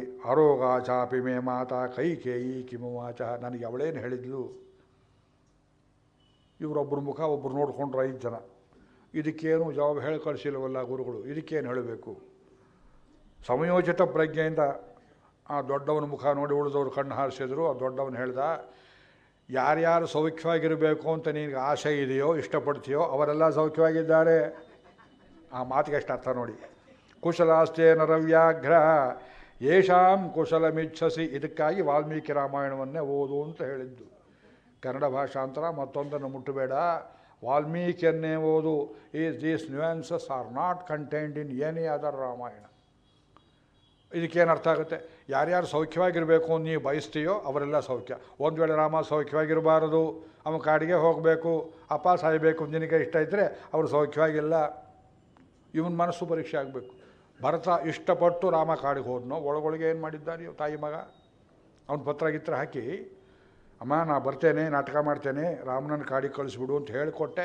ಇವನಿಷ್ಟದಂತಲೇ ಇಷ್ಟೆಲ್ಲ ಅನರ್ಥವಾಗಿದ್ದು ಪಕ್ಷದಲ್ಲಿ. ನಿನಗೆ ಯಾರು ಸೌಖ್ಯ ಇರಬೇಕು ಅಂತ ಇಷ್ಟೋ ಅವರೆಲ್ಲ ಸೌಖ್ಯವಾಗಿದ್ದಾರಪ್ಪ. ಆದರೆ ನಾವು ಬಂದಿರೋದು ಅದು ಹೇಳೋಕ್ಕಲ್ಲ. ಶ್ರೀಶ್ಚತ್ವಾಂ ವೃಣುತೆ ಪದ್ಮ ಯುಜ್ಯತಾಂ ಚಾಯಪತೆ ರಥಃ. ಲಕ್ಷ್ಮೀದೇವಿ ಕೈಯಲ್ಲಿ ಹಾರ ಹಿಡ್ಕೊಂಡು ಕಾದಿದ್ದಾಳೆ ನಿನಗೋಸ್ಕರವಾಗಿ. ರಾಜ್ಯಲಕ್ಷ್ಮಿ ನೋಡಿ, ರಾಜ್ಯ ಸೇರ್ತಾ ಇದೆ. ಶ್ರೀಶ್ಚತ್ವಾಂ ವೃಣುತೆ ಪದ್ಮ, ಪದ್ಮಿನಿ, ಪದ್ಮಪ್ರಿಯೆ ಪದ್ಮಿನಿ ಪದ್ಮಹಸ್ತೆ ಪದ್ಮಾಲಿ. ಲಕ್ಷ್ಮಿ ಬಿಟ್ಟು ಎಲ್ಲಿದೆ ರಾಮಾಯಣದಲ್ಲಿ? ಲಕ್ಷ್ಮೀ ಕಾದಿದ್ದಾಳಪ್ಪ ನಿನಗೆ. ಯುಜ್ಜತಾನ್ ಚಾಯ್, ರಥವನ್ನು ಹತ್ತು ಸಿದ್ಧ ಮಾಡು, ಟೈಮ್ ಇಲ್ಲ. ಇವನು ಓಡಿ ಹೋದ ಅಂತಃಪುರಕ್ಕೆ. ಸೋದರ ಮಾವನಿಗೆ ಹೇಳ್ದ, ಮಾಮ ಇದೇನೋ ಆಗಿಬಿಟ್ಟಿದೆ, ಇವರು ಏನೇನೋ ಹೇಳ್ತಾ ಇದ್ದಾರೆ, ಇವರು ತಲಹರಟೆಗಳ ಅಯೋಧ್ಯೆಯವರು. ನಾ ಕೇಳಿದ ಪ್ರಶ್ನೆಗೆ ನೇರ ಉತ್ತರ ಕೊಡ್ತಾ ಇಲ್ಲ, ಮನಸ್ಸು ಹದವಾಗಿಲ್ಲ, ನಾನು ಈಗಲೇ ಹೊರಟೆ. ಅವನೇನು ತಿಳ್ಕೊಂಡ, ರಾಮನಿಗೇನು ಪಟ್ಟಾಭಿಷೇಕ ಅಂತ ದಶರಥ ಏರ್ಪಾಡು ಮಾಡಿದ್ದಾನೋ ಏನೋ, ಇವನಿಗೆ ಪಟ್ಟಾಭಿಷೇಕ, ಯುವರಾಜ ಪಟ್ಟಾಭಿಷೇಕ ಆಗುತ್ತೋ ಏನೋ, ಸ್ವಲ್ಪ ತಾಳೋ ಅಂಥೇಳಿ ಹಪ್ಪಳ ಮಾಡಿದ್ದೇನೆ, ಸಂಡಿಗೆ ಮಾಡಿದ್ದೇನೆ, ಕೋಡ್ಬಳೆ ಮಾಡಿದ್ದೇನೆ, ಚಕ್ಲಿ ಮಾಡಿದ್ದೇನೆ. ಟಾನ್ಸಲ್ಸ್ ಆಪರೇಷನ್ ಆಯಿತು 7ನೇ ವರ್ಷದಲ್ಲಿ. ಮೈಸೂರಲ್ಲಿ ಒಬ್ಬರು ಬಂಧುಗಳು ಮನೆಯಲ್ಲಿ ಇಳ್ಕೊಂಡಿದ್ವು, ಟಾಂಗ ಹಚ್ಚಿದ್ರು. ಒಂದು ಡಬ್ಬಿ ತುಂಬ ಕೋಡ್ಬಳೆ ಕೊಟ್ಟಿದ್ದಾಳೆ ಆ ತಾಯಿ ಪಾಪ ನನಗೆ. ನಾ ತಿನ್ನೋ ಹಾಗೆಲ್ಲ ಆಸ್ಪತ್ರೆಯಲ್ಲಿ ಆಗಿನ ಕಾಲದಲ್ಲಿ ಎಷ್ಟು ಕಷ್ಟಪಟ್ಟಿದ್ದೇನೆ. ಬರೀ ನಿಂಬೆಕಾಯಿ ರಸ, ಕಿತ್ಲೆ ಹಣ್ಣಿನ ರಸ, ಅನೆಸ್ಥೇಸಿಯಾ ಹಾಕಿ 7ನೇ ವರ್ಷದಲ್ಲಾಗಿದ್ದು. ಅದಕ್ಕೆ ಮುಂಚೆ ವಾಯ್ಸ್ ತುಂಬ ಚೆನ್ನಾಗಿತ್ತು, ಹೈಲಿ ಮ್ಯೂಸಿಕಲ್. ಈಗ ಆ ವಾಯ್ಸ್ ಹೋಯಿತು, ಕೊರ್ಗಸವಾಗಿ ಹೇಳ್ತಾ ಇದ್ದೇನೆ. ಯಾತಕ್ಕೆ ಹೇಳ್ತೇವೆ ಅಂದರೆ, ಇವನು ಬಹಳ ಸಂಕಟವಾಯಿತು. ಅಯ್ಯೋ ಸ್ವಲ್ಪ ತಾಳು ಅಂದ. ಅದು ಗಾಂಧಾರ, ಆಫ್ಘಾನಿಸ್ತಾನ ಈಗಿಂದು. ಅಲ್ಲಿ ಸ್ಪೆಷಲ್ ಕಂಬಳಿಗಳನ್ನು ಮಾಡೋದನ್ನೆಲ್ಲ ಇದೆಲ್ಲ ತಗೊಂಡು ಹೋಗೋ. ಕಂಬಳಿ ಕೊಟ್ಟಿದ್ದಾನೆ, ದಂತ ಕೊಟ್ಟಿದ್ದಾನೆ. ಸದತ್ತಂ ಕೇಕಯೇಂದ್ರೇಣ ಧನಂ ತನ್ನಾಭ್ಯನಂದತ. ಹಣದ ಮುಡುಪುಗಳು ಎಲ್ಲ ಪದಾರ್ಥ ಕೊಟ್ಟು, ಅಷ್ಟೇ ಅಲ್ಲ ನಾಯಿಗಳನ್ನು ಕೊಟ್ಟಿದ್ದಾನೆ. ಆ ದೇಶದ ನಾಯಿ ಪ್ರಸಿದ್ಧವಂತ, ಇಂಪೋರ್ಟೆಡ್ ಡಾಗ್ಸ್ ಅದು. ದಂಷ್ಟ್ರಾಯುಧಾನ್ ಮಹಾಕಾಯಾನ್ ಶುನಶ್ಚ ಉಪಾಯನಂದದವು. ಈಗ ಆಲ್ ಸೆಷನ್ ಡಾಗ್ಸ್ ಅಂತಾರೆ. ಮನುಷ್ಯರಲ್ಲಿಗಿಂತ ನಾಯಿಗಳಲ್ಲಿಯೂ ವಿಲಾಯಿತಿ ನಾಯಿ ಅಂದರೆ ತುಂಬ ಪ್ರಸಿದ್ಧಿ, ಅದಕ್ಕೆ ಹೆಚ್ಚು ಬೆಲೆ. ನಮ್ಮ ದೇಶದ ನಾಯಿಗೆ ಬೆಲೆ ಇಲ್ಲ, ಅಲ್ಲಿಂದ ಬರಬೇಕು. Even dogs must come from outside. This country has gone to foreign dogs, ನಮ್ಮ ಡಾಗ್ಸ್ ಅಲ್ಲ. ಗಾನ್ ಟು ಡಾಗ್ಸ್ ಅನ್ನೋದನ್ನು ಗಾನ್ ಟು ಫಾರಿನ್ ಡಾಗ್ಸ್ ಅಂತ ಹೇಳಬೇಕು. ಅದರ ಅರ್ಥ ನೀವೇ ತಿಳ್ಕೊಳ್ಳಿ, ಕೈ ತೋರಿಸಿದ್ದೇನೆ, ಹೆಚ್ಚು ಅರ್ಥ ಹೇಳೋದಿಲ್ಲ ನಾನು. ನಾಯಿ ಪಾಲೆ ಮಾಡೋದಿದ್ರೆ ನಮ್ಮ ದೇಶದ ನಾಯಿಗೆ ಕೊಡ್ಬೋದಾಗಿತ್ತಲ್ಲ ನೀವು. ಈ ದೇಶ ಹಾಳು ಮಾಡೋದಾಗಿದ್ದರೆ ಹೊರಗಿನ ನಾಯಿಗಳು ಯಾಕೆ ಕರಿತೀರಿ? ನಾಯಿ ಕೊಟ್ಟಿದ್ದು ಇದನ್ನು ಬರೆದಿದ್ದಾರೆ ನೋಡಿ ವಾಲ್ಮೀಕಿ ರಾಮಾಯಣದಲ್ಲಿ. ಇವನು ಹೇಳ್ದ, ಮಾಮ ನಾನೇನು ತಮಾಷೆ ನೋಡೋಕೆ ಹೋಗ್ತಿದ್ದೆ, ಈ ನಾಯಿಗೆ ಕಂಬಳಿ ತೊಗೊಂಡು ನಾನೇನು ಮಾಡಲಿ, ಇಲ್ಲೇ ಇರಲಿ ಅಂಥೇಳಿ ಸ್ವಲ್ಪ ತಾಳು ಅಂತ ಒಂಟೆ ಸೈನ್ಯ ಬೇರೆ ತಂದು ನಿಲ್ಲಿಸಿದ. ಉಷ್ಟ್ರ ಅಶ್ವಖರೈ ಭೂತ್ಯ ಭರತಂ ಯಾಂತಮನ್ವಯು. ಅದರ ಹಿಂದೆ ಬೇಕಾದಷ್ಟು ಬಳುವಳಿ ಎಲ್ಲ ಬರ್ತಾ ಇದೆ. ನೀವು ಬಂದರು ನಿಧಾನವಾಗಿಂದ. ರಥ ಹತ್ತಿದ, ವೇಗವಾಗಿ ಹೊರಟ. ಪೂರ್ವಾಭಿಮುಖವಾಗಿ 3 ದಿವಸದ ಪ್ರಯಾಣ, 7 ಡೇಸ್ ಅಂತ ಹೇಳಿದ್ದಾರೆ. ನೀವು ಕೇಳಿದ್ರಿ, ರಾಜಗೃಹಕ್ಕೆ ಅಯೋಧ್ಯೆಗೆ ಎಷ್ಟು ದಿವಸ ಪ್ರಯಾಣ? 7 ಡೇಸ್. ಮೂಲ ಗ್ರಂಥದಲ್ಲಿ ಸಪ್ತ ರಾತ್ರೋಷಿತ ಪಥಿ ತಾಂ ಪುರೀಂ ಪುರುಷವ್ಯಾಘ್ರ. ಸಪ್ತ ರಾತ್ರೋಷಿತ, 7 ರಾತ್ರಿ ಪ್ರಯಾಣ ಆಫ್ಘಾನಿಸ್ತಾನಕ್ಕೆ. ಅದರಲ್ಲಿ ರಾಜಗೃಹ ಕಾಂಧಾರ, ಗಾಂಧಾರ ದೇಶ ಕಾಂಧಾರ್. ಅಲ್ಲಿಗೆ ಅಯೋಧ್ಯೆಗೆ ಕುದುರೆ ಮೇಲೆ, ಕುದುರೆ ಎಳೆಯೋ ರಥದಲ್ಲಿ 7 ಹಗಲು 7 ರಾತ್ರಿ ಪ್ರಯಾಣ. ಭರತ ಒಂದು ಕಡೆಯೂ ನಿಂತಿಲ್ಲ. ಬಾಯಿ ಒಣಗಿದ್ರು, ಕುದುರೆ ಒಣಗಿದ್ರು, ಏನು ಕೇಳಲಿಲ್ಲ. ಆ ಕುದುರೆಗಳು ಓಡ್ತಾ ಇವೆ, ಬರ್ತಾ ಇದ್ದಾನೆ. ಇನ್ನೇನು ಊರು ಅಯೋಧ್ಯೆ ಹತ್ರ ಬಂದುಬಿಡ್ತು. ಅಯೋಧ್ಯಾಮಗ್ರದೋ ದೃಷ್ಟ ಸಾರಥಿಂ ವಾಕ್ಯಮಬ್ರವೀತ್. ಊರು ಬಿಟ್ಟು ಚಿಕ್ಕ ವಯಸ್ಸಲ್ಲಿ ಹೊರಗಡೆ ಹೋದವರಿಗೆ ವಾಪಸ್ ಬರ್ತಾ ಬರ್ತಾ ನಿಮ್ಮ ಊರಂದ್ರೆ ನಾಸ್ಟಾಲ್ಜಿಯಾ. ನಿಮಗೆ ಭದ್ರಾವತಿ ಅಂದರೆ ಹೇಗಿರುತ್ತೆ, ನಮಗೆ ಕನಕಪುರ ಅಂದರೆ ಹೇಗಿರುತ್ತೆ, ನಿಮಗೆ ದೇವರಾಯನ ದುರ್ಗ ಅಂದರೆ ಹೇಗಿರುತ್ತೆ. ಒಬ್ಬೊಬ್ಬರಿಗೆ ಅವರವ್ರ ಊರು 15 ವರ್ಷ ಬೆಳೆದಿದ್ದು ಊರು. ಆ ನದಿ, I can locate every tree and every boulder, every hill. ಎಲ್ಲೆಲ್ಲಿ ಹುಣಸೆಕಾಯಿ ತಿಂದಿದ್ದು, ಎಲ್ಲೆಲ್ಲಿ ನೆಲ್ಲಿಕಾಯಿ ತಿಂದಿದ್ವು, ಎಲ್ಲೆಲ್ಲಿ ನೇರಳೆ ಹಣ್ಣು ತಿಂದಿದ್ದು, ಎಲ್ಲಿ ಮಾವಿನಕಾಯಿ ಕಲ್ಲು ಹೊಡೆದು ಯಾರ್ಯಾರ ಕೈಲಿ ಬಯಸ್ಕೊಂಡಿದ್ವು, ಎಲ್ಲ ಜ್ಞಾಪಕ ಬರುತ್ತೆ. ಭರತನಿಗೆ ಪಾಪ ಅಯೋಧ್ಯೆ ಎಲ್ಲ ನೆನಪಾಯಿತು. ಮೊದಲು ನೆನಪಾದದ್ದು ಯಾವುದು? ಆ ಭೂಮಿ ಬೌಂಡ್ರಿ ಮಣ್ಣನ್ನು ನೋಡಿದ. ಅಯೋಧ್ಯ ದೃಶ್ಯತೆ ದೂರಾತ್ ಸಾರಥೇ ಪಾಂಡು ಮೃತ್ಯಿಕ. ಬಿಳಿ ಮಣ್ಣು ಅಯೋಧ್ಯೆಯಿಂದ ಮಣ್ಣು ತಂದಿದ್ದೇನೆ ನಾನು ಹಳೇಲಿ ಹಾಕ್ಕೊಳ್ಳೋದಕ್ಕೆ. ದಿವ್ಯ ಕ್ಷೇತ್ರದಿಂದ ತಿರುಪತಿ, ಕಾಂಚಿ, ಶ್ರೀರಂಗ, ಅಯೋಧ್ಯೆ, ಮಥುರ, ಬೃಂದಾವನ, ಮೇಲ್ಕೋಟೆ, ಇದೆಲ್ಲ ಕಡೆಯಲ್ಲಿ ಬಿಳಿ ಮಣ್ಣು ಸಿಕ್ಕುತ್ತೆ. ನಮ್ಮ ಧಾರವಾಡದಲ್ಲೂ ಸಿಕ್ಕುತ್ತೆ, ನಾನು ಯಾರಿಗೂ ಹಾಕಿಲ್ಲ. ಆ ಬಿಳಿ ಮಣ್ಣಿನಲ್ಲಿ ಸ್ವಲ್ಪ ಕೆಂಪು ಮಿಶ್ರಿತ, ಹಳದಿ ಮಿಶ್ರಿತ, ನೀಲಿ ಮಿಶ್ರಿತ. ಅದು ಒಂದೊಂದು ಊರಲ್ಲಿ ಒಂದೊಂದು ಥರ ಇರುತ್ತೆ. ಒಂದು ಆಯುಷ್ಯವರ್ಧಕ, ಒಂದು ಐಶ್ವರ್ಯವರ್ಧಕ, ಒಂದು ಬುದ್ಧಿವರ್ಧಕ. ಈ ಪುಂಡ್ರದಲ್ಲಿ ಇದೆಲ್ಲ ಗುಣಗಳನ್ನು ಹೇಳಿದ್ದಾರೆ. ಅದು ತುಂಬ ಹಸನಾದದ್ದು ಅಂದರೆ ಮೇಲ್ಕೋಟೆ ನಾಮ ಅಂತ ಹೇಳ್ತಾರೆ. ಅದಕ್ಕೆ ಸರಿ ಹೊಂದುವ ಬಿಳಿ ಮಣ್ಣು ಅಯೋಧ್ಯೆ ಮಣ್ಣು. ಆ ಮಣ್ಣಲ್ಲಿ ಗೊಬ್ಬರ ಹಾಕದೆ ಮಾಡಿದ ಆಗಿನ ಕಾಲದಲ್ಲಿ ಕಬ್ಬು, ಭತ್ತ ಹೇಗೆ ಬೆಳೀತಿದ್ರೋ, ಬೆಳೀದು ಅಂದರೆ ಬಂಜರು ಭೂಮಿ ನಾವು ನೀವು ತಿಳ್ಕೊಳ್ತೇವೆ. ಇವನು ಹೇಳ್ದ ಸಾರಥಿಗೆ, ಲೇ ನಮ್ಮೂರು ಬಂದ್ಬಿಡುತ್ತೆ ಕಾಣೋ ಬಿಳಿ ಮಣ್ಣು ಬೌಂಡ್ರಿ ನೋಡೋ. ಧಾರವಾಡ ಅಂದರೆ ಕಪ್ಪು ಮಣ್ಣು, ಚಿತ್ರದುರ್ಗ ಅಂದರೆ ಕೆಂಪು ಮಣ್ಣು, ಬೀದರ್ ಅಂದರೆ ಕೆಂಪು ಮಣ್ಣು. ಒಂದೊಂದು ಊರಿನ ಮಣ್ಣಿನ ಗುಣ ಒಂದೊಂದು ರೀತಿ ಇರುತ್ತೆ. ಇದು ಮಣ್ಣಿನ ಮಕ್ಕಳಿಗೆ ಗೊತ್ತಾಗೋದಿಲ್ಲ, ಬೇರೆಯವರಿಗೆ ಗೊತ್ತಾಗೋದು.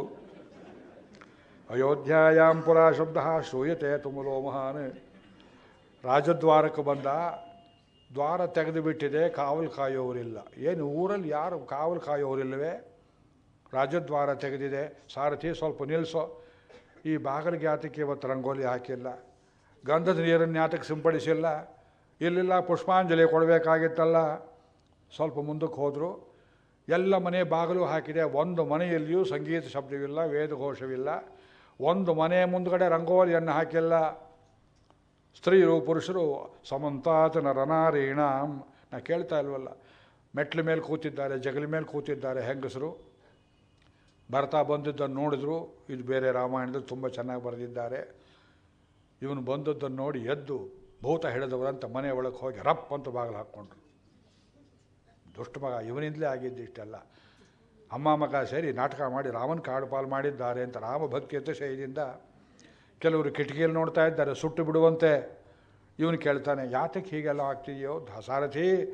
ಈ ಊರಲ್ಲೆಲ್ಲ ಸೌಖ್ಯವೇ, ನಮ್ಮಪ್ಪ ಸೌಖ್ಯ, ಸರ್ವಥಾ ಕುಶಲಂ ಸೂತ ದುರ್ಲಭಂ ಅಂಬ ಬಂದುಷು. ಇನ್ನೊಂದು ಬಾಗಿಲಿಗೆ ಬಂದ, ಅದಕ್ಕೆ ವೈಜಯಂತ ಅಂತ ಹೆಸರು. ಅರಮನೆಯ ಒಳಗೆ ಕೊಡ್ಡು ಕೋಟೆ ಅಲ್ಲ, ಈಗ ಅರಮನೆ ಒಳಗಡೆಯೇ ಮಹಾರಾಜನ ಅರಮನೆ ದ್ವಾರ. ಇದೆಲ್ಲ ನೋಡಿಯೇ ಮೈಸೂರು ಅರಮನೆಗೆ 4 ಕಡೆ ಬಾಗಿಲುಗಳಿಗೆ 4 ಹೆಸರಿಟ್ಟಿದ್ದಾರೆ. ವರಾಹ ಅಂತ ಒಂದು ಕಡೆ, ಬಲರಾಮ ಅಂತ ಒಂದು ಕಡೆ ಈ ಹೆಸರಾಕಿಟ್ಟಿದ್ದಾರೆ. ಆ ಬಾಗಿಲಿಗೆಲ್ಲ ಹೆಸರಿಡಬೇಕು. ಯಾವ್ಯಾವುದು ಹಬ್ಬ ಹರಿದಿನ ಮಾಡ್ತೀರಿ, ಮಂಟಪಕ್ಕೆ ಹೆಸರು, ಬಾಗಿಲಿಗೆ ಹೆಸರು, ಚಪ್ಪರಕ್ಕೆ ಹೆಸರು ಇಡ್ತೀರಿ. ಪೂರ್ವ ಕಾಲದಲ್ಲಿ ಇವಕ್ಕೆಲ್ಲ ಹೆಸರು.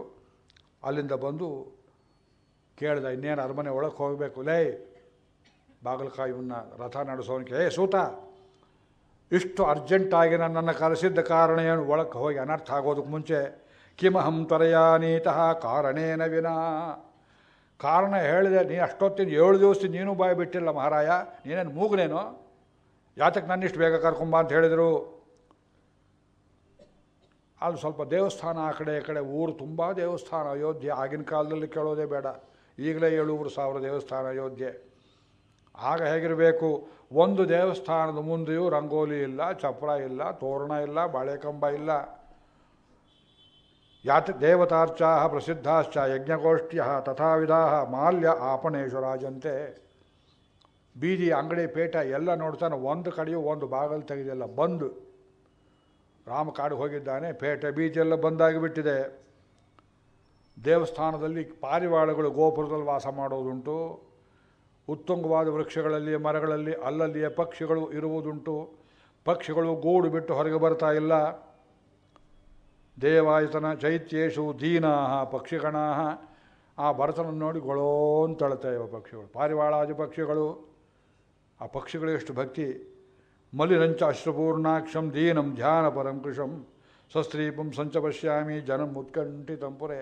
ಏನೋ ಹೇಳಬೇಕು ಅಂತ ಹೊರಡ್ತಾರೆ, ಅದೇನು ಶಾಪನೋ ಗೀಪನೋ ಏನು ಹೇಳೋಕ್ಕಾಗ್ತಾ. ಏನಾಗಿದೆಯೋ ಸುಮ್ಮನೆ ಇದ್ದಾನೆ ಕಲ್ಲಿದ್ದ ಹಾಗೆ. ಅವನು ಸಹನೆಯನ್ನು ಅಪ್ರಿಷಿಯೇಟ್ ಮಾಡಬೇಕು ನೀವು. ಇವನನ್ನೇನು ಕೇಳೋದು ಅಂತ ರಥದಿಂದ ಧುಮುಕಿದ. ನೇರವಾಗಿ ತಾಯಿ ಅಂತ ಪುರಕ್ಕೆ ಬಂದ. ಈಗ ನಿಮಗೆ ತುಂಬ ಅಳುವಂತಹ ಪ್ರಸಂಗ. ದಶರಥ ವಾಸ ಮಾಡ್ತಿದ್ದದ್ದು ಕೈಕೆ ಅಂತ ಪುರದಲ್ಲಿಯೇ. ಕೌಸಲ್ಯ ಸುಮಿತ್ರೆಯನ್ನು ಬಿಟ್ಟಿದ್ದ ಚಕ್ರವರ್ತಿ. ತಂದೆ ಮನೆಗೂ ಹೋದಂತ ಬರೆದಿದ್ದಾರೆ. ಅಪಶ್ಯಂಸ್ತು ತತಸ್ತತ್ರ ಪಿತರಂ ಪಿತುರಾಲಯೇ ಜಗಾಮ ಭರತೋ ದ್ರಷ್ಟುಂ ಮಾತರಂ ಮಾತುರಾಲಯೇ. ತಾಯಿ ಮನೆಗೆ ಬಂದ. ಅನುಪ್ರಾಪ್ತಂತು ತಂದೃಷ್ಟ ಕೈಕೇಯಿ ಪ್ರೋಷಿತಂ ಸುತಂ. ಕೈಕೇಯಿಗೆ ಗೂಢಚಾರರು ಸಮಾಚಾರ ಕೊಟ್ಟಿದ್ದರು. ಎಲ್ಲಿದ್ದಾನ ಮಗ, ಕರ್ಕೊಂಬಂದ್ಯಾ? ಇನ್ನು 2 ದಿವಸ ಪ್ರಯಾಣ, ಇನ್ನು 1 ದಿವಸ ಪ್ರಯಾಣ. ಇದೋ ಬಾಗಿಲು ಬಂದಿದ್ದಾರೆ, ಇದು ಬೆಳಗ್ಗೆ ಇಲ್ಲಿ ತಲುಪಿದರು. ಇದೋ ತಾಯಿ ಕೋಟೆ ಗೋಡೆ ದಾಟಿದ್ದಾರೆ, ಇದೋ ಬಾಗಿಲಿಗೆ ಬಂದರು. ದೇವಸ್ಥಾನದ ಹತ್ರ ಹೆಜ್ಜೆ ಹೆಜ್ಜೆ ಸಮಾಚಾರ ಕೊಡ್ತಿದ್ದವರು. ಇವಳು ಮಗ ಬಂದ, ಗಂಡ ಹೋದ ಅಂತ ದುಃಖವಿಲ್ಲ ಇವಳಿಗೆ. ಏನು ಎದೆ ಬಡ್ಕೊಳ್ಳಿ ನಾ ಕೈಕೇಯಿ ವಿಷಯ. ಮಗ ಬರ್ತಾನೆ, ರಾಜ್ಯ ಒಪ್ಪಿಸಬೇಕು, ಇದು ಪುರುಷಾರ್ಥ. ಬಂದದ್ದನ್ನು ತಿಳ್ಕೊಂಡವಳೆ. ಅಲ್ಲಿಂದ ಮಗ ಬಂದ್ಯಾ ಅಂತ ಎದ್ದು ಹೋದ್ಲು ಬೀದಿ ಬಾಗಲ್ ತನಕ. ಅವನಿಗಿನ್ನೂ ಸಮಾಚಾರ ಮುಟ್ಟಿಲ್ಲ. ಬಂದ್ಯಾ ಮಗ ಅಂತ ತಬ್ಬಿಕೊಂಡಳು. ತಲೆ ನೆತ್ತಿಯನ್ನು ಮೂಸಿ ನೋಡ್ತಾ ಇದ್ದಾಳೆ. ಅದಾದಮೇಲೆ ಅವನ್ನೇ ಕೇಳ್ತಾ ಇದ್ದಾಳೆ, ದಾರಿ ಆಯಾಸ ಏನಾಗಲಿಲ್ವಲ್ಲ? ನಮ್ಮಪ್ಪ ಸೌಖ್ಯವೇ? ನಿನ್ನ ಸೋದರ ಮಾವ ಸೌಖ್ಯವೇನು? ಆರ್ಯಕಸ್ತೆ ಸುಕುಶಲಿ ಯುಧಾ ಜನ್ಮಾತುಲಸ್ತವ ಪ್ರವಾಸಾಶ್ಚ ಸುಖಂ ಪುತ್ರ ಸರ್ವಂ ಮೇ ವಕ್ತುಮರ್ಹತಿ. ಅವನು ಹೇಳಿದ, ಅಯ್ಯೋ ಅದೆಲ್ಲ ಹೇಳ್ತೀನಿ, ಅದೆಲ್ಲ ತಲೆನೋವು. ನನ್ನನ್ನು ಯಾತಕ್ಕೆ ಇಷ್ಟು ಅರ್ಜೆಂಟಾಗಿ ಕಳಿಸಿದ್ರಿ? ನಿಮ್ಮಪ್ಪ ಎಲ್ಲಿ ಹೋಗ್ತಾರೆ, ಸೋದರ ಮಾವೆಲ್ಲಿ ಹೋಗ್ತಾರೆ? ಅವರೆಲ್ಲ ಸೌಖ್ಯವಾಗಿದ್ದಾರೆ. ಎಲ್ಲಮ್ಮ ಅಪ್ಪ ಕಾಣಿಸ್ತಾ ಇಲ್ಲ, ಅರಮೇಲೆ ನೋಡಿದ್ರೆ ಅಲ್ಲಿಲ್ಲ. ನಿನ್ನ ಹಾಸಿಗೆ ಖಾಲಿಯಾಗಿದೆ. ಅದನ್ನು ಮೊದಲು ಹೇಳು, ನನ್ನ ಇಷ್ಟು ಬೇಗ ಯಾತಕ್ಕೆ ಕರೆಸಿದ್ರಿ? ರಾಮ ಸೌಖ್ಯವೇ, ಲಕ್ಷ್ಮಣ ಸೌಖ್ಯವೇ? ಒಂದೇ ಸಮ ಸುರುಮಳೆ ಕೇಳ್ತಾ ಇರುವಾಗ ದೊಡ್ಡಮ್ಮ ಎಲ್ಲಿ ಏನೇನೋ ಕೇಳ್ತಾ, ಅಪ್ಪ ಇಲ್ಲಿ, ಅವನ ಕಾಲಿಗೆ ನಮಸ್ಕಾರ ಮಾಡಬೇಕು ನಾನು. ಪಿತೃಗ್ರಹಿಷ್ಯೇ ಚರಣೌ ತಮ್ಮ ಮಾಖ್ಯಾಹಿ ಪೃಚ್ಛತಃ ಅಹೋ ಸ್ವಿತ್ ಅಂಬ ಜ್ಯೇಷ್ಠಾಯ ಕೌಸಲ್ಯಾಯ ನಿವೇಶನೆ. ಜಗಳ ಮಾಡಿದೆ ಅಪ್ಪನ ಜೊತೆಯಲ್ಲಿ. ಕೋಪ ಮಾಡಿಕೊಂಡು ದೊಡ್ಡಮ್ಮನ ಮನೆಗೆ ಹೋಗಿದ್ದಾನೆ ನಮ್ಮಪ್ಪ. ಎಲ್ಲಿದ್ದಾನೆ? ಯಾತಕ್ಕೆ ಕಾಣಿಸ್ತಾ ಇಲ್ಲ? ತಂ ಪ್ರತ್ಯುವಾಚ ಕೈಕೇಯಿ ಪ್ರಿಯವತಿ ಘೋರಮಪ್ರಿಯಂ. ಆಗ ಹೇಳ್ತಾಳೆ, ಮಗನಿಗೆ ಪ್ರಿಯ ಅಂತ ತಿಳ್ಕೊಂಡಿದ್ದಾಳೆ. ಬೂದಿ ಉರಿಯೋ ಬೂದಿ ತಲೆ ಮೇಲೆ ಹೊಯ್ದಾಗೆ. ನಿಮ್ಮಪ್ಪನೇನಪ್ಪ, ಅವನಿಗೆ ಯಾಕೋ ಅಳ್ತೀಯೇ? ಮಾಡಬೇಕಾದ ಯಜ್ಞ ಮಾಡಿದ, ದಾನ ಮಾಡಿದ. ಕೊನೆಗೆಲ್ಲರೂ ಒಂದು ದಿವಸ ಯಾವ ಗತಿಗೆ ಹೋಗ್ತಾರೋ ಅದೇ ಗತಿಗೆ ಹೋದ ನಿಮ್ಮಪ್ಪ. ಈ ಕೈಕೆಯನ್ನು ಅಪ್ರಿಷಿಯೇಟ್ ಮಾಡಬೇಕಾ? ಯಾಗತಿ ಸರ್ವಭೂತಾನಾಂ ತಾಂಗತಿಂತೆ ಪಿತಾಗತಃ. ಯಾಗ ಮಾಡಿದ್ದ ಯಾಯಜೂಕಃ. ಯಜ್ಞ ಯಾಗ ಮಾಡಿದವನು, ದಾನ ಧರ್ಮ ಮಾಡಿದವನು. ಅದೇನು ಮಹಾ ದೊಡ್ಡ ವಿಷಯ. ನಮ್ಮಪ್ಪ ಸೌಖ್ಯವೇ? ಅದಕ್ಕೆ ಹೇಳ್ತಾ ಹೆತ್ತ ತಾನು ಹುಟ್ಟಿದ ಮನೆ ಯೋಗಕ್ಷೇಮ ಕೇಳ್ತಿದ್ದಾಳೆ. ಎಲ್ಲ ಹೊಕ್ಕ ಮನೆ, ಹುಟ್ಟಿದ ಮನೆ. ಯಾವತ್ತು ವಿವಾಹವಾಯಿತು ಸ್ತ್ರೀಯರಿಗೆ ಹೊಕ್ಕ ಮನೆಯೇ ಮುಖ್ಯ, ಈ ಗೋತ್ರವೇ ಮುಖ್ಯ. ಹುಟ್ಟಿದ ಮನೆ ಮುಖ್ಯವಲ್ಲ ಅಂತ ನಾ ಹೇಳಲಿಲ್ಲ. ಅದು 2ನೇ ಸ್ಥಾನ. ಸ್ತ್ರೀಯರು ಮಾಡಬೇಕಾದ ಬಹಳ ದೊಡ್ಡ ತ್ಯಾಗ ಅದು. ಹಡೆದ ತಂದೆ ತಾಯಿಯರನ್ನು 2ನೇ ಸ್ಥಾನದಲ್ಲಿರಿಸಿ ಗಂಡನ ತಂದೆ ತಾಯಿಯನ್ನು ಮೇಲಕ್ಕೆ ಗೌರವದಿಂದ ನೋಡಬೇಕಾದ್ದು. ಈ ಹೊಸ ಮನೆಗೆ ಒಗ್ಗಿಕೊಳ್ಳುವ ಕೆಲಸ ಇದು. ಸ್ತ್ರೀಯರು ಒಂದು ಜೀವನದಲ್ಲಿ 2 ಕುಟುಂಬವನ್ನು ಬೆಸೆಯುವ ಕೆಲಸ. ಇದನ್ನು ಗಂಡಸರು ಮಾಡೋದಿಲ್ಲ. ಸ್ತ್ರೀಯರಿಗೆ ಯಾತಕ್ಕೆ ಈ ದೇಶದಲ್ಲಿ ಪೂಜೆ ಕೊಟ್ಟರು? ಇದು ಬೆಸೆಯುವ ಕೆಲಸ, ಕುಟುಂಬಗಳನ್ನು ಬೆಸೆಯುವ ಕೆಲಸ, ದೀಪ ಹಚ್ಚಿಡುವ ಕೆಲಸ. ಇವಳಿಗೆ ಆ ಕಡೆಯ ಲಕ್ಷ್ಯ. ಯಾಗತಿ ಸರ್ವಭೂತಾನಾಂ ತಾಂಗತಿಂತೆ ಪಿತಾಗತಃ. ಅಯ್ಯೋ ಅಂದ ಈ ಸಮಾಚಾರ. ಸಿಡಿಲಿನಂತೆ ಅವರಿಗೆ ತಲೆ ತೆರಿಗೆ ಕೆಳಗೆ ಬಿದ್ದು ಬಿಟ್ಟ ಮನೆ ಧೂಳಿನಲ್ಲಿ. ಸ್ವಲ್ಪ ಹೊತ್ತಾಯಿತು. ಇವಳೆ ಹೂಜಿ ಗೀಜಿ ನೀರು ತಗೊಂಡು ತಲೆಗೆಲ್ಲ ತಟ್ಟಿದ್ಲು. ಅದಕ್ಕೆ ಯಾಕೋ ಅಳ್ತೀಯೇ? ವಯಸ್ಸಾಗಿದ್ದು ಮುದುಕ, ಒಂದಲ್ಲ ಒಂದು ದಿವಸ ಹೋಗಬೇಕು, ಹೀಗೆಲ್ಲ ಅಳೋದೆ ಅಂತ ಹೇಳಿದ ಮೇಲೆ ಅಯ್ಯೋ ರಾಮಾದಿಗಳೇ ತುಂಬ ಪುಣ್ಯವಂತರು, ನಾನು ಹತ್ತಿರನೂ ಇರಲಿಲ್ಲ, 7 ದಿವಸ ಆಗೋಯ್ತು, ಉತ್ತರ ಕ್ರಿಯೆ ಎಲ್ಲ ಆಗೋಗಿರಬೇಕು ಅಂತ ಕಾಣುತ್ತೆ. ಅಮ್ಮ ರಾಮನೇ ಪುಣ್ಯವಂತ. ಆ ರಾಮ ಎಲ್ಲಿದ್ದಾನೆ? ಅಪ್ಪನಿಗೆ ಏನಾಗಿತ್ತಮ್ಮ? ಆ ರಾಮ ಎಲ್ಲಿದ್ದಾನೆ ಅದಾದರೂ ಹೇಳು. ಆ ರಾಮ ಯಾರು? ಯೋ ಮೇ ಭ್ರಾತ ಪಿತಾ ಬಂಧು ಯಸ್ಯ ದಾಸೋಸ್ಮಿ ಧೀಮತಃ. ಕಣ್ಣು ತೆಗಿಬೇಕು ವಾಕ್ಯ. ರಾಮನಿಗೆ ನಾನು ದೂತ ಆಗಬೇಕು, ದಾಸ ಆಗಬೇಕು, ಸೋದರ ಮಾತ್ರ ಅಲ್ಲ. ಆ ರಾಮ ಎಲ್ಲಿದ್ದಾನೆ ಅದಾರು ಹೇಳು. ಅದಕ್ಕೆ ಅವಳು ಹೇಳಿದ್ಲು, ನಿಮ್ಮಪ್ಪನಿಗೆ ಏನು ಗಟ್ಟಿಗುಂಡಾಗೆ ಇದ್ರು, ನಿನ್ನೆ ಮೊನ್ನೆ ತನಕ ರೋಗ ಇಲ್ಲ, ರುಜುನ ಇಲ್ಲ, ಛೆಛೆ ಅದೆಲ್ಲ ಏನೂ ತೊಂದರೆ ಇಲ್ಲದೆ ಸತ್ತರು. ರಾಮ ಎಲ್ಲಿ? ರಾಮ ಕಾಡಿಗೆ ಹೋಗು ಅಂತ ನಿಮ್ಮಪ್ಪ ಹೇಳಿಬಿಟ್ಟ, ಕಾಡಿಗೆ ಹೊರಟೋದ. ನುಂಗಿ ಆ ವಿಷಯವನ್ನು ಒಂದೇ ಸಲಕ್ಕೆ ಹೇಳುವ ಪ್ರಾಂಜಲ ಬುದ್ಧಿ, ಸ್ಟ್ರೈಟ್ ಫಾರ್ವರ್ಡ್ನೆಸ್ ಇಲ್ಲ, ಮೋಸ್ಟ್ ಕ್ರಿಕೆಟ್ ಮೈಂಡ್. ದುಃಖ ಕೊಡುವಾಗಲೂ ಒಂದೇ ಸಲಕ್ಕೆ ಇಂಜೆಕ್ಷನ್ ಕೊಡಬಾರ್ದೆ, ಸ್ವಲ್ಪ ತಾಳು ಚುಚ್ಚಿದ್ರು, ಸೂಜಿ ಮುರಿದೋಯ್ತು, ಇನ್ನೊಂದು ಸೂಜಿ ತಗೊಂಡ್ರು, ಮತ್ತೆ ಚುಚ್ಚಿದ್ರು. 3 ತಿಂಗಳ ಹಿಂದೆ 2 ತಿಂಗಳ ಹಿಂದೆ ಒಂದು ಆಸ್ಪತ್ರೆಯಲ್ಲಿದ್ದೆ, ಹೊಸದಾಗಿ ಸೇರಿಕೊಂಡಿದ್ದು ಒಬ್ಬ ನರ್ಸು. ಅದು ಕೈಗೆ ಡ್ರಿಪ್ಸ್ ಹಾಕಿದ್ದಾರೆ, ಶತ್ರುಗೂ ಬೇಡ, ಆಸ್ಪತ್ರೆ ಕಷ್ಟ. ಚುಚ್ಚಿದ್ರು, ಅಲ್ಲಿ ಸರಿ ಹೋಗಲಿಲ್ಲ, ನರ ಸಿಕ್ಕಲಿಲ್ಲ, ಮತ್ತೊಂದು ಕಡೆ ಹಾಕಿದ್ದು. ಅಮ್ಮ ಎಷ್ಟು ಸಲ ಸಾಯಿಸಬೇಕು ಅಂತ ಮಾಡಿದ್ದೀಯೆ? ದಯವಿಟ್ಟು ಆಸ್ಪತ್ರೆಯಲ್ಲಿ ಮಾತ್ರ ಸಾಯಬಾರ್ದು, ಸಾಯೋದಿದ್ದರೆ ಮನೆಯಲ್ಲಿ ಸಾಯಿರಿ ನೆಮ್ಮದಿಯಾಗಿ. ಅದು ವಯಸ್ಸಾದವ್ರಿಗೆ ಕೊಡಬಾರ್ದು. ಅದು ನಮ್ಮಿಷ್ಟವೇನು ನೀವು ಕೇಳ್ತೀರಿ, ಮಕ್ಕಳಿಗೆ ಭ್ರಾಂತಿ, ಬದುಕೊಂಬರ್ತಾನೆಯೋ ಅಪ್ಪ ಅಮ್ಮ ಅಂತ ಹೇಳಿ ಆಸ್ಪತ್ರೆಯಲ್ಲಿ ಸೇರಿಸಿ ಅಲ್ಲೇ ಸಾಯುವಂತೆ ಮಾಡುವುದು. ವಯಸ್ಸಾಗಿ 70-80 ಆದಮೇಲೆ ಯಾತಕ್ಕೆ ಅವನು ತಿರುಗಿ why do you try to save those people? ಅವ್ರ ಪುಣ್ಯಕ್ಕೆ ಅವ್ರು ಹೋಗಿರ್ತಾರೆ, ಬಿಟ್ಟು ಬಿಡಿ. ನಮ್ಮ ತಂದೆ ತಾತ ಒಬ್ಬರು ಆಸ್ಪತ್ರೆಯಲ್ಲಿ ಸಾಯಲಿಲ್ಲ, ನೆಮ್ಮದಿಯಾಗಿ ರಾಮಾಯಣ ಓದ್ತಾ ಹಾಗೆಯೇ ಕೈ ವ್ಯಾಖ್ಯಾನ ಮಾಡ್ತಾ ಹೋಗಿಬಿಟ್ರು ನಮ್ಮ ತಾತ. ರಾಮಾಯಣ ಪಾರಾಯಣ ಮಾಡ್ತಾ ಕಾವೇರಿ ತೀರ, ತಿರುಮುಕ್ಕೂಡು ನರಸೀಪುರದ ಕಾವೇರಿ ದಡದಲ್ಲಿ ಪ್ರಾಣ ಬಿಟ್ಟರು ನಮ್ಮ ತಾತ. ನಮ್ಮ ತಂದೆ ಸ್ವಲ್ಪ 2 ವರ್ಷ ಹಾಸಿಗೆ ಮಲಗಿದ್ರು, ಕೊನೆ ಗಳಿಗೆಯಲ್ಲಿಯೂ ರಾಮಾಯಣದ ವಾಕ್ಯಗಳನ್ನೇ ಹೇಳ್ತಾಯಿದ್ರು. ಅದು ಯೋಗದಿಂದ ಯೋಗೇನ ಅಂತೆ ತನುತ್ಯಜಾಮ್, ಅದಕ್ಕೊಂದು ಯೋಗ ಬೇಕು. ಆಸ್ಪತ್ರೆಯಲ್ಲಿ ಸತ್ತ ಕೇಳೋರು ಯಾರು ನಿಮ್ಮನ್ನು? ಅದು ಒಳ್ಳೆ ಆಸ್ಪತ್ರೆ ಇದ್ದರೆ ಪರವಾಗಿಲ್ಲ, ಸಾಯುವುದಕ್ಕೆ ಅಂತ ಕೆಲವು ಆಸ್ಪತ್ರೆಗಳಿವೆ, ನಾ ಹೆಸರು ಹೇಳೋದಿಲ್ಲ. ಸತ್ತ ಮೇಲೆ ಇನ್ನೂ ಬದುಕಿದ್ದಾರೆ, ದುಡ್ಡು ತೊಗೊಂಬನ್ನಿ, ಔಷಧಿ ತೊಗೊಂಬನ್ನಿ ಅಂತ ತರಿಸಿ ಹಿಂಸೆ ಕೊಟ್ಟು ಸಾಯಿಸ್ತಾರೆ. ಯಾಕೆ ಅವರಿಗೆ ಅದು ದೊಡ್ಡ ಇಂಡಸ್ಟ್ರಿ, ಅದು ಹೆಣಗಳಿಂದ ಇಂಡಸ್ಟ್ರಿ. ಬದುಕಿರೋರಿಂದ ಏನಾಗೋದಿಲ್ಲ, ಸತ್ತವರಿಂದಲೇ ಹೆಚ್ಚು ದುಡ್ಡು ವಸೂಲು ಮಾಡ್ಬೋದು ಅಂತ ಬಹಳ ಹಿಂಸೆ. ನಿಮ್ಮ ಅಪ್ಪನಿಗೆ ಏನಾಗಿತ್ತು? ಗಟ್ಟಿಗುಂಡಾಗಿದ್ದರು, ರಾಮನ ಕಾಡಿಗೆ ಕಳಿಸ್ಬಿಟ್ರು. ಅಯ್ಯೋ ಅಂತ 2ನೇ ಆಘಾತವಾಯಿತು. ಅಮ್ಮ ಈ ಜಾತಿಗೆ ಹೀಗೆ ಕೊಲ್ತಾ ಇದ್ದೀವಿ, ಒಂದೇ ಸಲ ಕೇಳಿಬಿಡು. ರಾಮ ಏನು ತಪ್ಪು ಮಾಡಿದ್ದ ನಮ್ಮೂರಲ್ಲಿ? ಭ್ರಾತು ಚಾರಿತ್ರ ಶಂಕಯ, ಗಡಿಪಾರು ಮಾಡುವಂಥದ್ದೇನು ಮಾಡಿದ್ದ ರಾಮ? ಪರಸ್ತ್ರೀಯರನ್ನು ಯಾರನ್ನಾರು ಕೆಡಿಸಿದ್ದನೆ, ಬ್ರಾಹ್ಮಣರ ಸೊತ್ತನ್ನು ಕದ್ದಿದ್ದನೆ, ದೇವಸ್ಥಾನಕ್ಕೆ ಏನಾದರೂ ತೊಂದರೆ ಮಾಡಿದ್ದನೆ, ಯಜ್ಞಯಾಗಕ್ಕೆ ಕೀಟ್ಲೆ ಮಾಡಿದ್ದನೆ, ಅದೇನು ಮಾಡಿದರು? ಅದಕ್ಕೆ ಹೇಳ್ತಾಳೆ, ರಾಮ ಅಂಥವನ್ನೆಲ್ಲ ಕಾಣೋ ಗೊತ್ತಿದೆ ನೋಡಿ. ನಗ್ತೀರಾ ಅಳ್ತೀರಾ? ಅದೆಲ್ಲ ರಾಮಚಂದ್ರ ಇಂಥದ್ದೇನೂ ತಪ್ಪು ಮಾಡಲಿಲ್ಲಪ್ಪ, ನಿಮ್ಮ ತಂದೆನೂ ತಪ್ಪು ಮಾಡಲಿಲ್ಲ. ಮಯಾತು ಪುತ್ರ ಶುತ್ವ ಏವಂ ರಾಮಸೈವಾಭಿಷೇಚನಂ. ನಿಮ್ಮಪ್ಪ ನಾಳೆ ರಾಮನಿಗೆ ಪಟ್ಟಾಭಿಷೇಕ ಅಂತ ಗುಟ್ಟಾಗಿ ಗೊತ್ತು ಮಾಡಿ ನನಗೇ ಹೇಳಲಿಲ್ಲ, ನನಗೆ ಕೋಪ ಬಂತು, ನನಗೆ ಹೇಳಿದ ಅದಕ್ಕೆ ಇಟ್ರಿ ಅಂತ ಗಲಾಟೆ ಮಾಡಿ ಆ ಮುಹೂರ್ತವನ್ನು ರಾಮನಿಗೆ ತಪ್ಪಿಸಿ, ಮಗು ನಿನಗೋಸ್ಕರ ರಾಜ್ಯ ಬರಲಿ ಅಂತ ನಾನು ನಿನ್ನ ಮೇಲೆ ಪ್ರೀತಿಯಿಂದ ಮಾಡಿಟ್ಟಿದ್ದೇನೆ, ಈಗ ಅಪ್ಪನಿಗೆ ಆಗೋ ಗತಿ ಆಗಿತ್ತು, ಅದೆಲ್ಲ ಅಳಬೇಡ, ರಾಜ್ಯವನ್ನು ಒಪ್ಪಿಸಿಕೋ, ಅಯೋಧ್ಯೆ ಜನರ ಜೀವ ನಿನ್ನ ಕೈಯಲ್ಲಿದೆ, ಪಟ್ಟಾಭಿಷೇಕ ಮಾಡಿಕೋ. ತ್ವತ್ಕೃತೇ ಮಯಾ ಸರ್ವಂ ಇದಂ ಏವಂ ವಿಧಂ ಕೃತಂ ಮಾ ಶೋಕಂ ಮಾ ಚ ಸಂತಾಪಂ ಧೈರ್ಯಮಾಶ್ರಯ ಪುತ್ರಕ. ಧೈರ್ಯ ತಂದುಕೋ, ಇದೇ ಗಟ್ಟಿ ಮಾಡಿಕೋ. ಭರತ ದಿಗ್ಗನೆ ನೋಡಿದ, ಇದೇನು ದೆವ್ವವೇ, ಇದು ಪಿಶಾಚಿಯೇ, ನಾಗಿಣಿಯೇ, ಕಿನ್ನರಿಯೇ, ಇವಳು ಮನುಷ್ಯಳೇ, ಎಲ್ಲಿಂದ ಬಂದ್ಲಿ ಇವಳು? ಅಯ್ಯೋ ಇವಳು ಹೊಟ್ಟೆಯಲ್ಲಿ ಹುಟ್ಟುವಂತಹ ಪಾಪ ಮಾಡಿಬಿಟ್ನಲ್ಲ ಅಂತ. ಧೈರ್ಯ ತಂದುಕೋ ಅಂತ ಹೇಳ್ತಾ ಇದ್ದೀಯ. ಅಮ್ಮ ನೀ ಏನು ಮಾಡಿದ್ದೀಯ ಗೊತ್ತಾ? ನನ್ನನ್ನು ಕೊಂದು ಸತ್ತು ಹೋದ ಭರತನಿಗೆ ರಾಜ್ಯಭಾರ ಮಾಡು ಅಂತ ಹೇಳ್ತಾ ಇದ್ದೀಯಲ್ಲ ನೀನು. ಕಿನ್ನು ಕಾರ್ಯಂ ಹತಸ್ಯೇಹ ಮಮ ರಾಜ್ಯೇನ ಶೋಚತಃ ಕುಲಸ್ಯತ್ವಂ ಅಭಾವಾಯ ಕಾಳರಾತ್ರಿವಾಗತಃ. ಕಾಳರಾತ್ರಿ ಬಂದಾಗ ಬಂದುಬಿಟ್ಟೆ, ನಮ್ಮ ತಪ್ಪನಿಗೆ ನೀನು 3ನೇ ಹೆಂಡತಿ, ಕಾಳಿ ಬಂದಾಗ ಬಂದೆ, ಅರಮನೆ ಮುಗಿಸೋಕೆ ಬಂದುಬಿಟ್ಟೆ, ನಮ್ಮ ಅಪ್ಪನಿಗೆ ಗೊತ್ತಾಗಲಿಲ್ಲ. ಇದು ಕೆಂಡ ಅಂತ ಗೊತ್ತಾಗಲಿಲ್ಲ. ಉತ್ತರೀದಲ್ಲಿ ಗಂಟು ಹಾಕಿ ಸೊಂಟಕ್ಕೆ ಸಿಕ್ಕಾಕೊಂಡ. ಅವನು ಮೈಯನ್ನೇ ಒರೆಸಿಬಿಟ್ಟೆ ನೀನು. ನಮ್ಮ ಅಣ್ಣನನ್ನು ಕಾಡಿಗೆ ಆತ ಕಳಿಸಿದೆ. ಕಸ್ಮಾತ್ ಪ್ರವ್ರಾಜಿತೋ ರಾಮ ಕಸ್ಮಾತ್ ದೇವವನಂಗತಃ. ಕಾಡಿಗೆ ಹೋಗುವಂತೆ ಆತಕ್ಕೆ ಹೇಳಿದೆ.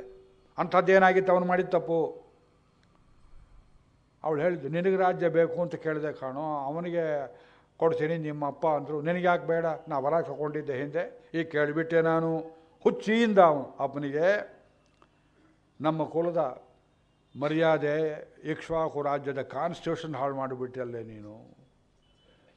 ದೊರೆಗೆ 4 ಮಕ್ಕಳಿದ್ದರು. ಅಸ್ಮಿನ್ ಕುಲೇ ಹಿ ಪೂರ್ವೇಶಾಂ ಜ್ಯೇಷ್ಠೋ ರಾಜ್ಯೇ ವಿಷಿಚ್ಯತೆ. ದೊಡ್ಡವನಿಗೆ ಪಟ್ಟಾಭಿಷೇಕ. ಅಪರೇ ಭ್ರಾತರಸ್ತಸ್ಮಿನ್ನೇ ಪ್ರವರ್ತಂತೆ ಸಮಾಹಿತಾ. ರಾಜ್ಯ ಒಂದೇ ಅಲ್ಲ. ಈಗ ನಮಗೇನು ರಾಜ್ಯ ಇಲ್ಲ, ಕೋಶ ಇಲ್ಲ. ತಂದೆ ಅಥವಾ ತಾಯಿ ಸತ್ತರೆ ಉತ್ತರ ಕ್ರಿಯೆ ಮಾಡುವ ಅಧಿಕಾರ ಯಾರಿಗಿದೆ? ದೊಡ್ಡ ಮಗನಿಗೆ ಮಾತ್ರ ಇದೆ. ಅವನು ಬಡವನಾಗಿದ್ದರೂ ಅವನೇ ಮಾಡಬೇಕು. ಅವನು ಖರ್ಚು ಹೇಳದೆ ಇದ್ದರೆ 4 ಜನ ತಮ್ಮಂದ್ರಿದ್ರೆ ಅವರೇ ಕೊಡಬೇಕು. ಒಬ್ಬ ಹೇಳ್ತಾನೆ, ನಾನು ದುಡ್ಡು ಇಟ್ಕೊಂಡು ನಿನ್ನ ಕೈಲಿ ಯಾಕೆ ಶ್ರಾದ್ದ ಮಾಡಿಸ್ಬೇಕು ನಮ್ಮ ಅಪ್ಪನಿಗೆ ಉತ್ತರ ಕ್ರಿಯೆ? ನಾನೇ ಮಾಡ್ತೀನಿ. ಅವನು ಮಾಡೋ ಹಾಗಿಲ್ಲ. ಇದು ಹಿಂದೂ ಪರ್ಸನಲ್ಲ, ದೊಡ್ಡವನೇ ಮಾಡಬೇಕು. ಉಳಿದವರು ಕೈ ಕಟ್ಕೊಂಡಿರಬೇಕು. ನಮ್ಮ ತಂದೆ ಹೋದಾಗ ನನಗೆ ಉಪನಯನವೂ ಆಗಿರಲಿಲ್ಲ. ನಮ್ಮ ಅಣ್ಣಂದರು ಇನ್ನಿಬ್ಬರಿದ್ದರು. ಅವರು ನನಗೆ ಹೇಳಿದರು, ನಾವೇನು ಮಾಡ್ತೇವೆ ನೀವು ಹಾಗೆ ಮಾಡಬೇಕು. ಆ ಹೆಗಲು ಕೊಟ್ಟು ತಾಯಿ ಶರೀರಕ್ಕೆ ಹೆಗಲು ಕೊಟ್ಟ 80 ವರ್ಷ ಆದಾಗ. ಅಣ್ಣ ಅಗ್ನಿ ಮುಂದೆ ತಗೊಂಡು ಹೋಗ್ತಿದ್ದ. ನನಗೇನು ಕೆಲಸ? ತಾಯಿ ಶರೀರಕ್ಕೆ ಹೆಗಲು ಕೊಟ್ಟೆ. ಶಾಸ್ತ್ರ ಹೇಳ್ತದೆ, ತಾಯಿ ಹೋದಾಗ ಹೆಗಲು ಕೊಟ್ಟ ಮಗನಿಗೆ 100 ಅಶ್ವಮೇಧ ಮಾಡಿದ ಫಲ ಬರ್ತದೆ. ಅಶ್ವಮೇಧಿಯಾಗದ ಫಲ. ಆ ತಾಯಿ ಕೇಳ್ತಾಳೆ ಅವಳಿಗೆ, ಯಾರು ತಗೊಂಡು ನಾಯಿನರಿ ಕೈಲಿ ಹೊತ್ಸರು, ಯಾರೋ ಬೇರೆಯವ್ರ ಕೈಲಿ ಇವತ್ತೆಲ್ಲ ವ್ಯಾನ್ ಗೀನೆಲ್ಲ ಮಾಡಿದ್ದೀರಿ, ಬೇರೆ ವಿಷಯ. ಬೇರೆ ಈ ಊರಲ್ಲಿ ಹರಿಶ್ಚಂದ್ರ ಘಾಟ್ ಹುಡ್ಕೋದು ಹೇಗೆ? ಹೆಗಲ ಮೇಲೆ ಕೊಡೋ ಹಳ್ಳಿಗಳಲ್ಲಿ ಉಂಟದು. ಹೆಗಲು ಕೊಟ್ಟವನಿಗೆ ಅಶ್ವಮೇಧದ ಫಲ. ಅವನು ದೊಡ್ಡವನು ಹಿಂತಿರುಗಿ ನೋಡಿದ ಅಗ್ನಿ ತಗೊಂಡು ಹೋಗ್ತಿರ್ತಾನೆ. ಅವನೇ ಮಾಡಬೇಕು. ಆಮೇಲೆ ಅಲ್ಲಿ ಸ್ಮಶಾನದಲ್ಲಿ ಮಡಿಕೆ ತೂತು ಮಾಡೋದು, ಪ್ರದಕ್ಷಿಣೆ ಮಾಡೋದು ಅವ್ರು ಮಾಡಿದ ಹಾಗೆ ಕನಿಷ್ಠ ಪೂರ್ವಕ ಮನು ಇಟ್ಟಿದ್ದಾನೆ. ಚಿಕ್ಕವನು ಮೊದಲು, ಎರಡನೇವನ ಆಮೇಲೆ, ದೊಡ್ಡವನು ಕೊನೆಯಲ್ಲಿ. ಆ ಪಿಂಡ ಉದಕ ತತ್ತ ಎಲ್ಲ ಕೊಡುವಾಗಲೂ ಕ್ರಮದಲ್ಲಿ ಅವರಿಗೆ ಮರ್ಯಾದೆ. ಕರ್ತೃ ಇವನು ಮಾತ್ರ. ಇವನ 10 ದಿವಸ ಮುಗಿಯೋ ತನಕ ಹೊರಗಡೆಯಲ್ಲಿ ಅಡ್ಡಾಡೋ ಹಾಗಿಲ್ಲ. ಉಳಿದವ್ರು ಬಾಕಿಯವ್ರಲ್ಲೆಲ್ಲ ಯೋಗಕ್ಷೇಮ, ಬೇಟೆ ಗೀಟೆಗೆ ಹೋಗೋದು, ಪಂಚೆ ಗಿಂಚೆ ಸಾಮಾನು ಸರಂಜಾಮ್ ತರೋದು, ಇದೆಲ್ಲ ಡ್ಯೂಟಿ ಇರ್ಬೋದು. ದೊಡ್ಡವನಿಗೆ ಒತ್ತಾಸೆ ಮಾಡುವುದಷ್ಟೇ ಹಕ್ಕು ಚಿಕ್ಕವರಿಗೆ. ಇದು ಶುಭಕ್ಕೂ ಅಷ್ಟೇ, ಶೋಭನಕ್ಕೂ ಅಷ್ಟೇ. ಧರ್ಮಶಾಸ್ತ್ರ ಹೀಗಿರುವಾಗ ನಾವು ಕೈ ಕಟ್ಕೊಂಡು ರಾಮನಿಗೆ ಸಹಾಯ ಮಾಡ್ತಾ ಅವನಷ್ಟೇ ಸಮಾನ ಭೋಗಗಳನ್ನು ಅನುಭವಿಸುವ ಹಕ್ಕು ನಮಗುಂಟು. ಅವನು ಯಾವ ಅರಮನೆಯಲ್ಲಿದ್ದಾನೆ ಅಂಥದೇ ಅರಮನೆ ನನಗೂ ಇರ್ಬೋದು. ಅವನಿಗೆಂಥ ರಥ, ನನಗೂ ಅದೇ ರಥ. ಅವನಿಗೆ ಏನೇನು ಮರ್ಯಾದೆ, ಪ್ರಿವಿಲೇಜಸ್ ನನಗೂ ಇರ್ಬೋದು. ಆದರೆ ರಾಜ ಮಾತ್ರ ಒಬ್ಬನೇ. ನಾವೆಲ್ಲ ಜೊತೆಯಲ್ಲಿರಬೇಕು. ನಿನಗೆ ಯಾರೇ ಹೇಳಿಕೊಟ್ರು ಇದನ್ನು? ದೊಡ್ಡವನಿರುವಾಗ ಅವನಿಗೆ ತಪ್ಪಿಸಿ ರಾಜ್ಯವನ್ನು ಇನ್ನೊಬ್ಬನು ಕೊಡು ಅಂತ ಹೇಳಿದವರು ಯಾರು? ಅಪರೇ ಭ್ರಾತರಸ್ತಸ್ಮಿನ್ ಪ್ರವರ್ತಂತೆ ಸಮಾಹಿತಾ ನಹಿ ಮನ್ಯೇ ನೃಶಂಸೇತ್ವಂ ರಾಜಧರ್ಮಮವೇಕ್ಷಸೆ. ರಾಜಧರ್ಮ ಅಂದರೆ ಕಾನ್ಸ್ಟಿಟ್ಯೂಷನ್. ನೀನು ರಾಜಧರ್ಮನೂ ಗೊತ್ತಿಲ್ಲ ನಿನಗೆ. ಅದಕ್ಕೆ ಹೇಳಿದೆ, ಇವಳಿಗೆ ಪಾಲಿಟಿಕ್ಸ್ ಗೊತ್ತಿಲ್ಲ. ತಲೆ ಕೆಡಿಸಿದ್ಲು ಅವಳು, ಕೆಡಿಸ್ಕೊಂಡ್ಬಿಟ್ಲಿ ಇವಳು. ಹಿಂದಿಲ್ಲ ಮುಂದಿಲ್ಲ. ಸ್ವಾಮಿ ಎತ್ತು ಈತು ಕೊಟ್ಟಿಗೆಲ್ ಕಟ್ಟೋ ಅಂದ ಒಬ್ಬ. ಎತ್ತೆಲ್ಲ ಈತ ಬರೀ ಹಾಕತ್ತೆ ಯೋಚನೆ ಮಾಡಲಿಲ್ಲ. ಅಯ್ಯೋ, ಇಕ್ಷ್ವಾಕು ವಂಶದ ಮರ್ಯಾದೆ ಹಾಳು ಮಾಡಿಬಿಟ್ಟಲ್ಲೇ. ನಮ್ಮ ಪೂರ್ವಜರಂಥವರು ತೇಷಾಂ ಧರ್ಮೈಕ ರಕ್ಷಾಣಂ ಕುಲಚಾರಿತ್ರ ಶೋಭನಂ ಅತ್ತಚಾರಿತ್ರ ಶೌಂಡೀರ್ಯಂ ತ್ವಾಂ ಪ್ರಾಪ್ಯ ವಿನಿವರ್ತಿತಂ. ಕುಲದ ಮರ್ಯಾದೆ, ರಘುವಂಶದ ಮರ್ಯಾದೆ ಕಳೆದು ಬಿಟ್ಟಲ್ಲ ನೀನು ಎಂಬುದಾಗಿ ಕಿರಿಚಾಡ್ತಾ ಇದ್ದಾನೆ. ಕೋಪ ಒಂದು ಕಡೆ, ಕತ್ತಿ ತೆಗಿಬೇಕು ಅಂತ ಕೈ ಕತ್ತಿ ಮೇಲೆ ಆಡುತ್ತೆ, ಕೊಂದು ಹಾಕಿಬಿಡಬೇಕು ಅಂತ. ಸಿಂಹೋ ಯಥಾ ಮಂದರ ಕಂದರಸ್ಥಃ. ಮಂದರ ಪರ್ವತದ ಗುಹೆಯಲ್ಲಿ ಸಿಂಹ ಅಬ್ಬರಿಸುವಂತೆ ಅಬ್ಬರಿಸ್ತಾ ಇದ್ದದ್ದನ್ನು ಕೇಳಿದಳು. ಪಕ್ಕದ ಅರಮನೆಯಲ್ಲಿದ್ದವಳು ಕೌಸಲ್ಯೆ. ಯಾರೋ ಹೇಳಿದ್ರು, ಬಂದಿದ್ದಾನೆ ಅವನು ದುಷ್ಟ, ಭರ್ತ ಬಂದಿದ್ದಾನೆ, ಹೋಗಿ ಮಾತಾಡಿಸಿ. ಕೌಸಲ್ಯೆ ಯಾವತ್ತೂ ಕೈಕೆ ಅಂತ ಪುರಕ್ಕೆ ಬರದೇ ಇದ್ದವಳು. ಕಣ್ಣು ನೀರು ಸುರಿತಾ ಇದೆ. ಹತ್ತು ಕೆಂಪಾಗಿದೆ, ಊದಿಕೊಂಡಿದೆ. ಸೊಂಟಕ್ಕೆ ಸರಿಗನ್ನು ಸಿಕ್ಕಿಸಿದವಳು ಓಡಿ ಬಂದಳು. ಇವನು ಧ್ವನಿ ಕೇಳಿದಳು. ಅವನು ಹೇಳ್ತಾ, ಮಾತೃರೂಪೇ ಮಮಾಮಿತ್ರೇ ನೃಶಂಸೆ ರಾಜ್ಯಕಾಮಕ್ಕೆ ಬೈತಾ, ಸಹಸ್ರನಾಮ ಅವಾಚ್ಯವಾಗಿ ಬೈತಾ ಇದ್ದಾನೆ ತಾಯಿಯನ್ನು. ಅದನ್ನು ಕೇಳ್ತಾ ಬಂದವಳು ಈಗ ಹೇಳ್ತಾಳೆ, ಕೌಸಲ್ಯೆ ಇದಂತೆ ರಾಜ್ಯಕಾಮಸ್ಯ ರಾಜ್ಯಂ ಪ್ರಾಪ್ತಮಕಂಟಕಂ. ರಾಜ್ಯ ಬೇಕಾಗಿತ್ತಲ್ಲ, ನನ್ನ ಮಗನ ಕಾಡು ಕಳಿಸಿದ್ಯಲ್ಲ, ನಿಷ್ಕಂಟಕವಾಗಿ ರಾಜ್ಯ ಅನುಭವಿಸೋದಕ್ಕೆ ಬಂದಿದ್ಯಲ್ಲ ನೀನು ಅಂತ ಭರತ ನನ್ನ ಶಾಪ ಹಾಕ್ತಾ ಇದ್ದಾಳೆ. ಸಂಪ್ರಾಪ್ತಂಬತ ಕೈಕೇಯ್ಯ ಶೀಘ್ರಂ ಕ್ರೂರೇಣ ಕರ್ಮಣ. ಅದಕ್ಕೆ ಬೇಗ ಬಾ ಅಂತ ಹೇಳಿ ಕಳಿಸಿದ್ಲು. ತುಂಬ ಅರ್ಜೆಂಟು, ಮಿನಿಮಮ್ ಅಂದರೆ 7 ದಿವಸ. ನಿಮ್ಮಪ್ಪ ಹೋದ, ರಾಮ ಕಾಡಿಗೆ ಹೋದ, ರಾಜ್ಯ ಒಪ್ಪಿಸ್ಕೋ, ರಾಜ್ಯಕ್ಕೆ ತಾನೇ ಬಂದಿದ್ದೆ ನೀನು ಮುಸ್ಲಿ ನೋಡು ಅಂದ್ಬಿಟ್ಲು ಕೌಸಲ್ಯ ಭರತನಿಗೆ. ಹೀಗೆ ತಿರುಗಿದ ಅವನು, ಅಮ್ಮ ನೀನು ನನ್ನನ್ನು ತಪ್ಪು ತಿಳಿದು ಬಿಟ್ಯಾ, ಅಯ್ಯೋ ಇವಳು ಹೇಳಿಕೊಟ್ಟು ನಾ ಬಂದನೆ, ಅಪ್ಪ ಹೋಗೋದು ನನಗೆ ಇಷ್ಟವಾಗಿತ್ತೆ, ರಾಮ ಕಾಡಿಗೆ ಹೋಗೋದು ನನಗೆ ಇಷ್ಟವಾಗಿತ್ತೆ, ಅಯ್ಯೋ ಹೀಗಾಯ್ತಲ್ಲ, ಏನು ನನ್ನ ತಪ್ಪು ತಿಳಿದ ಗತಿ ಅಂತ ಹೇಳಿ 100 ಶ್ಲೋಕದಲ್ಲಿ ಶಪಥವನ್ನು, ಆಣೆಯ ಪ್ರಮಾಣವನ್ನು ಮಾಡ್ತಾನೆ. ಅಯ್ಯ ಬೇರೊಂದು ರಾಮಾಯಣದಲ್ಲಿ ಅಧ್ಯಾಯವೇ ಎಲ್ಲ ಹಾರಿಸಿಬಿಟ್ಟಿದ್ದಾರೆ, ನಾನೇನು ಮಾಡಲಿ, ನಾನೇನಾದ್ರು ಇಷ್ಟಪಟ್ಟು ರಾಮ ಕಾಡಿಗೆ ಹೋಗಿ ಅಪ್ಪ ಸಾಯೋ ಹಾಗೆ ನಂಗೆ ಇಂಥ ಪಾಪ ಬರಲಿ, ಅಂಥದ್ದು ಬರಲಿ, ಇಂಥದ್ದು ಬರಲಿ. 100 ಶ್ಲೋಕ ಇದು ಓದೋದಕ್ಕೆ ಆಗೋದೇ ಇಲ್ಲ. ಇದನ್ನು ನಮ್ಮ ತಂದೆ ಸ್ಕಿಪ್ ಮಾಡಿಬಿಡೋರು, ಆಗೋದಿಲ್ಲಪ್ಪ ನನ್ನ ಕೈಲಿ ಓದೋದಕ್ಕೆ.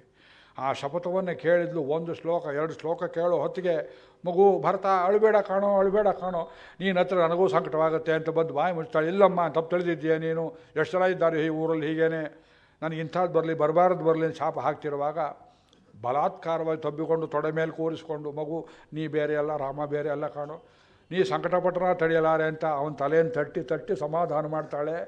ಆ ಕೌಸಲ್ಯ ಗುಣವನ್ನು ನೀವು ಏನಂತ ವರ್ಣಿಸಬೇಕು, ಎಂಥ ತಾಯಿ.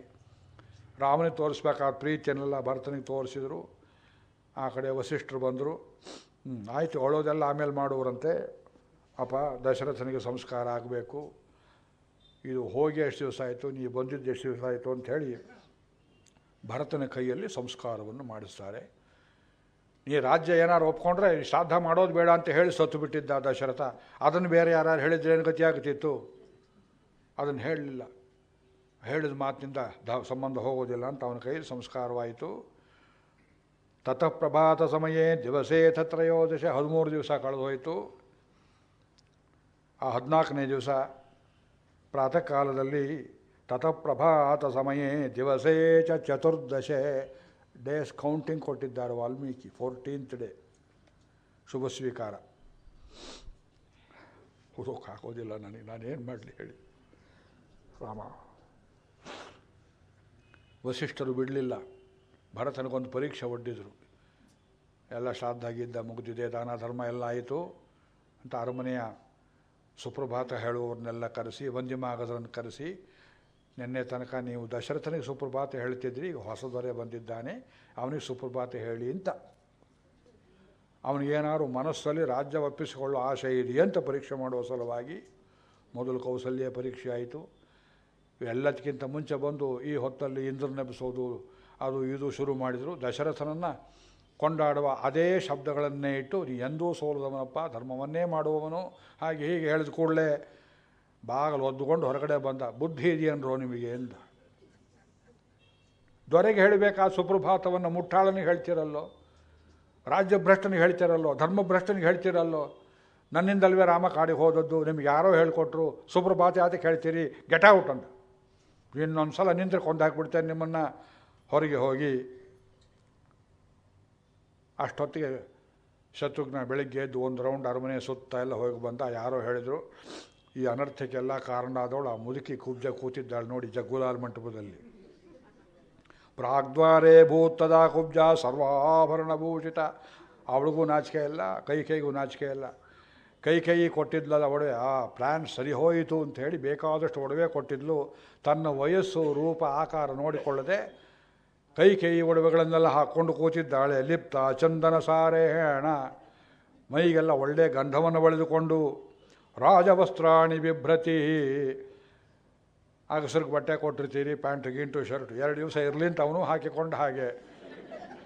ಏನಯ್ಯ ನಾನು ಪ್ಯಾಂಟ್ ಶರ್ಟ್ ಹಾಕ್ಕೊಂಡೆಲ್ಲ ಅಂದರೆ, ಸ್ವಾಮಿ ಸಾಕಷ್ಟು ಕೊಳೆ ಆಗಿರಲಿಲ್ಲ, ಕೊಳೆ ಆದಮೇಲೆ ಉಬ್ಬೇಗೆ ಹಾಕಬೇಕು ಅಂತ ಹಳೆ ಕಾಲದಲ್ಲಿ ಕಾರಣ ಕೊಡುವಂತೆ ಆ ಹಳೆಯ ಬಟ್ಟೆ ಗಿಟ್ಟೆ ಎಲ್ಲ ಹೇರ್ಕೊಂಡಿದ್ದಾಳೆ, ಕೂತಿದ್ದಾಳೆ. ವಾಲ್ಮೀಕಿ ಹೇಳ್ತಾಳೆ, ಥೇಟ್ ಕೋತಿದ್ದ ಹಾಗಿದ್ದಳು.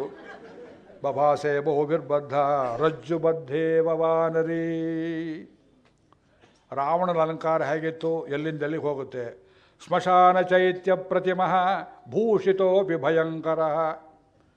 ಉದಾಹರಣೆ ಅಂದರೆ ವಾಲ್ಮೀಕಿ ಇದು ಒಂದೊಂದು ಅಕ್ಷರ ಹಿಂಡಿ ಪಾನ ಮಾಡಿಸಿದ್ದಾರೆ ಗುರುಗಳು.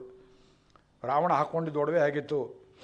ಕೆಲವರು ಹೆಣ ತಗೊಂಡು ಹೋಗ್ತಾರೆ ಸ್ಮಶಾನಕ್ಕೆ, ಅದರ ಮೇಲೆ ಎಷ್ಟೊಂದು ಹಾರಗಳು, ತುಂಬ ಬೆಲೆ ಬಾಳುವ ಗುಲಾಬಿ ಹಾರ, ಅದು ಇದು ಡೇಲಿಯಾ ಪುಷ್ಪಗಳು, ತೋಟದ್ದೆಲ್ಲ ತುಂಬ ಕಾಸ್ಟ್ಲಿ ಹಾರಗಳನ್ನೆಲ್ಲ ಹಾಕಿ ಸ್ಮಶಾನ ತಗೊಂಡೋಗಿರ್ತಾರೆ. ಅವನನ್ನು ಹೂಳುವುದೋ ಸುಡುವುದೋ ಮಾಡುವಾಗ ಇದೆಲ್ಲ ಹೋಗ್ಬಿಡುತ್ತಲ್ಲ ಅಂತ ಅಲ್ಲಿ ಪಕ್ಕದಲ್ಲಿ ಇನ್ನೊಂದು ಯಾರ್ದೋ ಸತ್ತ ಸಮಾಧಿ ಮೇಲೆ ಗಿಡ ಬೆಳೆಸೋ ಪದ್ಧತಿ ಹಳೆಗಾಲದಲ್ಲಿ. ಅದಕ್ಕೆ ಚೈತ್ಯ ವೃಕ್ಷಗಳು ಅಂತ ಹೆಸರು. ಈ ಮಾಲಿಕೆಯನ್ನೆಲ್ಲ ಅದಕ್ಕೆ ಹಾಕಿ ಅದರ ಕೆಳಗಡೆ ಊದುಗಡ್ಡಿ ಹಚ್ಚಿಗಿಚ್ಚಿ ಬಂದಿದ್ದರೆ ಆ ಸತ್ತು ಹೋದವರ ಹೆಣದ ಮೇಲೆ ಹುಟ್ಟಿದ ಮರಕ್ಕೆ ಈ ಒಡವೆಗಳನ್ನು ಹಾರಗಳನ್ನು ಹಾಕಿದರೆ ಹೇಗಿತ್ತೋ ರಾವಣ ಹಾಗೆ ಕಾಣಿಸ್ತಾ ಇದ್ದ. ಸ್ಮಶಾನ ಚೈತ್ಯ ಪ್ರತಿಮಃ ಭೂಷಿತೋಪಿ ಭಯಂಕರ. ಒಡವೆ ಹಾಕ್ಕೊಳ್ಳೋಕ್ಕೂ ಒಂದು ಯೋಗ್ಯತೆ ಬೇಕು, ಒಳ್ಳೆ ಬಟ್ಟೆ ಹಾಕ್ಕೊಳ್ಳೋಕ್ಕೂ ಯೋಗ್ಯತೆ ಬೇಕು, ಸಂದರ್ಭ ಬೇಕು. ಸೂತಕ ಶತ್ರುಘ್ನ ಹೋದ, ಏನೇನು ಮಾತಾಡಿದ್ನೋ ವಾಲ್ಮೀಕಿ ಬರೀಲಿಲ್ಲ, ಬೈಗಳೆಲ್ಲ ಬೈದಿರಬೇಕು. ಕೊಂದು ಬಿಡ್ತೇನೆ ಅಂತ ಕತ್ತಿ ಎತ್ತುವಾಗ ಅವಳು ಭರತ ಭರತ ಭರತ ಅಂತ ಕೇಳ್ಕೊಂಡ್ಳು. ಕ್ರಿಕೆಟಲ್ಲಿ ಇಲ್ಲಿ ಸೋತ್ರೆ ಪಾಕಿಸ್ತಾನ್ ಜಿಂದಾಬಾದ್ ಅಂತ ಕಿರಿಸ್ಕೊಳ್ತಾರೆ ನೋಡಿ, ಅದು ಬುದ್ಧಿ. ಪಾಕಿಸ್ತಾನ ನೋಡೇ ಇಲ್ಲ, ಇಲ್ಲಿದ್ದವರು ಪಾಕಿಸ್ತಾನ್ ಜಿಂದಾಬಾದ್, ಭಾರತನ ನೋಡೇ ಇಲ್ಲ, ಅವನು ಆಡಿಸೇ ಇಲ್ಲ, ಅವನ ಗುಣವೇ ತಿಳಿದಿಲ್ಲ, ಭಾರತ ಅಂತ ಕಿರಿಸ್ಕೊಂಡ್ಲು. ಇವನು ಬಿಡಿಸ್ಕೊಂಡು ಬಂದ. ಏನಾಯ್ತೇನು ಎಲ್ಲ ಬಿಟ್ಬಿಡು ಅವಳನ್ನು, ಛೀ ಅವಳೆಲ್ಲ ಮಾಡಿದ್ದು ನನಗೂ ಗೊತ್ತಾಗಿದೆ. ಅವಳದು ತಲೆ ಕೂದಲು ಒಂದು ಕೊಂಕಿದರೆ ರಾಮ ಊರಿಗೆ ಬರೋದಿಲ್ಲ. ಆಮೇಲೆ ಇವರು ನಿಮಿತ್ತ ಆಯಿತು ಅಂತ ತಿಳ್ಕೊಂಡ್ರೆ ನಮ್ಮನ್ನು ಬಿಟ್ಬಿಡ್ತಾನೆ. ಬಿಟ್ಬಿಡು, ಸಿ ಹೋಗೆಲ್ಲಾರು ಪಾಪಿ ಕಣ್ಣಿಗೆ ಬೀಳಬೇಡ ಅಂತ ಅವಳನ್ನು ಬೈದು ಕಳಿಸಿಬಿಟ್ಟ. ಮರು ದಿವಸ ವಸಿಷ್ಠರು ದೊಡ್ಡ ಸಭೆಯನ್ನು ಕೂಡಿಸಿರು ರಾಜಸ್ಥಾನ. ಆ ಸ್ಥಾನದಲ್ಲಿ ಅವನಿಗೆ ಆಶೀರ್ವಾದ ಮಾಡುವುದಕ್ಕೆ ದೊಡ್ಡ ಬಂಗಾರದ ನವರತ್ನ ಖಚಿತವಾದ ತಟ್ಟೆಯಲ್ಲಿ ದಶರಥ ಧರಿಸಿದ್ದ ಶ್ರೀಮದ್ ಮುಡಿಯನ್ನು ಕಿರೀಟವನ್ನು ತಗೊಂಡು ಬಂದು ರಾಜಾಯ ಪ್ರಸಹ್ಯ ಸಾಹಿನೇ ಒಂದು ಹಿಡಿ ಅಕ್ಷತೆ ಅವನ ತಲೆ ಮೇಲೆ ಹಾಕಿ, ಬಾರಪ್ಪ ಇಲ್ಲಿ ರಾಜ್ಯ ಅನಾಯಕ ಆಗಿರಬಾರ್ದು, ನಿಮ್ಮ ತಂದೆ ಇಷ್ಟು ಪೂರ್ವಕ ಕೊಟ್ಟಿದ್ದಾನೆ ಅಂತ ಅವನ ತಲೆ ಮೇಲೆ ಕಿರೀಟ ಇಡುವುದಕ್ಕೆ ಹೋದರು. ಇದು ಪರೀಕ್ಷೆ. ಅವನು ಕೆಳಗಿಳಿದ. ಅವನು ಸಿಂಹಾಸನದ ಮೇಲೆ ಕೂತೇ ಇರಲಿಲ್ಲ, ಇನ್ಯಾವುದೋ ಒಂದು ಆಸನದಲ್ಲಿ ಕೂತಿದ್ದ. ಅಲ್ಲಿ ಹೇಳಿದ, ಗುರುಗಳೇ ಇಂಥ ಅಕಾರ್ಯವನ್ನು ಎಷ್ಟು ತಲೆಮಾರಿಂದ ಮಾಡಿಸಿದ್ದೀರಿ ನಮ್ಮ ಕುಲದಲ್ಲಿ ಅಂತ ಕೇಳಿದ.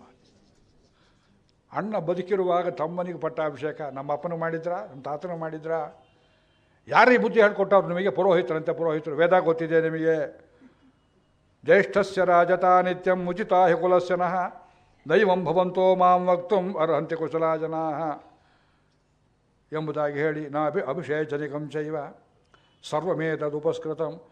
ಆ ಬಂಗಾರದ ಕೊಡಗಳಲ್ಲಿ ತೀರ್ಥ ಎಲ್ಲ ಸೇರಿಸಿಟ್ಟಿದ್ದಕ್ಕೆಲ್ಲ ಸಾಷ್ಟಾಂಗ ಪ್ರಣಾಮ ಮಾಡಿದ. ರಾಮ ಯಾವ ಕಡೆ ದಂಡಕಾರಣ್ಯಕ್ಕೆ ಹೋಗಿರ್ಬೋದೋ ಊಹೆ ಮಾಡಿ ಆ ದಿಕ್ಕಿಗೆ ಸಭೆಯಲ್ಲಿ ಸಾಷ್ಟಾಂಗ ಪ್ರಣಾಮವನ್ನು ಮಾಡಿದ. ರಾಮ, ಇವತ್ತು ನೀನು ಇಲ್ಲಿದ್ದರೆ ನನಗೆ ಈ ಸ್ಥಿತಿ ಬರ್ತಿತ್ತೇನೋ, ನಿನ್ನ ತಮ್ಮನನ್ನು ಈ ಆಪಸ್ಥಿತಿಯಲ್ಲಿ ವಸಿಷ್ಠನೂ ಬಿಟ್ಟಿದ್ದಾರಪ್ಪ, ನೀನೇ ಗತಿ, ನನ್ನನ್ನು ಕಾಪಾಡು ಎಂಬುದಾಗಿ ಭರತ ರಾಮನ ದಿಕ್ಕನ್ನು ಕುರಿತು ನಮಸ್ಕಾರ ಮಾಡಿದ. ವಸಿಷ್ಠರ ಕಣ್ಣಲ್ಲಿ ನೀರು ಬಂತು. ಜನಗಳೆಲ್ಲ ಚಪ್ಪಾಳೆ ಹಾಕಿದರು. ಅಪ್ಪ, ನಿನ್ನಂಥ ಮಗನನ್ನು ಪಡೆದ ತಂದೆ ಅದೇನು ಧನ್ಯನೋ ಎಂಬುದಾಗಿ ಶ್ರೀಮದ್ವಾಕ್ಯಮನುತ್ತಮಂ ಪ್ರತ್ಯುವಾಚ ಜನ ಸರ್ವ. ಶ್ರೀಮದ್ವಾಕ್ಯಮನುತ್ತಮಂ. ರಾಜ್ಯವನ್ನು ತಟ್ಟೆ ಮೇಲಿಟ್ಟುಕೊಟ್ರೆ ಬೇಡ ಅಂತ ಹೇಳಿದ್ನಲ್ಲ. ಭೇಷ್ ಅಂದರು. ಅವನು ಹೇಳಿದ, ನಮ್ಮ ಆಸ್ಥಾನದಲ್ಲಿ ಶಿಲ್ಪಿಗಳು, ಎಂಜಿನಿಯರ್ಸ್ ಯಾರ್ಯಾರಿದ್ದಾರೆ ಎಲ್ಲರನ್ನ ಕರೀರಿ. ವಸಿಷ್ಠರೇ, ಸಭೆ ಸೇರಿಸಿದ್ದೀರಿ, ಒಳ್ಳೆ ಕೆಲಸ. ರಾಮ ಎಲ್ಲಿದ್ದಾನೆ ನಿಮ್ಮ ಸಮಾಚಾರ ಗೊತ್ತಿದೆ. ಅಲ್ಲಿ ತನಕ ನಾನು ಒಬ್ಬನೇ ಹೋಗೋದಲ್ಲ, ಚತುರಂಗ ಬಲ, ಆನೆ, ಕುದುರೆ, ರಥ ಎಲ್ಲ ಹೋಗಬೇಕು. ಅದಕ್ಕೆ ಬೇಕಾದ ಸರ್ವರ್ತು ಸಮೃದ್ಧವಾದ ಒಂದು ದೊಡ್ಡ ಕಾಂಕ್ರೀಟ್ ರಸ್ತೆಯನ್ನು ತಯಾರು ಮಾಡಿ. ಹುಜೂರ್, ಯಾಕೆ ಬರೋದಿಲ್ಲ ರಾಮ? ನೋಡ್ತೇನೆ. ಅಭಿಷೇಕಕ್ಕಿರೋ ಪದಾರ್ಥ ತಗೊಂಡೋಗಿ ಅಲ್ಲೇ ತಲೆ ಮೇಲೆ ಹುಯ್ಯೋಣ. ಬಂದರೆ ಸಂದರ್ಭ ಸರಿ, ಬರಲಿಲ್ಲ ಅಂದರೆ ಕಾಡಲ್ಲೇ ಇದ್ದು ಊರನ್ನು ಆಳು ಅಂಥೇಳಿ ಅವನಿಗೆ ರಾಜ್ಯ ಕೊಡುವುದೇ ಹೊರತು ನಾನಂತೂ ಸರ್ವಥಾ ಆಳುವುದಿಲ್ಲ ಎಂಬುದಾಗಿ ಲವಕುಶರು ರಾಮಾಶ್ವಮೇಧ ಮಂಟಪದಲ್ಲಿ ಮಂಗಳಾಶಾಸನ ಮಾಡ್ತಿದ್ದಾರೆ. ನಾಳೆ ಭರತ ರಾಮರ ಸಮಾಗಮ, ಅಯೋಧ್ಯಕಾಂಡ, ಪಾದುಕಾ ಪಟ್ಟಾಭಿಷೇಕ. ಈ ಭಾಗ ಬರಲಿ ಅಂತ, ಇದು ರಸ ಕೆಡಿಸಬಾರದು ಅಂತ ಅಯೋಧ್ಯಕಾಂಡವನ್ನು ಸುಮಾರು 15 ದಿವಸ ಆಗಿಬಿಡ್ತು. ಅರ್ಧ ರಾಮಾಯಣನೂ ಮುಗಿಯಲಿಲ್ಲ. ದಯವಿಟ್ಟು ಬೇಜಾರು ಮಾಡಿಕೊಳ್ಬೇಡಿ, ಮುಂದೆ ಹಾರಿಸ್ತೇನೆ. ಅರಣ್ಯಕಾಂಡ, ಕಿಷ್ಕಿಂಧ ಕಾಂಡ ಎಲ್ಲ ಹೇಳಬೇಕು. ಒಂದೊಂದು 15 ದಿವಸ 20 ದಿವಸ ಆಯುಷ್ಯ ಬೇಕಲ್ಲ. ಮಂಗಳಂ ಕೋಸಲೇಂದ್ರಾಯ ಮಹನೀಯ ಗುಣಾಬ್ಧಯೇ ಚಕ್ರವರ್ತಿ ತನೂಜಾಯ ಸಾರ್ವಭೌಮಾಯ ಮಂಗಳಂ. ಸ್ವಸ್ತಿ ಪ್ರಜಾಭ್ಯ ಪರಿಪಾಲಯಂತಾಂ ನ್ಯಾಯೇನ ಮಾರ್ಗೇಣ ಮಹೀಂ ಮಹಿಷಾಃ. ಗೋ ಬ್ರಾಹ್ಮಣೇಭ್ಯ ಶುಭಮಸ್ತು ನಿತ್ಯಂ. ಲೋಕಾಃ ಸಮಸ್ತಾಃ ಸುಖಿನೋ ಭವಂತು. ಮಂಗಳಂ ಮಂಗಳಂ ಮಂಗಳಂ.